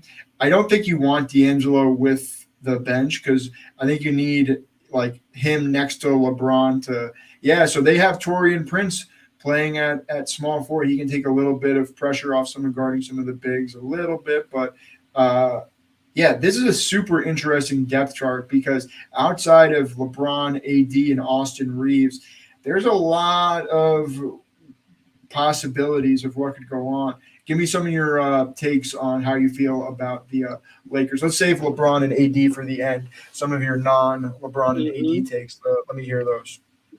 I mean, Rui looks like, he finished excuse me, he finished the playoffs looking like he was shooting something like 60%, averaging like 20 points per game. He looked pretty solid. Is that a guy you've been taking? I take a lot of Rui when I take LeBron. Interesting. So he's your kind of insurance play of if LeBron is missing games, then Rui can kind of slide in. No, that's not my insurance play. That's LeBron's insurance play. So that's why I'm taking him. They worked out all summer. Really? That's a good little note. Yeah. And anyone, LeBron sees a lot of potential in Rui. He had a lot of say in him staying. Excuse me. It is a bit of a say that 10 times fast. Anyway. Yeah, so looking at the points per game, obviously AD and LeBron we'll talk about in a bit, but from there it is a little bit up and down. Obviously, Austin Reeves, kind of a hard guy to gauge. It'll be his weekly numbers. That'll be fun, checking his end of the season. But really, it was kind of the playoffs. Hot take real quick then. Rui Hachimura will be in the mix for Sixth Man of the Year. Wow, that is a hot take. So he was 0.8 points per minute last year coming off the bench. If he's going in the 150s right now, you're hoping that goes up a little bit. Even the minutes, 23.3, maybe that can get to 25, 26. You're kind of – I guess the real play is when LeBron is out, what is Rui going to be doing? I think he probably gets up to like 28, bro, honestly. Yeah, let me go to the – points, fantasy points per game. I think he's going to be closer to 28. Okay, so if we have, let me do, okay, so we got all these guys. Oh, no. Oh, I have the Clippers still highlighted here. Sorry. No, I don't. Okay. So looking at the fantasy points per game based on weeks, AD, and this is one of the reasons why I've just been so high on Anthony Davis, is when he is playing, it's healthy, that you don't see many 60-point per game outputs in a given week. That's tremendous output from a guy. Well, it's for the bigs. There's only like two guys that are going to do that, and it's Jokic and Embiid and Anthony Davis. Two other guys. Yeah. Two other guys. And that's the reason why I've been taking him a lot over Sabonis. Obviously, Sabonis offers a much I like higher that. floor. I like that. But well, in this format, even this, he probably has higher outputs than Anthony Edwards and SGA as well, maybe. Yeah, I think he does. We'll look at the better and best ball points in a second. But even when you're looking, you getting 2 points per minute, dog. That's wild. That's crazy. That means you're just doing everything: scoring, rebounding, defending. And obviously you're blocking shots, you're hitting jumpers. You're dunking the ball. You're grabbing the ball, passing the ball. But outside of that, You saw one pretty high. I see a few D'Lo weeks in here. Obviously, Christian Wood. Was he Houston last year? Or where was he last year? Was he Detroit? I always get it confused. Where he's been No, everywhere. he was on Dallas, bro. He was on Dallas last year. Man, it's been a journey for Christian Wood. Yeah, So I wonder what's up with him, man. Yeah. he's putting up some numbers. I haven't heard great things out of camp about what he's been producing. So he's a guy I haven't really been taking at all. He actually he hasn't been playing that well, but I think come regular season it'll come around. I think that he will be a nice insurance policy for Anthony Davis or a LeBron James, either one of them. You know, I think that he'll get his moments, but consistency it's not going to be there for him. Just because like there's a bunch of other bigs, they're not going to play him more minutes than Anthony Davis or LeBron James. I think Rui's the first one there as well, you know, given the contract and relationship with Bron. You know, so I think this is sorry, one guy I want to get into a little bit more here is Austin Reeves. Now, obviously, you're looking at the points per game. What are this? 4 of his top 5 performances are coming from the last 4 weeks of the season. So that is a good indicator, but it's still not at the level that you're hoping for, especially if you're taking a guy in the 90s in ADP. I know, yeah. You really need this efficiency to be closer to this week of 1.2. I guess maybe even if it's a little bit worse than that 1.1. And that was 4 games played too, so that's a nice little stretch though. Yeah, and he wasn't even playing that much. He was playing under 30 minutes per game on average. He went from 27 to 32 minimum, maximum minutes that week. So I think that's probably the range we're going to see him in, probably closer to that 32 mark. So if he can get there and is playing at that 1.1 level or 1-to-1 ratio, and then you're getting in that 30 points per game mark, I guess you could start seeing him there. But like part of it is like with Ben Simmons and some of the other guys going right after him. Yeah, like Tyler Hero and that whole group. Like Hero is ahead of him. Hero's a round or two ahead of him, but Simmons is going later than Reeves right now. So obviously we're taking Hero and Jalen Williams and some of those guys ahead of him. But Reeves just kind of falls in this weird place in the draft where I don't really know. You're expecting a big jump, and based on the type of player he is, I don't know statistically if you're going to get that. I think he's a fantastic basketball player. He fits perfect with the Lakers. But yeah, I kind of even like taking D'Angelo Russell more than I like taking Austin Reeves. And I think that, you know, D'Lo is just like a more established guard. You know, Austin played on Team USA, but they came in 4th, you know, and he, you know, Austin can play ball, but he doesn't always need to have statistical nights to be productive. And even when he does have his stat nights, like what are they really? You know, he's not going to give you 40. And he's bro, whoever watches this stream, I'll send you all $100 if Austin Reeves has any 40-point games next year. Well, that you could be down a lot of money. You should rescind that now. People are going to be. Don't worry, it's not real. I ain't sending you nothing. Send me your address. Send me your address, and I'll pull up. We can talk about it. Your address and social security number. And your social, dog. Yeah. I'm gonna need a VPN, bro. And you're already completely off the rails as the wheels are coming off. Yeah, as I no, feel. But what's up with D'Angelo though? What's his points per minute? Yeah, no, that's a fair thing to look at. D'Lo right at that 1-to-1 ratio that we're looking for, and that's higher than Austin, correct? Yeah. Oh, yeah. He was at 0.8, I want to say. And then the points per game, if you look at the top 17 of the guards, and obviously it's a little bit skewed since Reeves wasn't playing a ton, but D'Lo coming up big and getting a lot of 1-to-1 or higher weeks in there. I guess the issue is you're just assuming that Reeves is going to take that jump, and maybe D'Lo gets moved. Maybe he doesn't fit in great, but I think he has value there compared to some of the other guards. I'm not taking much of either of them, but I'll probably take more D'Lo than Reeves now looking at this after the fact. But again, it's so hard because you're just trying to make a projection. Well, the ADP is much lower, though. A lot of the Austin Reeves ADP is just all hype, and I'm not biting on it. I got a couple teams where I have him, but like, I'm not like targeting Austin Reeves. Like, I'm just not in this. I mean, like, he's a good player, but I want Ben Simmons. Yeah, I want that upside, yo. Facts. I'll take Shade and Sharp over him all day. Yeah. Yeah, I guess real quick before we get to AD and LeBron, I know we kind of touched on them, but yeah, well, there's a couple other filler guys I could touch on real quick. You know, I think. You wanted to talk about Jackson. Well, Jackson Hayes, you wanted to talk about, right?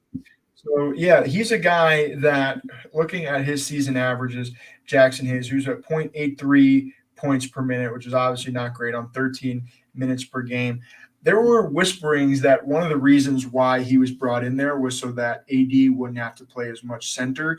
Now, if Christian Wood, for whatever reason, doesn't really work out, Vando doesn't take that next step, I think Jackson Hayes is a guy, especially defensively, that can kind of fill in for AD.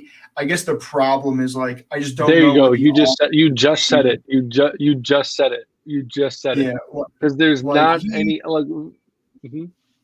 I'm just looking. I don't have his 3-point percentage. Well, he's not like a 3-point. He's not like a real. He's not. No. He's no. He's not. It's like 10%. So he's not. He's like Vando will take a couple for you, but Hayes, that's not his job. His job is kind of like, he's like a Mitchell Robinson type player, and like you said, defensively he's there. He's there to back up AD. So it, like, late in games, like if what's his name? Who's the coach again for the Lakers? Darvin Ham. So yeah. When he wants some extra rim protection with Anthony Davis, you know, he could probably put Jackson Hayes in there instead of a Vando. Like, because Vanderbilt is he's kind of like a Dennis Rodman to me, a poor man's Dennis Rodman. That's Vanderbilt. He's gonna just, you know, play extremely hard, go after every single rebound. Not necessarily a shot blocker. I think he's like a little bit smaller. Give me a weak side help.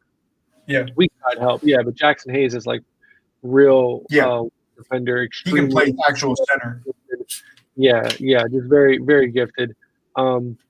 You know, it's also funny Taurean Prince here is not being drafted and he's on the team, but I think now Jackson Hayes has a lot of potential. Look at the points per minute. You got 0.7 points per minute. That's not going to get it done. You're going to be playing next to LeBron and AD, hopefully, and that even may go down. The same thing, Gabe Vincent is a guy I'm not really touching because of that 0.6. Same with Cam Reddish. I guess that kind of shows the type of player he is. So Gabe is literally a playoff. That was a playoff ad. That's what they want deep in the season. Like if AR or D'Lo can't get it done, which they've shown to be like shaky in their own way, you know, Gabe Vincent is proven. Wasn't Gabe Vincent busting ass in the finals? Like, you know, like this dude came on last year, proved himself. He was busting ass in the playoffs. We'll say that. Yeah. Yeah. No one in Miami was busting ass in the finals. I know. I should have known better than to get it. Anyway, also the dark horse though, Max Christie, just taking a step forward and being more involved in the offense. LeBron's come out and said specifically that he also is excited to see how much he's improved. Or basically just a non-ball handling guard in Los Angeles. But you're just going to assume that he improves though, and like, you know, not a fantasy guy, but a guy to keep your eye out on for. I see what you're saying. Yeah. But let's talk about what we're doing with Anthony Davis and LeBron. I think it's best to talk about them in regards to the guys that they're I going. think you already went over Anthony Davis. I really have no retort with that. So I'm a let's yeah bonus guy, but after just like showing me the metrics with his peaks, I got nothing to say. LeBron James as well, though. yeah When he plays, it's like he's a top 10 performer, and by the minute, it's just that, he's going to get a lot of rest. He really needs to be like, if you take LeBron, take another dominant wing as well, because yeah it's the same yep strategy I would use with Zion. Same thing. yeah. No, I think that's good. One of the things that's very nice to see here in points per minute and in points per game, if you're going down here, first round, you get a lot of guys above that 1.2 threshold. Again, not even getting to 1.2 going that early doesn't make sense. You just can't do it. You have to expect him to increase his efficiency, and basically he has to be the primary ball handler at all times now. Like he's got to be the one taking I over like the guard. Anthony Davis there. Yeah, but then if you keep going down, that's when you get to LeBron back at 1.4. So like it's such a hard thing to weigh, because when he does play 3 or 4 games a week for you, he is going to be massively adding to your incrementally adding to your bottom line. But how often is that going to happen? And is it going to be like every back-to-back he's sitting out one of those games, which means when they are playing 4 games, he's not playing in that 4th game. So that's one of the things that makes it a little bit tricky of, like, I guess, how are you deciding? Let's make a little tier here of guys to discuss. Oh, well, we've up to talked about this. We're specifically with Ron. Where are you kind of taking him? Or you're not taking him above Mikhail, or are you? I'm really like neck and neck with Randall here. I kind of just take whoever's available. Like if Randall goes, I'll take Braun. If Braun goes, I'll take Randall. If they both go, I'll take Mikhail. That's kind of how I've been doing it. Are you going to take? We talked about Zion, I think, in reference to this Zion, before. Zion, I'll probably take like 4th out of them, or 3rd. Would you take him ahead of LeBron or no? I mean, Zion, if Zion plays, he'll perform better, I believe, right? Yeah. But, I think that, and it's kind of crazy because like Zion played 29 games, but LeBron played 50 games, like not exactly like reliable for either one. But at the ceiling, it's Zion. But if you want to go durability, it's Mikhail and Randall first, and then you can't really go wrong with taking LeBron because the Lakers are going to keep him as healthy as possible, and when he plays, he's still effective. But Zion just some of the worst durability. So and I guess the thing with LeBron is compared to Zion is LeBron isn't falling to the 3rd round, whereas Zion is. So that's the reason why I guess I'm probably taking LeBron over him, but I'm taking Julius over LeBron almost every time, taking Mikhail over him probably almost every time. LaMelo and Booker, I guess Booker I'm probably not. I'm probably taking LeBron over Booker, but LaMelo I'm probably taking over LeBron, hoping for a bigger jump and staying consistent and playing. Staying healthy. You got to stay healthy. That's the key for him. So, yeah, I guess any last Laker takes before? I think we're good with the Lakers. We got the Suns now. You've been wanting to get to the Suns for a long time. Let's double check. No. We have nothing good to say. Yeah. No. This is the 4th. Yeah. This is the 4th team. All right, we're making good headway. So going Phoenix and who's the team?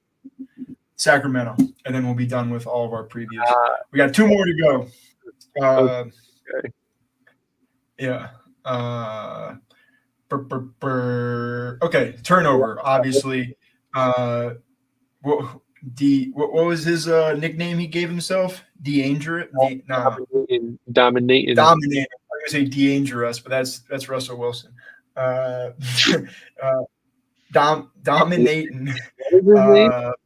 What'd you say? Danger Russ. That's his like Twitter handle for Russell Wilson. They lost Jock Real? Landau. Wait, Yeah, yeah. yo, what a He, fucking cornball. you haven't seen the oh wait, we got a comment. Yeah. This is funny. I don't think this guy's even here anymore. This was like 10 minutes ago, 20 minutes ago. This guy said, "Hello, should I trade Jordan Poole and Desmond Bain for Zach LaVine and Jimmy Butler, 8 people league and an ESPN points?" I have no fucking idea, Demo. I am mainly playing best ball on Underdog. I mean, 8 people. Look, I actually You play. So you give an answer here. I'm gonna go do something. You give an answer. don't like that. I think, Rob, you're funny. You say I have no fucking idea, but I don't think Jimmy Butler is going to have as big of a regular season role for this year with the Heat. Like, I think Tyler Hero is going to take on a lot of that offense. Jordan Poole, you're taking with upside, and Desmond Bain has upside because Ja's not playing. So point league, I definitely like Poole and Bain over LaVine and Butler. Yeah. So don't do that trade. I wouldn't do that trade. But yeah, thanks for asking. I'm glad you can help that. No, for sure. I'm in a points league myself.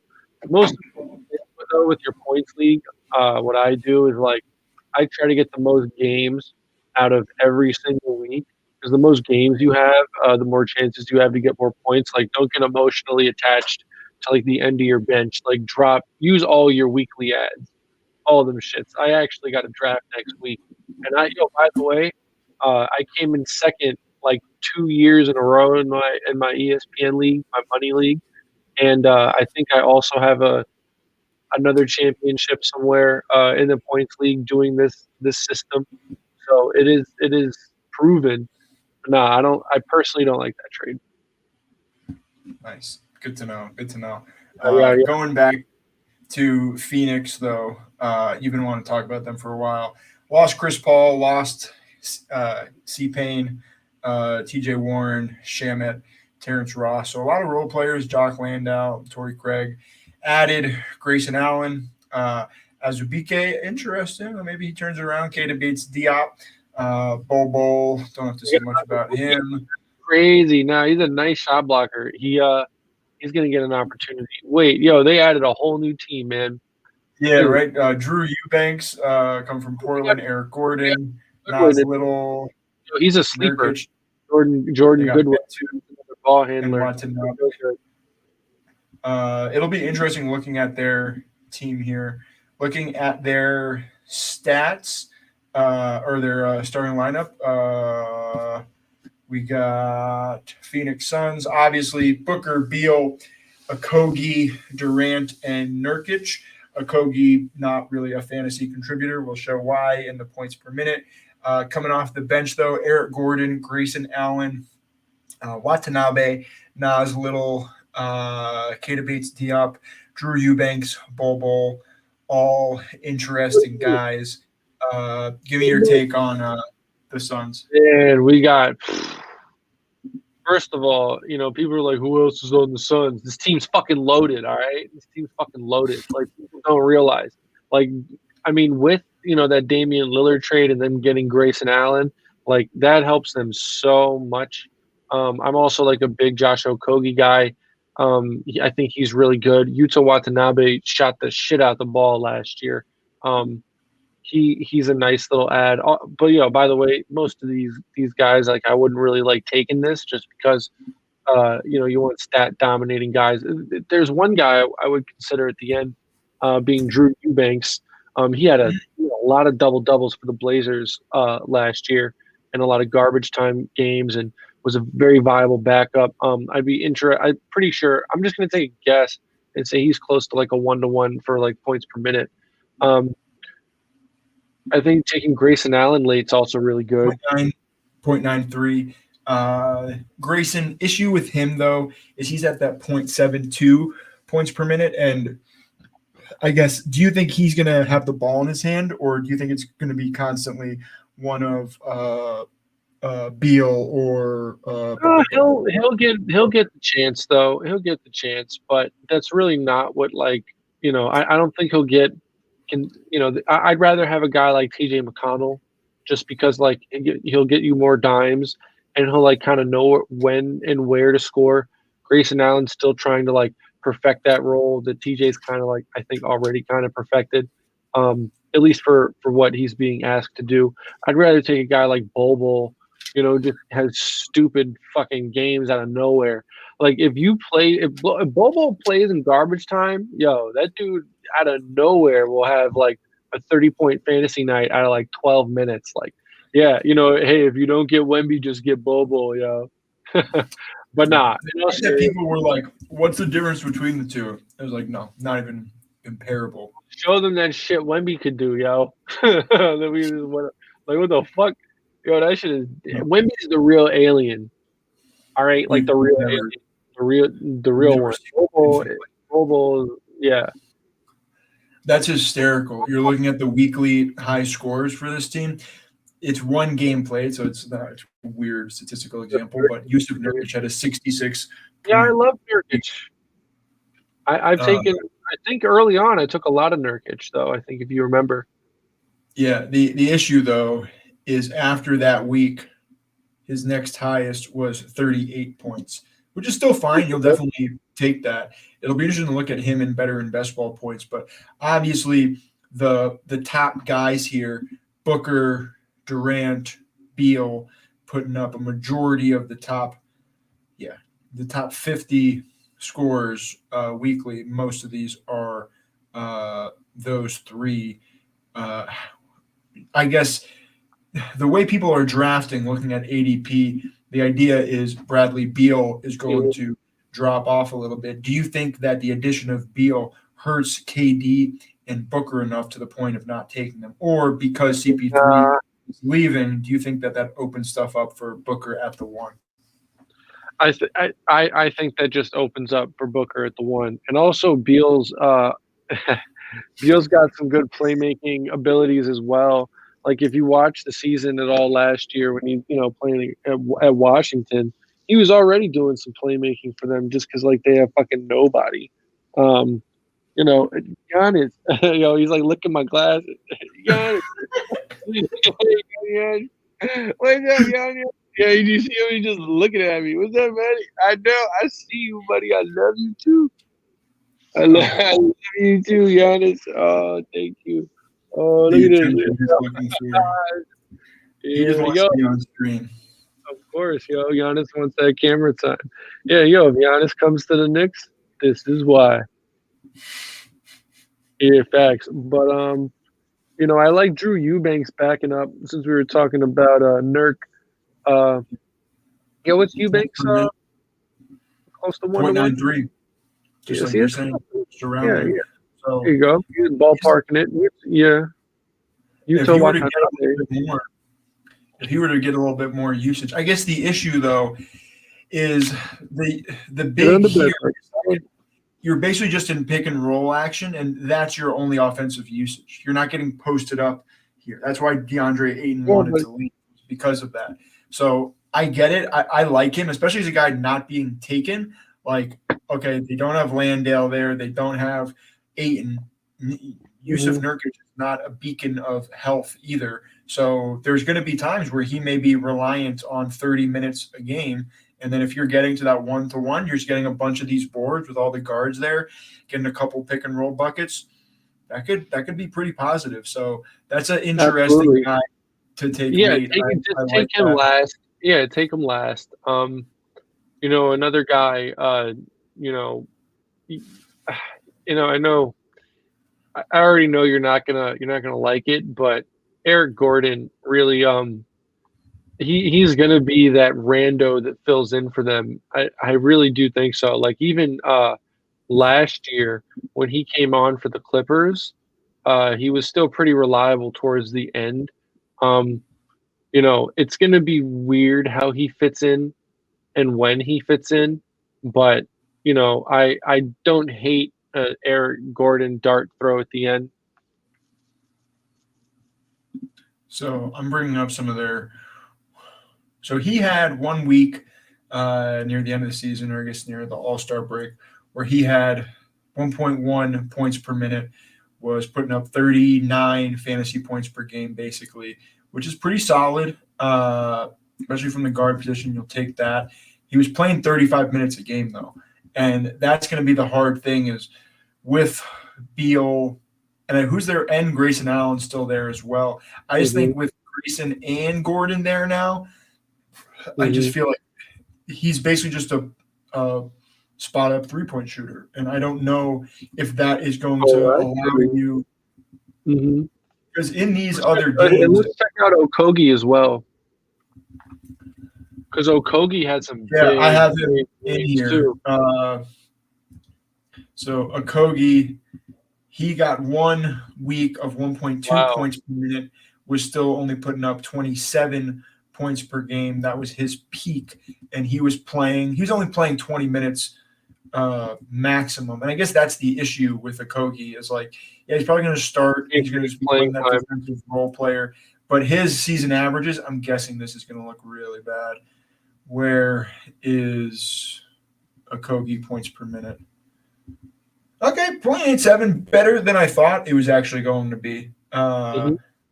I was expecting Jordan that to be Goodwin, I think, too, is another guy. He had some really nice games for Washington, and because they're so shallow at guard, he actually could very well be an unknown sleeper pick. Point guard is what they need. Let's just look at their backup point guards here. Grayson Allen's really like a 2-1 combo guy. I believe Jordan Goodwin has better ball handling than Grayson Allen.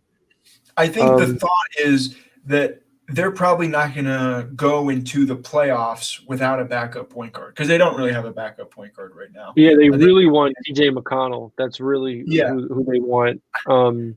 I think McConnell's a great ad and a great guy to be drafting late. He's on Indy right now, but I think he could definitely be moved here. I guess I'm probably not taking Gordon. He doesn't even have an ADP right now. I'm probably not even really taking Grayson Allen. Even him, fantasy points per minute, 0.72. And that was last year, I think. Yeah, in Milwaukee. Where like. Okay, well, Milwaukee, they had it split between him, Drew Holiday, and Javon Carter. So, here he's kind of like but offensively, you should think that he would rise a little bit more to the top than what he did. Whereas here, when you're talking about a 3-way between him, Booker, and Beal, I think that he's a player you can't really draft because it's only going to go down. Yeah, he's really a playoff ad for the Suns. Like, come playoff time, if there's not another point guard that they've added to the roster, that's really why he's on the team. I agree. Like, I probably wouldn't draft him either. I'd rather take take a swing on like Bowl or Eubanks or possibly Jordan Goodwin. Just because he did play really well for the Wizards, and it's not like they got So who? How did he get? Which trade was that in the Bradley Beal trade as well? I'm assuming. So they got Jordan Goodwin in that. Yeah, June 23rd. Yeah, the same deal. Sheesh. I don't know. I don't think it's. I think that's an underrated move. It's an underrated move. No, but 1-to-1. That's the indicator, though. All he needs is like 28 minutes. He's just like a score first playmaker point guard. Yeah, but it was 1-to-1 on a probably terrible Wizards team. Now he's going here where the usage rate won't be as high. Like. I don't know. I just find it very difficult to see that path when we're already assuming they're probably going to make another trade to bring in an actual backup point guard. It's like the amount of things that have to go right. No, that's fair. That's fair. Yeah, he actually could be a better trade bait piece than like a play piece for them in that regard. Yeah, like if they trade Jordan Goodwin for TJ McConnell, like that's an upgrade for both teams. And looking at the better and best ball points, obviously only 45, 46 games played for all of these guys. So it's a good comparison.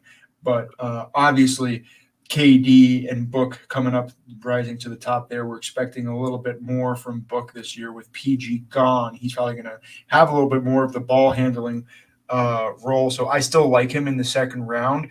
But it is interesting to note how dominant KD even was there, with half of his weeks that he was getting replacement weeks, about half the games he was playing, probably half the weeks he was playing, he was getting top 6 wing production, which is phenomenal. Same thing with Book, getting 5 in about the same amount of games.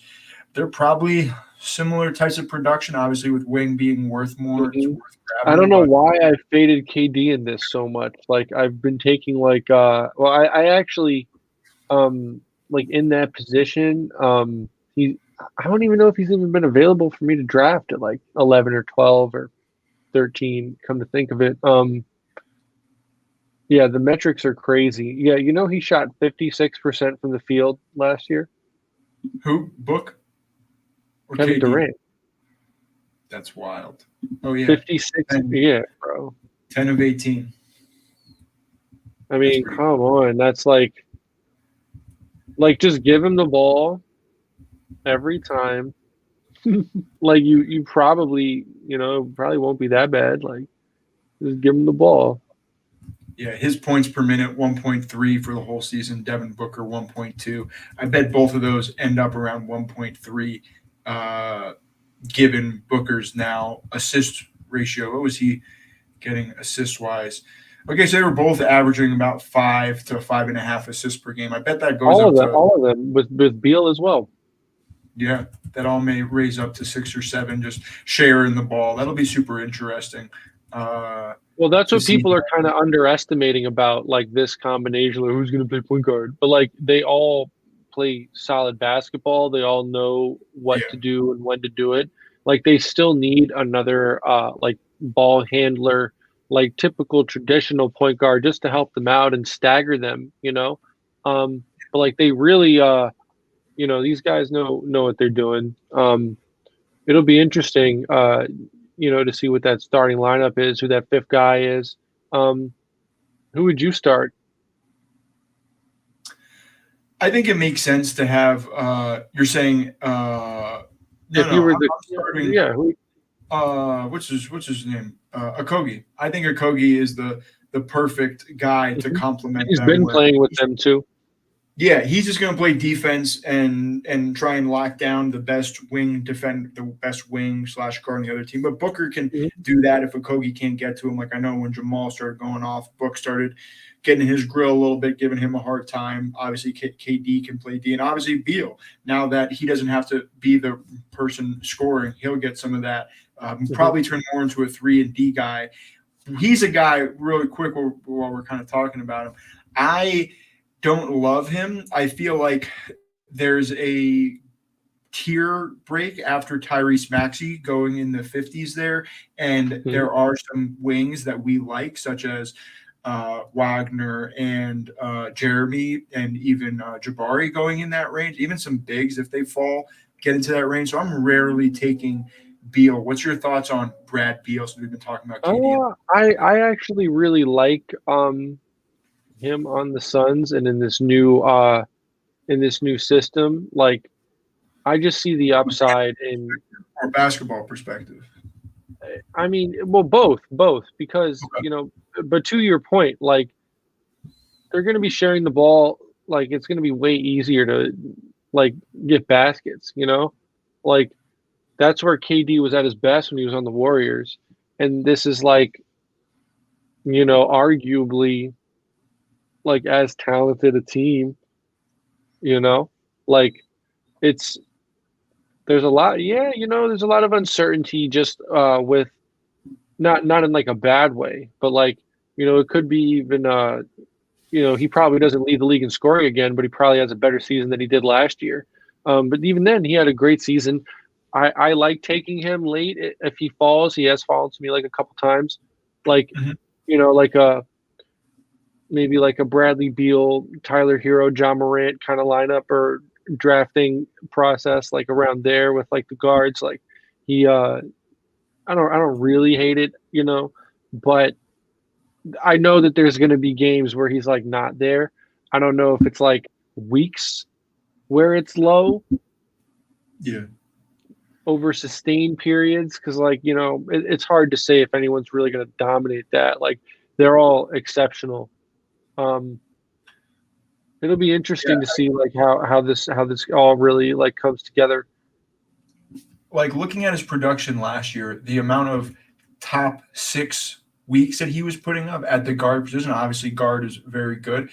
If you don't have the potential to hit that, even top 12, it was very difficult for him to reach that threshold playing on a team where he was the guy and had the usage. Obviously, it wasn't playing. You got bowl stats right there. Yeah.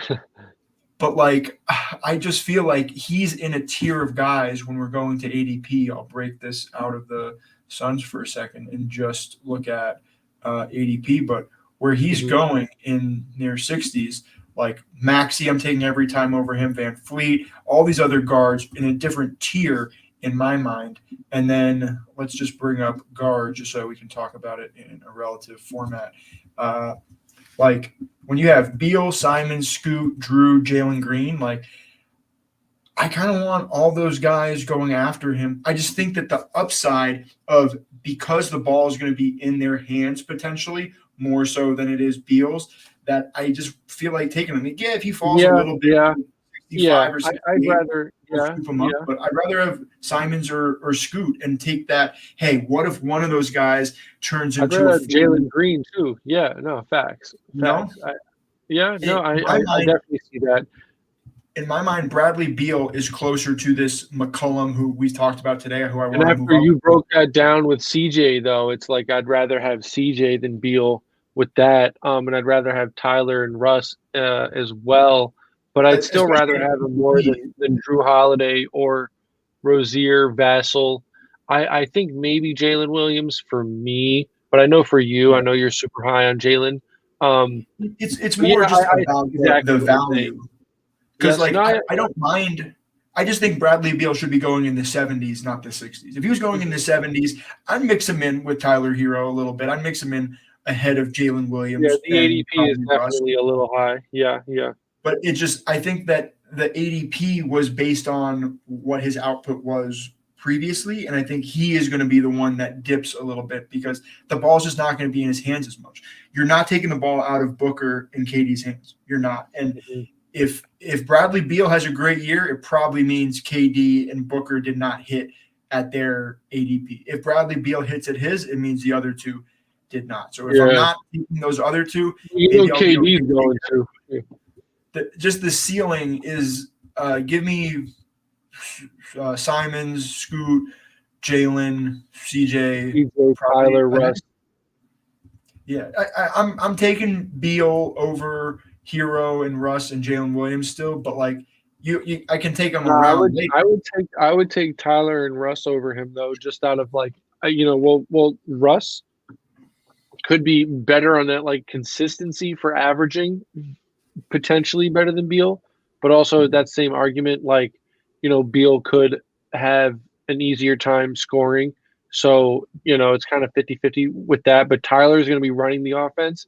Beal's not going to be running the offense. He's going to be playing into the offense. So, same thing with Jalen Williams. He's there to help SGA out. So, I see exactly what you're saying, though. I totally agree. Should we check the draft lobby? At this time, we're going to be good. Let's just wrap up and then hop in if there is time. I don't know. We don't got to rush into that. We got plenty of time. Do we have another team? No. Yeah, we still got Portland, your favorite team. Oh, no, not Portland. Sacramento. Oh, yeah, that's right. Fucking Sacktown. Pause. So, Phoenix, Lenny. You're not just guards. Any last takeaways for this team? Obviously, we mentioned Eubanks as a guy you can maybe throw in as like a I'm probably going to mix him in once or twice as a Nurkic injury replacement, just because, hey, if you're the guy playing 30-something minutes a game, getting rebounds, they're going to be playing up and down even there. if Nurkic doesn't get hurt, he might have some games off the bench, where he performs. Yeah, sure, but in this format, you're not really going to benefit until Nurkic isn't Injury. in the lineup. And you're getting that 25 plus, because he's not playing 25 minutes a game if Nurkic is healthy. So go ahead and go on into the Blazers. I'm going to go take a leak real. Yeah, I'll just go ahead. Last thing I'll wrap up. I'm not drafting Bol. I don't think he's a very good basketball player. I think he could have a couple points per minute things that make me look a little bit foolish, but I think Bol in mass, after you start adding him up and get him a lot of minutes, I think his production starts dipping. I don't think he's a good basketball player. The Suns want good basketball players. Bol is a highlight reel, but that's about it. So moving on to the last team of the preview, Sacramento Kings at 3-14. So Sacramento Kings losing Terrence Davis, Dellavedova, PJ Dozier. Oh, I miss PJ Dozier. Come back to the Nuggets, PJ. Rashawn Holmes down to Dallas. Metu also gone. But they've added Chris Duarte. He kind of fell off a little bit. He was supposed to be a lot better than he was. Drafted Colby Jones. And, they got Sasha Venzikov from Barcelona. He is a guy that has a lot of – he's playing on the second Barcelona team. Interesting. He's a guy that has been getting a little bit of buzz at the wing. Sasha Venzikov. But looking at their lineup here. Your Bobo take was hilarious. He's just not good at basketball. I was just cracking up. You have De'Aaron Fox. Thanks for muting yourself when you were taking a piss, by the way. De'Aaron Fox, Kevin Huerter, Harrison Barnes, Keegan Murray, and Domantas Sabonis. Back in their bench, there's a lot of room for bench production and minutes here. Obviously, Malik Monk playing 6-man role. He had a couple big 40-point games, 50-point. Didn't he have like a 50-point game or something? Oh, your boy Trey Lyles. Right. No, your boy Trey Lyles, not my boy Trey Lyles. Hey, your boy Trey Lyles, that's your favorite player. We had so many. We were making those parlays last year, and you kept on throwing just put in 5 boards for Trey Lyles. 2 threes. He's locked in. No, he hit a lot more than he missed, though. Did he? I think he probably missed more than he took. I want to take Sasha Venzikov. I don't know anything about him, but I'd rather have him. I'd rather have you than Trey Lyles. No, I'm taking neither of them, really. Vezenkov is kind of a shot in the dark because, thing is, you also got Kessler Edwards and Chris Duarte. Those dudes are more established. Vezenkov, we'll see what happens. Maybe. I think I'm also, I'm really high on Sabonis. I think he's just a take from last year when we were doing these tournaments and his ADP was closer to 24 or 23.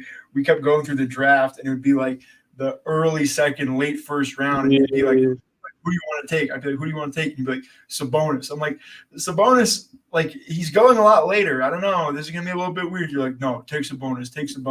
And Sabonis wound up being one of the better players last year. So dude, he's been one of them. Yeah. I had a really fun Jokic Sabonis team that made it pretty far, but kind of flamed out near the end. They had a pretty solid regular season. Hold on. Let's go to this is what I really wanted to see.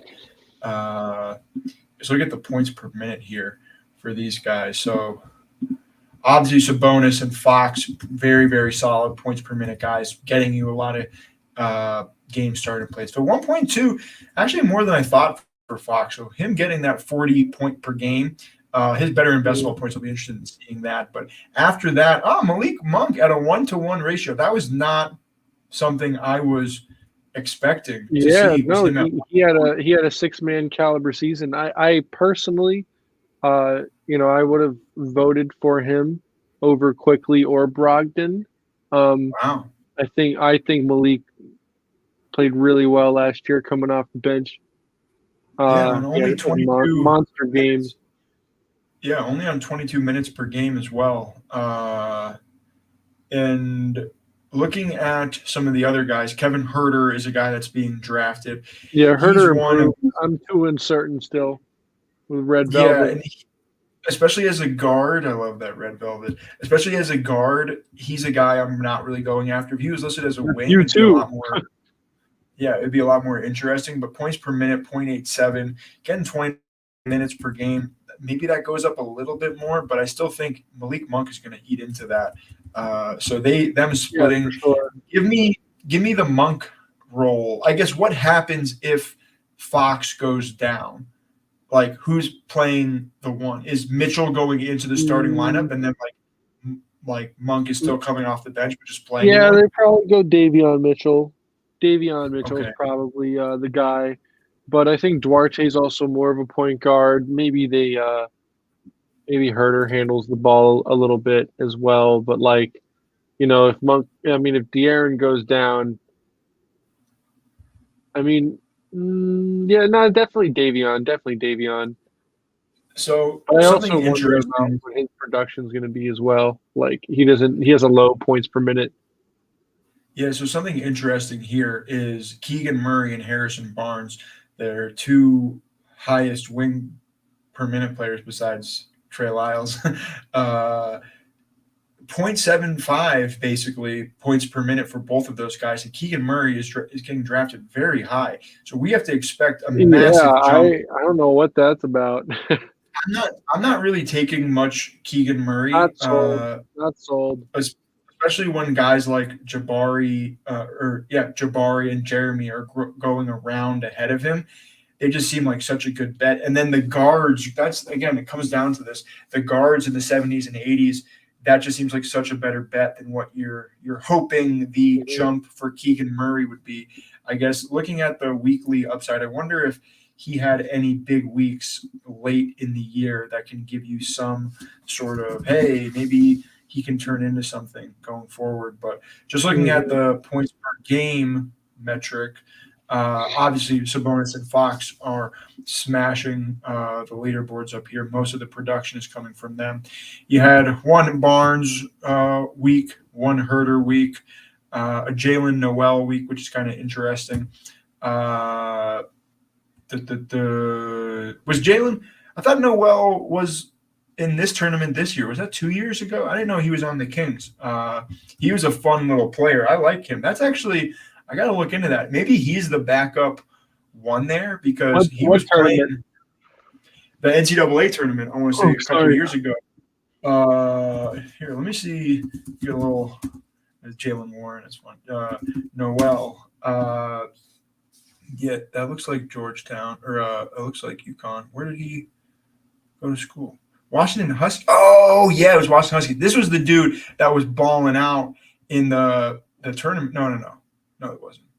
I lied. I don't know who I'm thinking of. Is there a different Noel? Anyway, I'm losing it. We're almost done. Looking at some of these other high scores, though, there's Duarte coming up on the list. But most of the peaks for the let's just look at non-Fox or Sabonis here. So non-Fox, non-Sabonis. You got a nice little week from Herter when he went on a little bit of a heater. I think, what did he score? He's putting up 29 points per game in those 2 games that he played, able to get to 50. Harrison Barnes had a nice week. But, yeah, you're not seeing a lot of guys get into that 30 point per game or higher, partly because I think it's mainly everything goes through Fox and Sabonis. But, yeah, what's your take on the non-elite King players? Are there guys that you're going after or no? I mean, Monk, like I said, excuse me. You're good. I caught you eating. Yeah, I just finished my Oreos. Nice hearty dinner.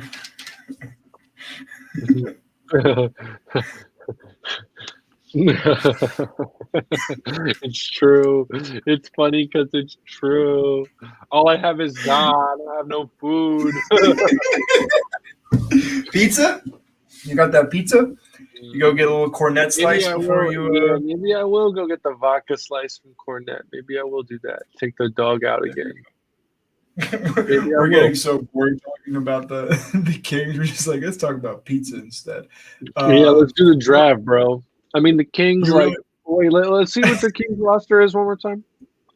Yeah. So looking at the better and best ball points, obviously it's mainly just Sabonis and Fox, Harrison Barnes. These other guys, they're able to produce some replacement level weeks, but none of them are really getting into the top 12.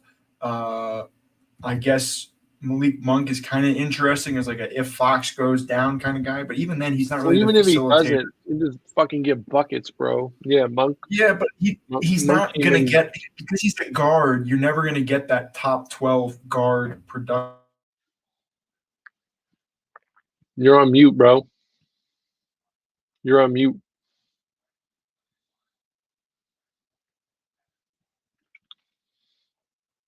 What's going on, Bab?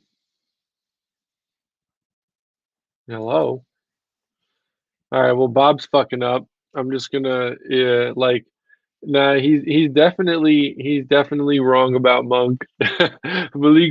Take Malik Monk first overall. Can you hear me now? There we go. I'm back now? Yeah. Okay. Wow. Thanks for holding it down there. My setup is just I didn't touch anything. It just like started going instead of playing the volume from my computer. Just like you've been doing this for way too long. But yeah. Let's go into the draft. Let's see what's up. Yeah, Here, I'll check the lobby. Last little take. Are you taking any Venzikov, Duarte, Trey Lyles, Davion Mitchell late? Don't take Davion Mitchell. I like it. No, Davion's great. I don't know about stats. He's not a good stats guy. He's a great love him as a basketball player, but again, not a great stats guy. Almost hopped in the hockey tournament. That wouldn't have been fun. You ready to hop into draft? Yeah, I'm looking right now, seeing what the deal is. Double dribble, enter. One more to start. Draft starts soon. Woo! I'm in. Yo, we did it again 3 times in a row, baby. Right on time. Bring it up. You got that second pick.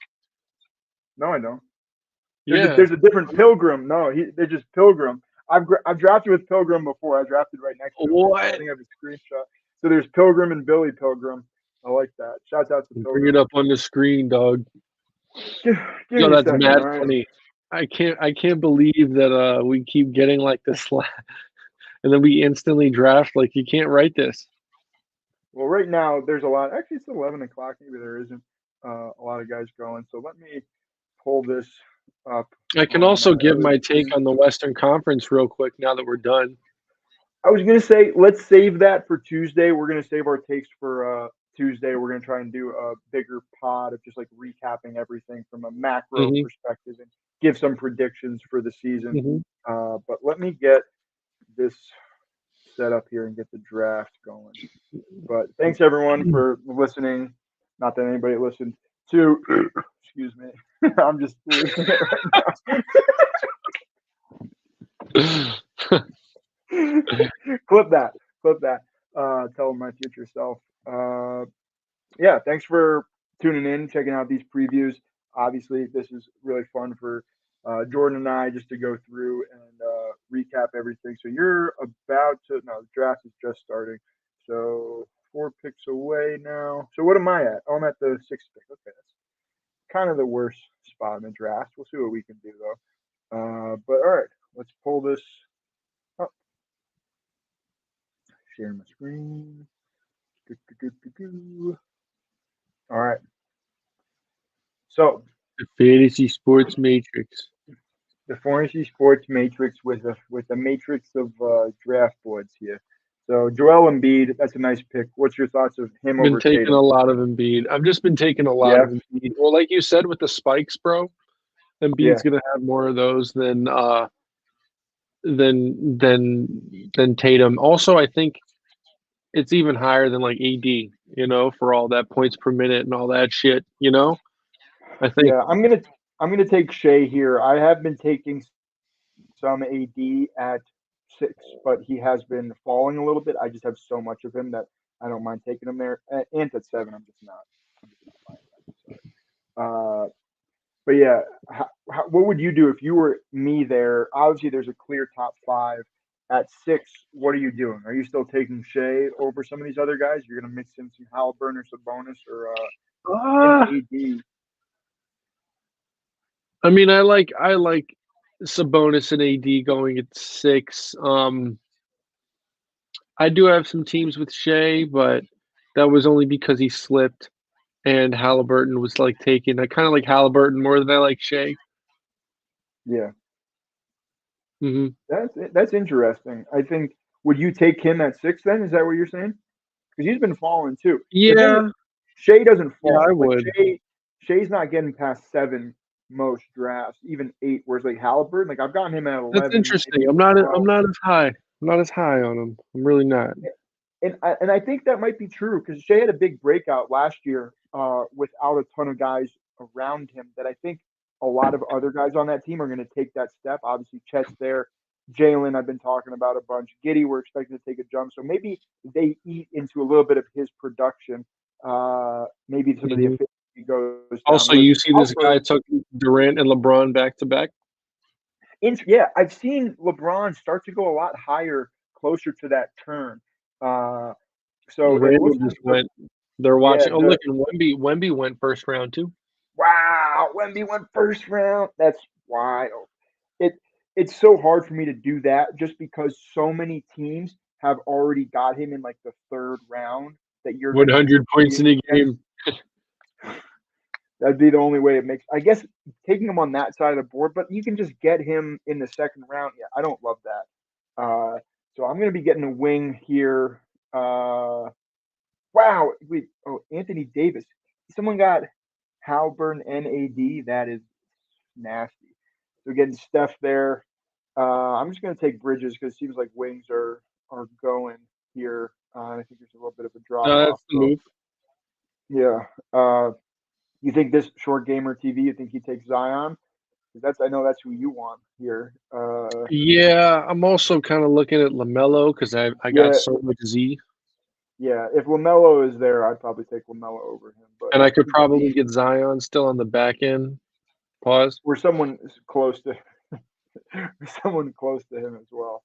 LaMelo So just there goes. got taken, So so I think I'm gonna go. I think I'm gonna take Zion. yeah, no, I think that's right. I think Yeah. Booker, you could make that argument for even Fox. Mitchell is a guy I'm just not taking here at all. Mm. And I Uh, just got to 20% on the pods, so I think we did this right. I think okay, we'll have cool. just enough. So we got a little bit of time. Maybe if we're lucky, we'll Mm. get into another draft after this. But let me roll something up here too as we get near Word, the I got a part. fat ass clip. But you know what I'm gonna do? I'm gonna play a little bit of Zaza time because I Yeah, feel like sure. it's Zaza time. Play it a Uh, little bit lower, just because in my headphones it comes through mad loud for some reason. I oh, don't know does it? why. Yeah, yeah, yeah. I don't know why it does that. Yeah. Oh, that's perfect. Amazing. Cool. All right. So you're coming up again pretty soon here. What are your takes? Are you hoping you get Lowry or Fox, or is there another I'm guy? looking at Lowry. Oh, Fox just went. Oh, well, Lowry just went. No. I'm looking at Paul George or probably Jalen Brown. Yeah, I would take the Jalen ADP fall. I agree though that Jalen's Yeah, probably sure. He's probably most. going right now though. Yeah, he's probably he. There's a big tier gap I think between Jalen and the next pick, but after then, I'm taking probably Jimmy or Paul. I'm probably taking Paul over Jimmy actually. Yeah, I Uh, am too. I am too. I don't think Jimmy's gonna have um the same kind of. Oh, look at that. So Jalen or Paul wow, George. I'm if I'm you, I'm taking that ADP value, even if I don't believe Yeah, it. yeah. Might as You well can though. get I got you can get Zion. getting a Joel, Zion, Jalen team will be somewhat unique, I think. Well, actually, maybe some people were taking Jalen in the second round there, but I like that though. Third pick, Jalen Brown. Yeah, that's solid. Yeah, I'm gonna go. I'm hesitating here. It's either Jimmy, Paul, or Scotty. I'm gonna take Paul. I think Jimmy and Paul are both similar guys that I could see a scenario where Jimmy takes a step back, getting ready for the playoffs. He played a lot of ball last year. They're probably going to rest him sometimes, whereas we Mm-hmm. talked about it with the Clippers. Clippers got something to prove. Those boys who haven't been able to stay healthy, they got to start playing some games to get some respect back, put some respect on their name. So Yeah, there's a lot of pressure on them, and Ballmer spent a lot of money, so he really wants to win. needs that return on investment. Now, coming back around, we both got two wings. You have a big. I started with a guard. We've been doing this a lot in this 2-3 Mm-hmm. turn area. Getting guards and wings, I think, are Well, getting can wings. you guess who I'm gonna target? Yeah, I'm probably going to pick them. Well, if Kawhi is there or Bi is there, I'm definitely taking them. But Uh, if not, I have I my want list. Bi. I want my Yeah. Bi Zion team from the stream. Yeah, Bi is going to go based on how wings are going here, and this guy probably Mm-hmm. take a wing. But if not, I'm going to take a Jamal share. I may even take Bam. Bam's a guy I think is Oh, very if Bam's slipping right here, yeah. Oh, Bam's way under ADP or way over 80. Yeah, you should take Bam. Or actually, no, who this else you guy's got? a cheap Shea, bet. McHale. Oh no, well, yeah. Yeah, so it's You went back to back DeJounte. big. Oh, look at that. That guy's smart, man. Look, back to back wing, back to back big. So is he just gonna crank purple the rest of the way though? If Just he's get smart. guard? Yeah, that's basically what I'm. Maybe you can even add. Who is? Yeah, with those wings though, like you need another wing because you're missing some weeks in there for sure. So, but yeah, he's gonna be pretty weak at guard coming back around. So let's see who's gonna be available. Obviously, I said Kawhi and Bi, the top of my board. I like that he went. Looks like I'm going to get one of those two, of Kawhi or Bi. Cade is also not a bad consolation prize at all. So Cade went. So I'll Mm-hmm. take whoever this guy doesn't take between Kawhi and Bi. Make it pretty simple. There goes. Make it easy. Take my Bi share. I wanted Bi. I know you did. But Short Gamer TV would have taken him too. Probably he's on the wing train. And now the wings stop. And that's why you take two wings in the first half of the board if by the fourth round. Mm-hmm. Really You know who I might take here? Oh, no, Yeah, who? actually.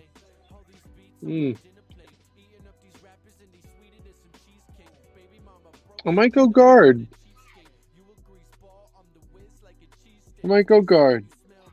Garland? I'm gonna go Darius Garland.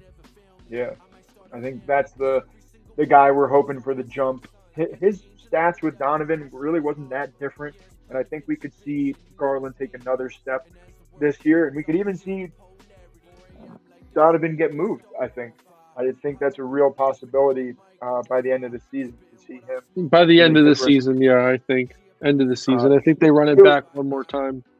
Yeah, it would be much closer to the All-Star break if they were to deal him, but I think I could see a situation where by the All-Star break they are looking to move on from him. So you're coming back up shortly here. Is there any?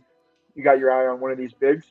Yeah, no, you already got Embiid actually. Yeah, but I would love Şengün as well. In that flex. Since that's I only have two what you call it, two wings. I wouldn't mind that at all. Then I just take Paul Reed like super fucking late. And those are my bigs. You love taking Paul Reed. I like that as well. With Embiid, I love taking him late. Because then you can align the spike weeks of Paul Reed to. Damn it, he just went. Yeah. So I'm either gonna take Chetty or Vooch. You know, Wemby's getting all the love.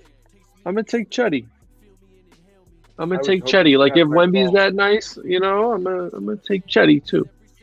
Because yeah, I mean, they have very similar stat lines as well. You know. Okay, so 5 straight bigs. That hurt. Um, the issue is if I don't get one of Aiton, Claxton, or Walker, I'm going to be in really bad shape. But I'm going to take a shot here. I'm going to go Ja. Nice. I'm going to take him over Levine even. I think Levine is Definitely, interesting, but bro. I just think that upside that you're getting at the end of the season with Ja, I think someone's going to have him on the 75K winning team. Getting that kind of production in the fifth Yep. round is Yep. very No, I difficult. love your So team. I love your team. let's see what happens at big though, because I could be in trouble if Aiton, Claxton, or Kessler doesn't fall to me. And Well, I have to take you can Turner. still get you can. I would take maybe Gobert over Turner at this point, though. I don't know, because Turner can at least offer you points. His Yeah. points per minute. Let me do the points per minute. Looking at season averages. I know you can't see my screen right now. You gotta trust me here. Looking at just bigs. Coming up now. Well, I know I said Turner over Gobert mad times, but like, I mean, either one of them, honestly, is really not terrible. But So it's not Miles that big of a. Mhm. Miles Turner, 1.21 points per minute. Rudy Gobert, 1.1. So a little bit worse. About the same amount of games. Turner's playing a little bit less than him, about a minute and a half less per game. So yeah, they're close. It would be fine. I'm Mhm. I'm looking good though. Yeah, all three of I want Aiton, Claxton, Kessler above. I'll get one of those guys. So Yeah, those three right there is really who you would love. Oh yeah. So who are you gonna take out of those guys? I yeah, kind of that's like really close. Claxton. I like all three of them. I think there's ups and downs, there's positives and negatives to all of them. I already have Bridges, don't I? Uh-oh. Yeah, I There's already have Claxton. Bridges. That's fine. So as long as one of these two, Aiton or Mm-hmm. Kessler, make a The team, other guy doesn't have a big either though. You see I know. that? So he's probably taking one of them. So if this And guy this doesn't guy take, also might take a big. don't say that. With AD, come on. Oh, I gotta move draft board.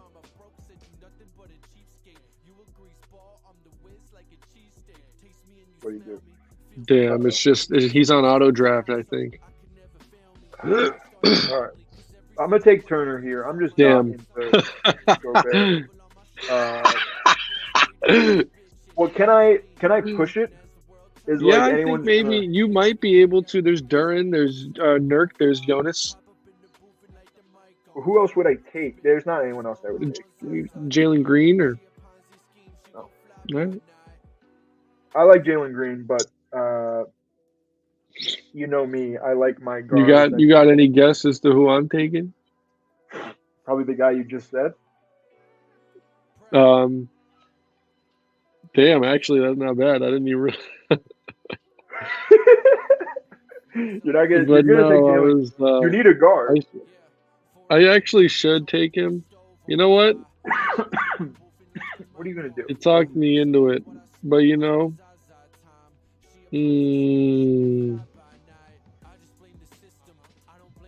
I'll take him. Dude. I was real torn. I almost took Tyler. He'll probably come back to you though. That's the thing. I got my eye on Or someone else coming back. Better not be Jalen Williams. Give me J-Dub. Nah. It's the Wow. There goes yeah, Tyler. there he goes. Oh, you want RJ? Exactly, bro. Come on now. Well, I think Batch is going to snipe you, but Nope. let's see. Maybe Jalen Williams. What? He took Jalen Williams. He took your shit. God It's a good damn shit, it! hey. Bitch. Son of a bitch, dude. Fucking That's what you cock get. suckers. Oh no, I don't know. I'm fine here. I got 3 guys I like. I'm fine here. That was one of them. Who is the guy you wanted me to take at my last pick? I don't know. Rudy Gobert. Yeah. So I think I'm Nice, gonna get nice. Rudy right here. Oh, that's crazy. Holy fucking slip. That's crazy. That was, oh, wow. Great position right there. Getting both of those. So feeling pretty empty going without a big in my first 5 picks. I have very few drafts without one of these Zinger, Sengun, Holmgren, Vooch, or I guess it's really one of these Kessler, Ayton, Claxton teams. So without them as my main big, I really don't mind going back to back Turner, Gobert there. It's unique. I don't think it'll be tremendous, but I'm probably still going to have another decent big I'll add relatively soon. Maybe in that Mark Williams, Jalen Duren range. I know we like those guys around pick 100 too. I really hope I got my eye on a Zer. And it's like really close. It's real close. That's going to be tough, especially since I'm picking right ahead of you. So, no, I'm kidding. I might take him. He's on my short list, that's for sure. Yeah, I'll probably take a big in the 9th round. I'll probably send Jonas. Oh, he just went. Wow, 83. He's moving up, man. People think he's locked into that starting lineup. So if that's the case, he very well. That's what I was saying, bro. He very well could be. And Bojan at the 4, Durant at the 5.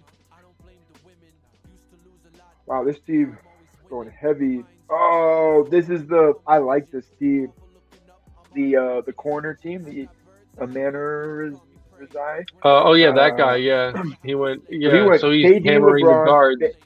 And now he's he's Maxey, taking Scoot, the bill. Rozier, Simmons. He's watching the pod. Yeah, dude, he knows. He's just he knows though. He knows I'm what's just going fucking on. kidding, bro. Yeah. That's the way to go though. Shouts out to you because I want to see what he can do. He still needs another wing or two with KD and LeBron because you're going to need some weeks of fill in. So I think the next turn here at 108, 109. But the thing is, I don't love the wings there yet. It's going to be tough. Let's see what they decide to do.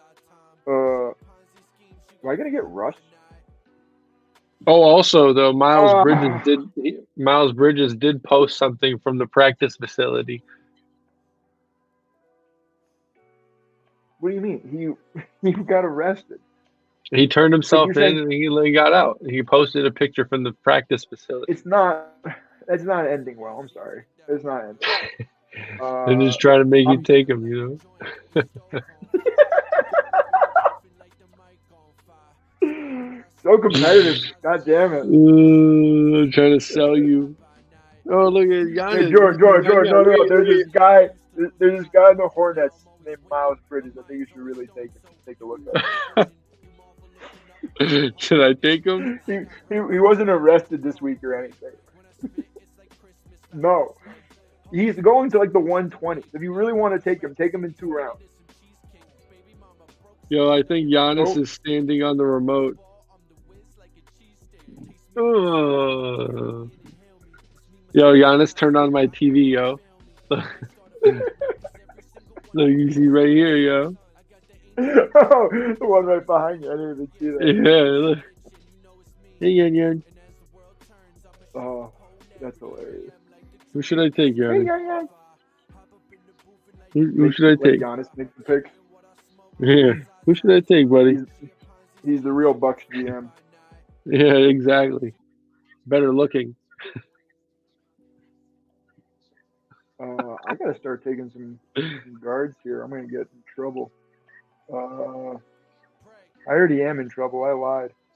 I really needed Russell Westbrook there. Russell Westbrook would have been the perfect pick. Like I thought about Russ at 78, and he almost made it back to 90. Ah.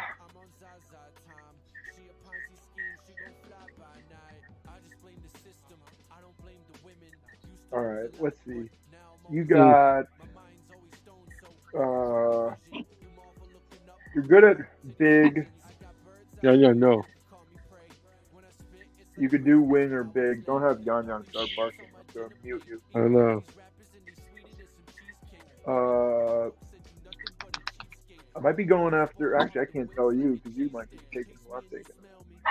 Someone took Miles Bridges already. I like that. Mm-hmm. Yan. Who are you taking? Damn it, that's what I was going to take. Because there's a huge. No, maybe not. Maybe we'll just continue taking Shaden Sharp, hoping for the best. Yeah. Those highlights, man. You got 7th Wood vibes. 7th Wood highlight vibes. Or Malik Newman, if you remember his hoops hype. Or yeah. Was the mixtape site back in the day that did all that shit for like 5 6 Ball years is ago? life. Ball is life. Yeah, you had your Ball is life. I remember I had like the app downloaded on my like last smart TV that I had. I can watch all the new up and coming. That stuff was. Yeah, that's where probably overtime took over, bro. Yeah, they probably poisoned like college basketball, like high school basketball. There's just so many kids. Yeah, they did, ball. bro. 7th Wood. But now though, kids can like make money. Oh, actually, speaking on that, No, you've been keeping true. up That's with a good Mikey point. Williams. No, what's going on with Mikey? He was one of the OTE kids, right? Yeah, but he was on the Blue Checks. He was never with OTE, but he played them. I saw him play. But nah, bro, he's on trial for like attempted murder or some shit. You know about this? You haven't been following this? No, I don't follow high school basketball right now. There's big drama, yo. Nah, it's like serious, bro. He could go to jail for like life. I don't know. No comment. I'm gonna talk about that negativity on this. I hope he gets his stuff together, just even outside of basketball, you know. Yeah, but that kid's, he's already a multimillionaire. Just from some of the endorsement stuff he was able to do. All that. How much of that has he actually gotten? I bet I bet a lot of that was still coming for future. It's not like he got that all up front, so. Probably I'm not exactly sure. Right, yeah, most likely. Any guess? Oh my God, this guy keeps sniping me. Duran, Marcus Smart, Russell Westbrook. No, well, Duran was I didn't want Duran. I needed a point guard there, but Marcus Smart and Russell Westbrook. That's the difference between this team being. I guess I'm gonna go Trey Jones. I like Trey Jones a lot, but because I already have Ja, so Marcus would have been the perfect complement on this team. Any guesses to who I'm taking? Obi Toppin go yet? No, you're gonna take Obi Toppin. I'm taking him. I'm taking him. I really hope he doesn't go. This guy could definitely take him. Oh, he got it. I really needed that. Obi and John Collins. That's perfect. As my 3-4. Yeah, so your wing, Zion, Jalen, John Collins, and Obi. A lot of upside, a lot of rebounds you're getting there. Big, you got Embiid, Chet. I'm sure you're going to finish that off later. Then guard, you still got an elite guy in Garland, Jalen Green, CJ McCollum, and you got Klay Thompson. I've just been getting squeezed from both sides with Short Gamer NU on my one side and then Mark Nato. Getting every single guy that I want. Walker Kessler, Russell Westbrook, Marcus Smart. Who's the other one? I guess I didn't care between BI and Kawhi. And Steph I probably didn't want. But besides that, why do you take Ant? I still don't like the Ant pick, though. Damn, I'm like kind of torn right here. So sometimes you kind of wish someone takes your guy just to make your choice easier. Well, you're thinking guard there, I'm assuming, right? I am thinking guard. Yeah, you need a guard. So is it, do you take the stack or do you take the higher upside guy?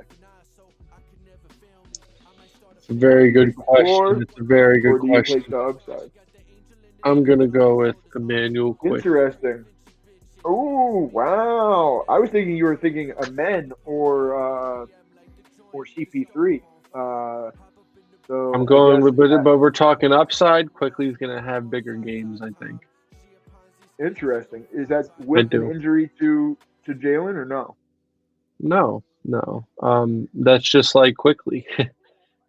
He you know, but also like, you know, I just assume his big games are going to be you know, bigger than like Chris Paul's and Amen's big games.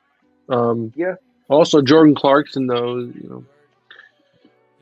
Yeah, that there's so much going on there with the guard position in Utah. I'm taking darts at everybody, but I'm not reaching on. I guess Clarkson was falling a little bit. I don't know. I'm not a huge Clarkson fan. Maybe I should mix him in a little bit more. And I definitely did need guards. So, yeah, I don't love this team. This is probably one of my least favorite teams that I've drafted so far. They had a nice little start with Shea, Bridges, CP3. But then after that, it started kind of falling off the rails. BI was actually fine. But then Ja was fine. But then only having Sharp and Trey Jones as my guards for the first 5-7 weeks of the season doesn't feel good. Even at big, I don't have any elite bigs with just Turner, Gobert, and Okongwu. This team kind of sucks.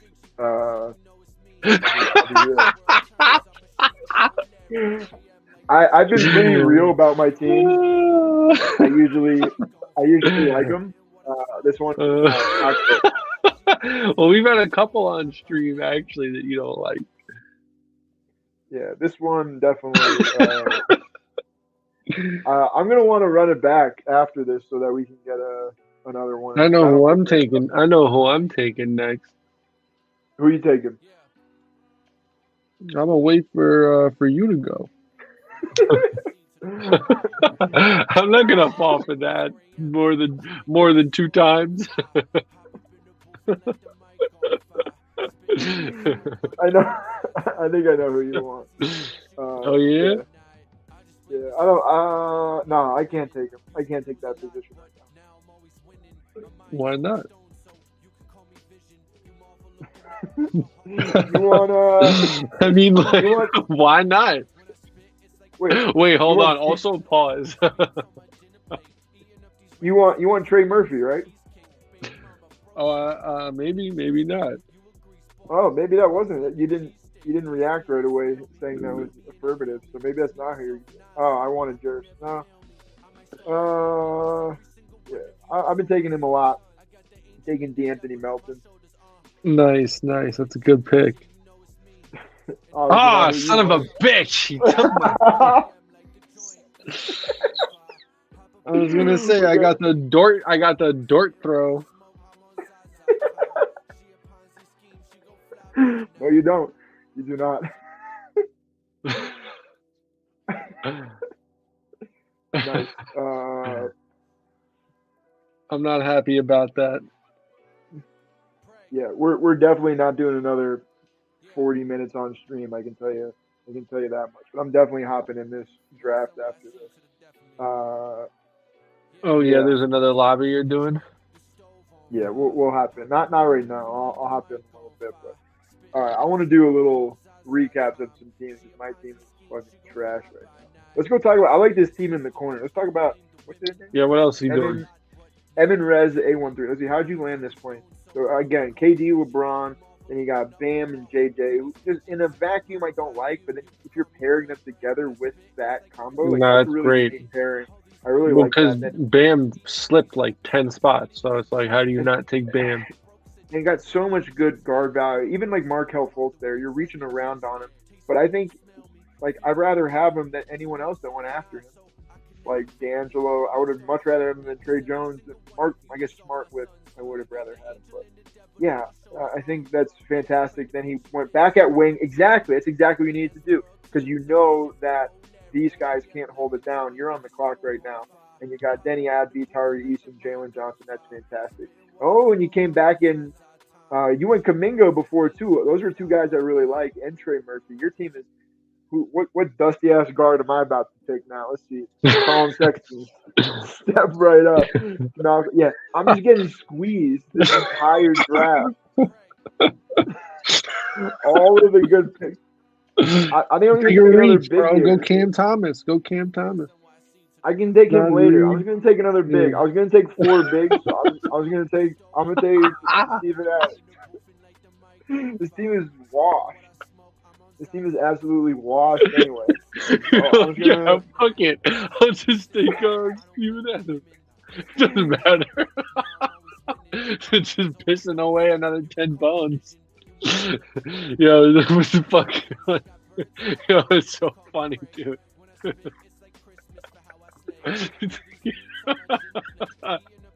Shout out to Underdog Fantasy. This is how I spend most of my time, by pissing away $10 every 45 minutes. Hey, what are we doing? We just spent 4 hours on stream just pissing away $10. Yeah, we spent 4 hours to show you how to lose $10, everyone. Yeah, tune in. Yeah, two stupid degenerates. Yeah, I like Tari Eason.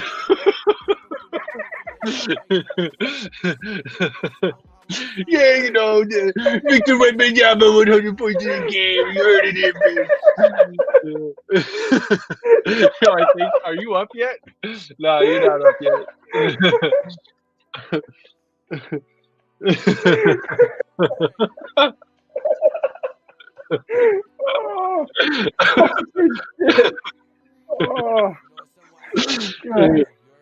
Yeah, that's what happens. But, yeah, it's mad. I'm fucking crying, man. I know. Yo, you better hurry up, dude. You maybe got a solid 30 seconds before you follow up your Steven Adams pick. Yeah, it doesn't even matter. You just put it auto draft at this point. It doesn't matter, bro. You're on the clock, bro. I think Christian Wood is. Oh, Joey ended his $10. Come on, kids, tune in. Oh my god. That's the new name of the pod. How to lose $10.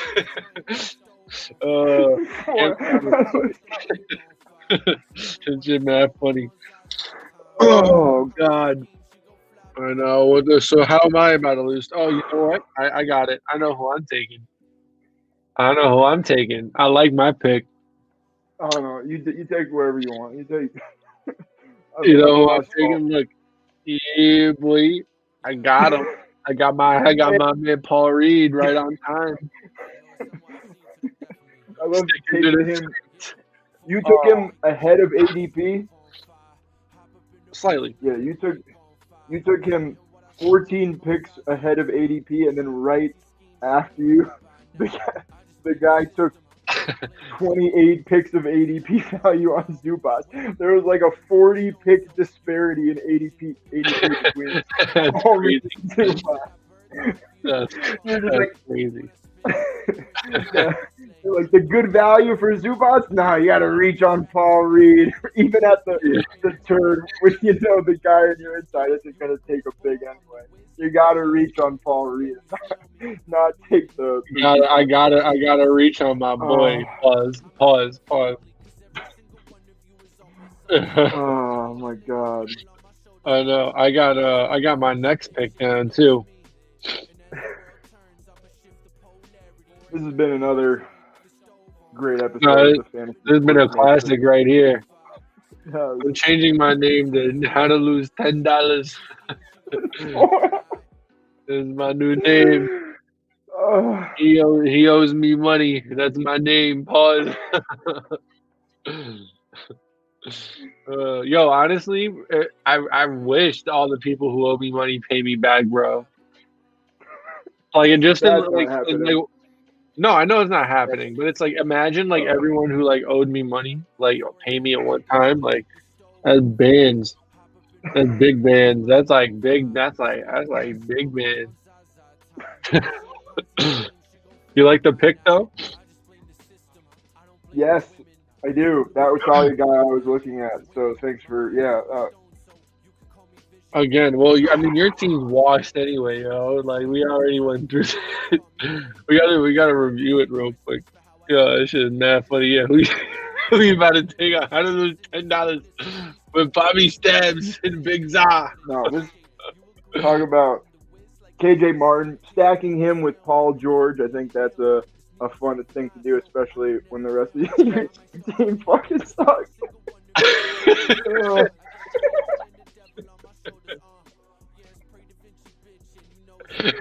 Fucking A. I don't want to like review these things. Maybe I should have eaten shrooms too. Yeah. It's never too late. Too late. It's too late. Got some right here. Got some right here. No, don't. Please put those down. I don't even know if they're. I'm not even looking at us anymore because I'm just gonna start laughing. Okay, you don't. We don't. We're actually. It doesn't fucking matter. Your entire background. Actually, what am I saying? This entire thing is a fucking joke. Oh man. I'm glad you went on mute there. Thank you for sparing us from all that. This has been fun. We're not getting to 420 this time because I'm definitely ending the stream as soon as this draft is over. We can't do another. How to lose $10 in 4 hours. It's too good, man. That's too good. That's what this is. I didn't lose $10, and we're gonna do it 10,000 times. We're gonna win the big one.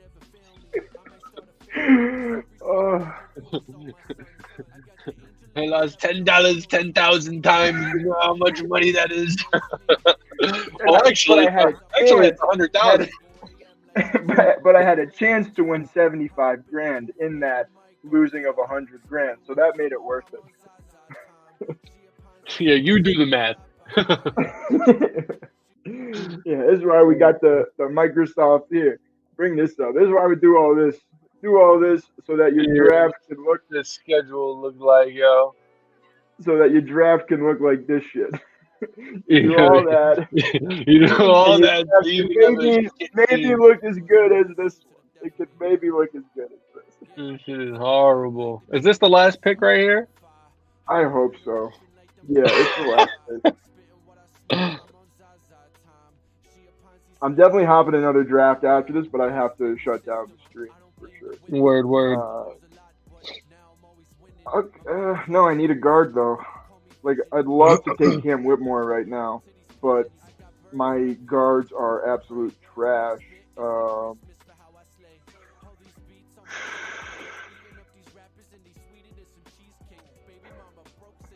I'm thinking mad hard about this. So you need another guard as well. You're good I need everything though, you know? Like, I like my guards though. But you need another. I think that makes the most sense, is having depth at that also does make sense. So I am going to add young Peyton Pritchard. Nice. Ooh, that's a guy I do want to get more of, actually. Thank you for reminding me of that. He's been balling out. He was scoring like 20 points, 21, 22 points. He's been hooping. He's a hooper. If you're getting that many points from the guard position, then they have minutes available now. So what this dude on the right end up with? You know, the fucking, what's his name? Yeah. Emin Rez AI 3. So he took one big. Wait. Who's this guy who took one big? Hold on. We're gonna review most of these teams before getting out of here. All he took was Jokic. Oh, that makes sense. Because hey, if Jokic goes down, I still think you want one. Maybe he took Jokic. He's not going to play all the time, though, you know? He better take a big right here. Yeah, I think take like Zeke Naji or something. fucking retarded. Who did he take? Remedial, sorry. Wait, can I not do My math? team No, is no. remedial. Who's his last pick? Oh, he Julian took Jared Wilds. Vanderbilt. He took Horrible. Jared Vanderbilt. It's horrible. Okay, that's a Horrible. little weird. Horrible. Horrible. We got horrible. These people are. Is this even real? I don't know. I'm definitely included in one of those. This is the real? fantasy sports matrix. So, like, is this? Yeah, we need to get out of here. But It's I how to wanna lose look at- $10. You never win. They're gonna keep pulling me back. I lose $10. But one day I'll liberate myself. Okay, I'm done.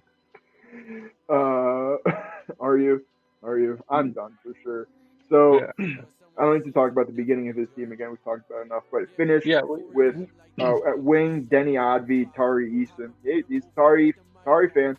Jalen Johnson Zach reached Collins a little as bit well. on him, but that's a really nice pick. Bilal Kulube. Just taking the upside guys. We're like, hey, if they play, they can just really fit in. I guess he took Brogdon because he Brogdon. You know, like Big that's sleeper fine. too, man. In the 16th round, he's not usually going there. He's usually going 3-4 rounds above that. So that's real nice value for him. And I like Bilal as well. I like his team. I give him an A-. Yeah, Cheswick was another guy I had my eye on with the Vic. I want to see how that ended. So he went one big with Vic and then didn't go again. So, but he got Carter Gafford. I think Gafford's a nice end of a tier there. Got Randall as well. And Brunson fell a little bit to him. Wait, no. I guess he took Brunson there a little bit, and then Brunson's been going a little bit higher than I think he should. And he still got Jeremy. Ooh, and he got Jeremy and an Azure to be his third wing. But he is very even after that. Ubre, Alabama, I actually do like at wing, but it's a little bit tough at wing. That's a fun alternative team. I don't like Vic in the first though. You probably could just take him in the second. He could have got I guess, but look at who he took him over. KD, LeBron, Randall. Like it's Anthony Davis though. I mean that's the one you probably take. That we've seen that. We've seen 80-point fantasy points per game weeks from Anthony Davis, 70 at least. So I think that's definitely what you have to do is go. That's crazy. He fell to 17. Yeah, you could have had Sabonis and AD, and you're like, nah, I want James Lillard. Like, you could get that whenever you want. You can't get AD Sabonis. That's really nice. So let me look at this AD team. So you got Halliburton, AD, Scotty Barnes, Cade, Jabari, Ayton, Devin Vassell, a nice team. Cam Johnson, PJ Washington, Jeremy Sokin. Oh yeah, Amen Thompson there, really nice. Mitch, Colin Sexton, Grant Williams, Jalen Suggs. That's a fun team. Yeah, I wish I had taken Jalen. Your Suggs team over. sugs. Yeah, my team sucks. It was Mark Nadeau. He was sniping me. He got Ant, Steph, Kuz, Kawhi, Levine, Kess, Keegan, Russ, Jalen, Marcus. Yeah, that little part right there was bad. Yeah, but I don't love Derek White down there. But like Russ Duran Smart, that little part. Also, I mean, taking Nas Reed then too is pretty good. Yeah, he's going a little bit later than that. What was that in the 150s? Maybe just a little bit. Like I would have preferred Zach Collins, I think, over. You don't like the Steven Adams pick though? No. No. You don't think Steven Adams as your fourth pick is moving the needle? Nah, I would have rather. Well, let's scroll down a little bit. I'm just like not big on taking him. Just because I'd rather have Horford. Yeah. You know, like what's the difference between? Because really, what's the cutoff? Is it? Well, the minutes per game. For me, it's almost like Gafford. After Gafford, the difference between Okongwu and Al Horford is like nothing. And like Plumlee, there's basically no difference. You're hoping something else happens, either an injury or someone gets traded ahead of them, and that they kind of play well. But like, there's no elite upside with any of these guys. So I kind of like waiting on big there. I do like a Kongwu potentially. Yeah. Well, he has role, upside. Steven Adams, to me, that's just like, fuck it. And especially as the fourth guy, there's no. No, but I mean that in a bad way. I know. It's like you could do a little bit better, like statistically. All right, my shits are dying. So let's finish up the review. Let's finish up. So let's go to your team. Yeah, finish your team. No. We can go to your team. Joel Embiid, Zion Williamson, Jaylen Brown, Darius Garland, Chet Holmgren, Jalen Green, CJ McCollum. That's really nice start right there of a core 7 picks. If you're assuming most of those guys are going to get in your starting lineup each week, I think that's a really nice balance of getting 3 guards and really heavy on bigs and wings. So no, that's really nice. Yeah, I figured at least if like with the wings, like if I didn't get the wing that I wanted, I just took Chetty. You know, he'll probably be my flex, like or another one of these guards, and you know, I tried to load up, you know, on other upside guys like Obi. You know, I was really hyped to get Obi. You know, I think he'll probably perform a little bit better consistently than John Collins and Kuminga, but those are 2 other guys that can like potentially get you in that flex position. You know, the guards though. Who did I get? A guard, Green, and you got Clay. Scroll up now. There's one more. I got Garland too. Yeah. Garland. Yeah. Yeah, Garland, Green, Garland. Yeah, actually, I like this. Woo. I like my guards now that I'm looking at them. Because Garland is one of the last guys. I feel like him and Poole are kind of the last. Maybe even Mick Harden, depending on what you think of him. As one of the last guys I feel comfortable. It's like, okay, that's my last guard. I feel all right if I went big and wing to start. Grabbing him in the 4th feels really good. Him, Poole, or Harden after that kind of start is chef's kiss. Because then you turn around and get one of these bigs. But these bigs are kind of all in the same group. I think I'm taking Şengün, Chet, Zinger, and then Vooch. But I don't know. I'm fine with any. I think it was going the other way, wasn't it? Yeah, and Vooch has the highest. Well, I wanted to take Şengün. Yeah, that's where I got sniped. I was going to take Şengün, but then I just took Chet. Yeah, no. Yeah, no, it was coming this way. So yeah. Yeah, and then after that, 4 straight bigs though. Look at that. Yeah, that fucked me. And then I took Jaw, and then everything went off the rails. And then under that though, it goes 4 straight. Yeah, and then 4 straight bigs on the other side. I literally got sandwiched at big. Well, I guess only here at the Fantasy Sports Matrix do you see this. It's not even like I got sniped. They're just good. Yeah. On both sides. Well, let's finish out the team. I got my hedges right there with Trey Murphy and Paul Reed. Yep, and then I love that. And Richard to end was really nice at guard. And P squared. Guard is a heavy position for the last 2 rounds. You can kind of see why with the upside that you can get there. But any other team on this side of the board you want to actually let's take a look at the Jokic. Jokic, Mitchell, Fox, Harden, Drew, Dinwiddie. Like at that point, I'm kind of done at guard. Failure.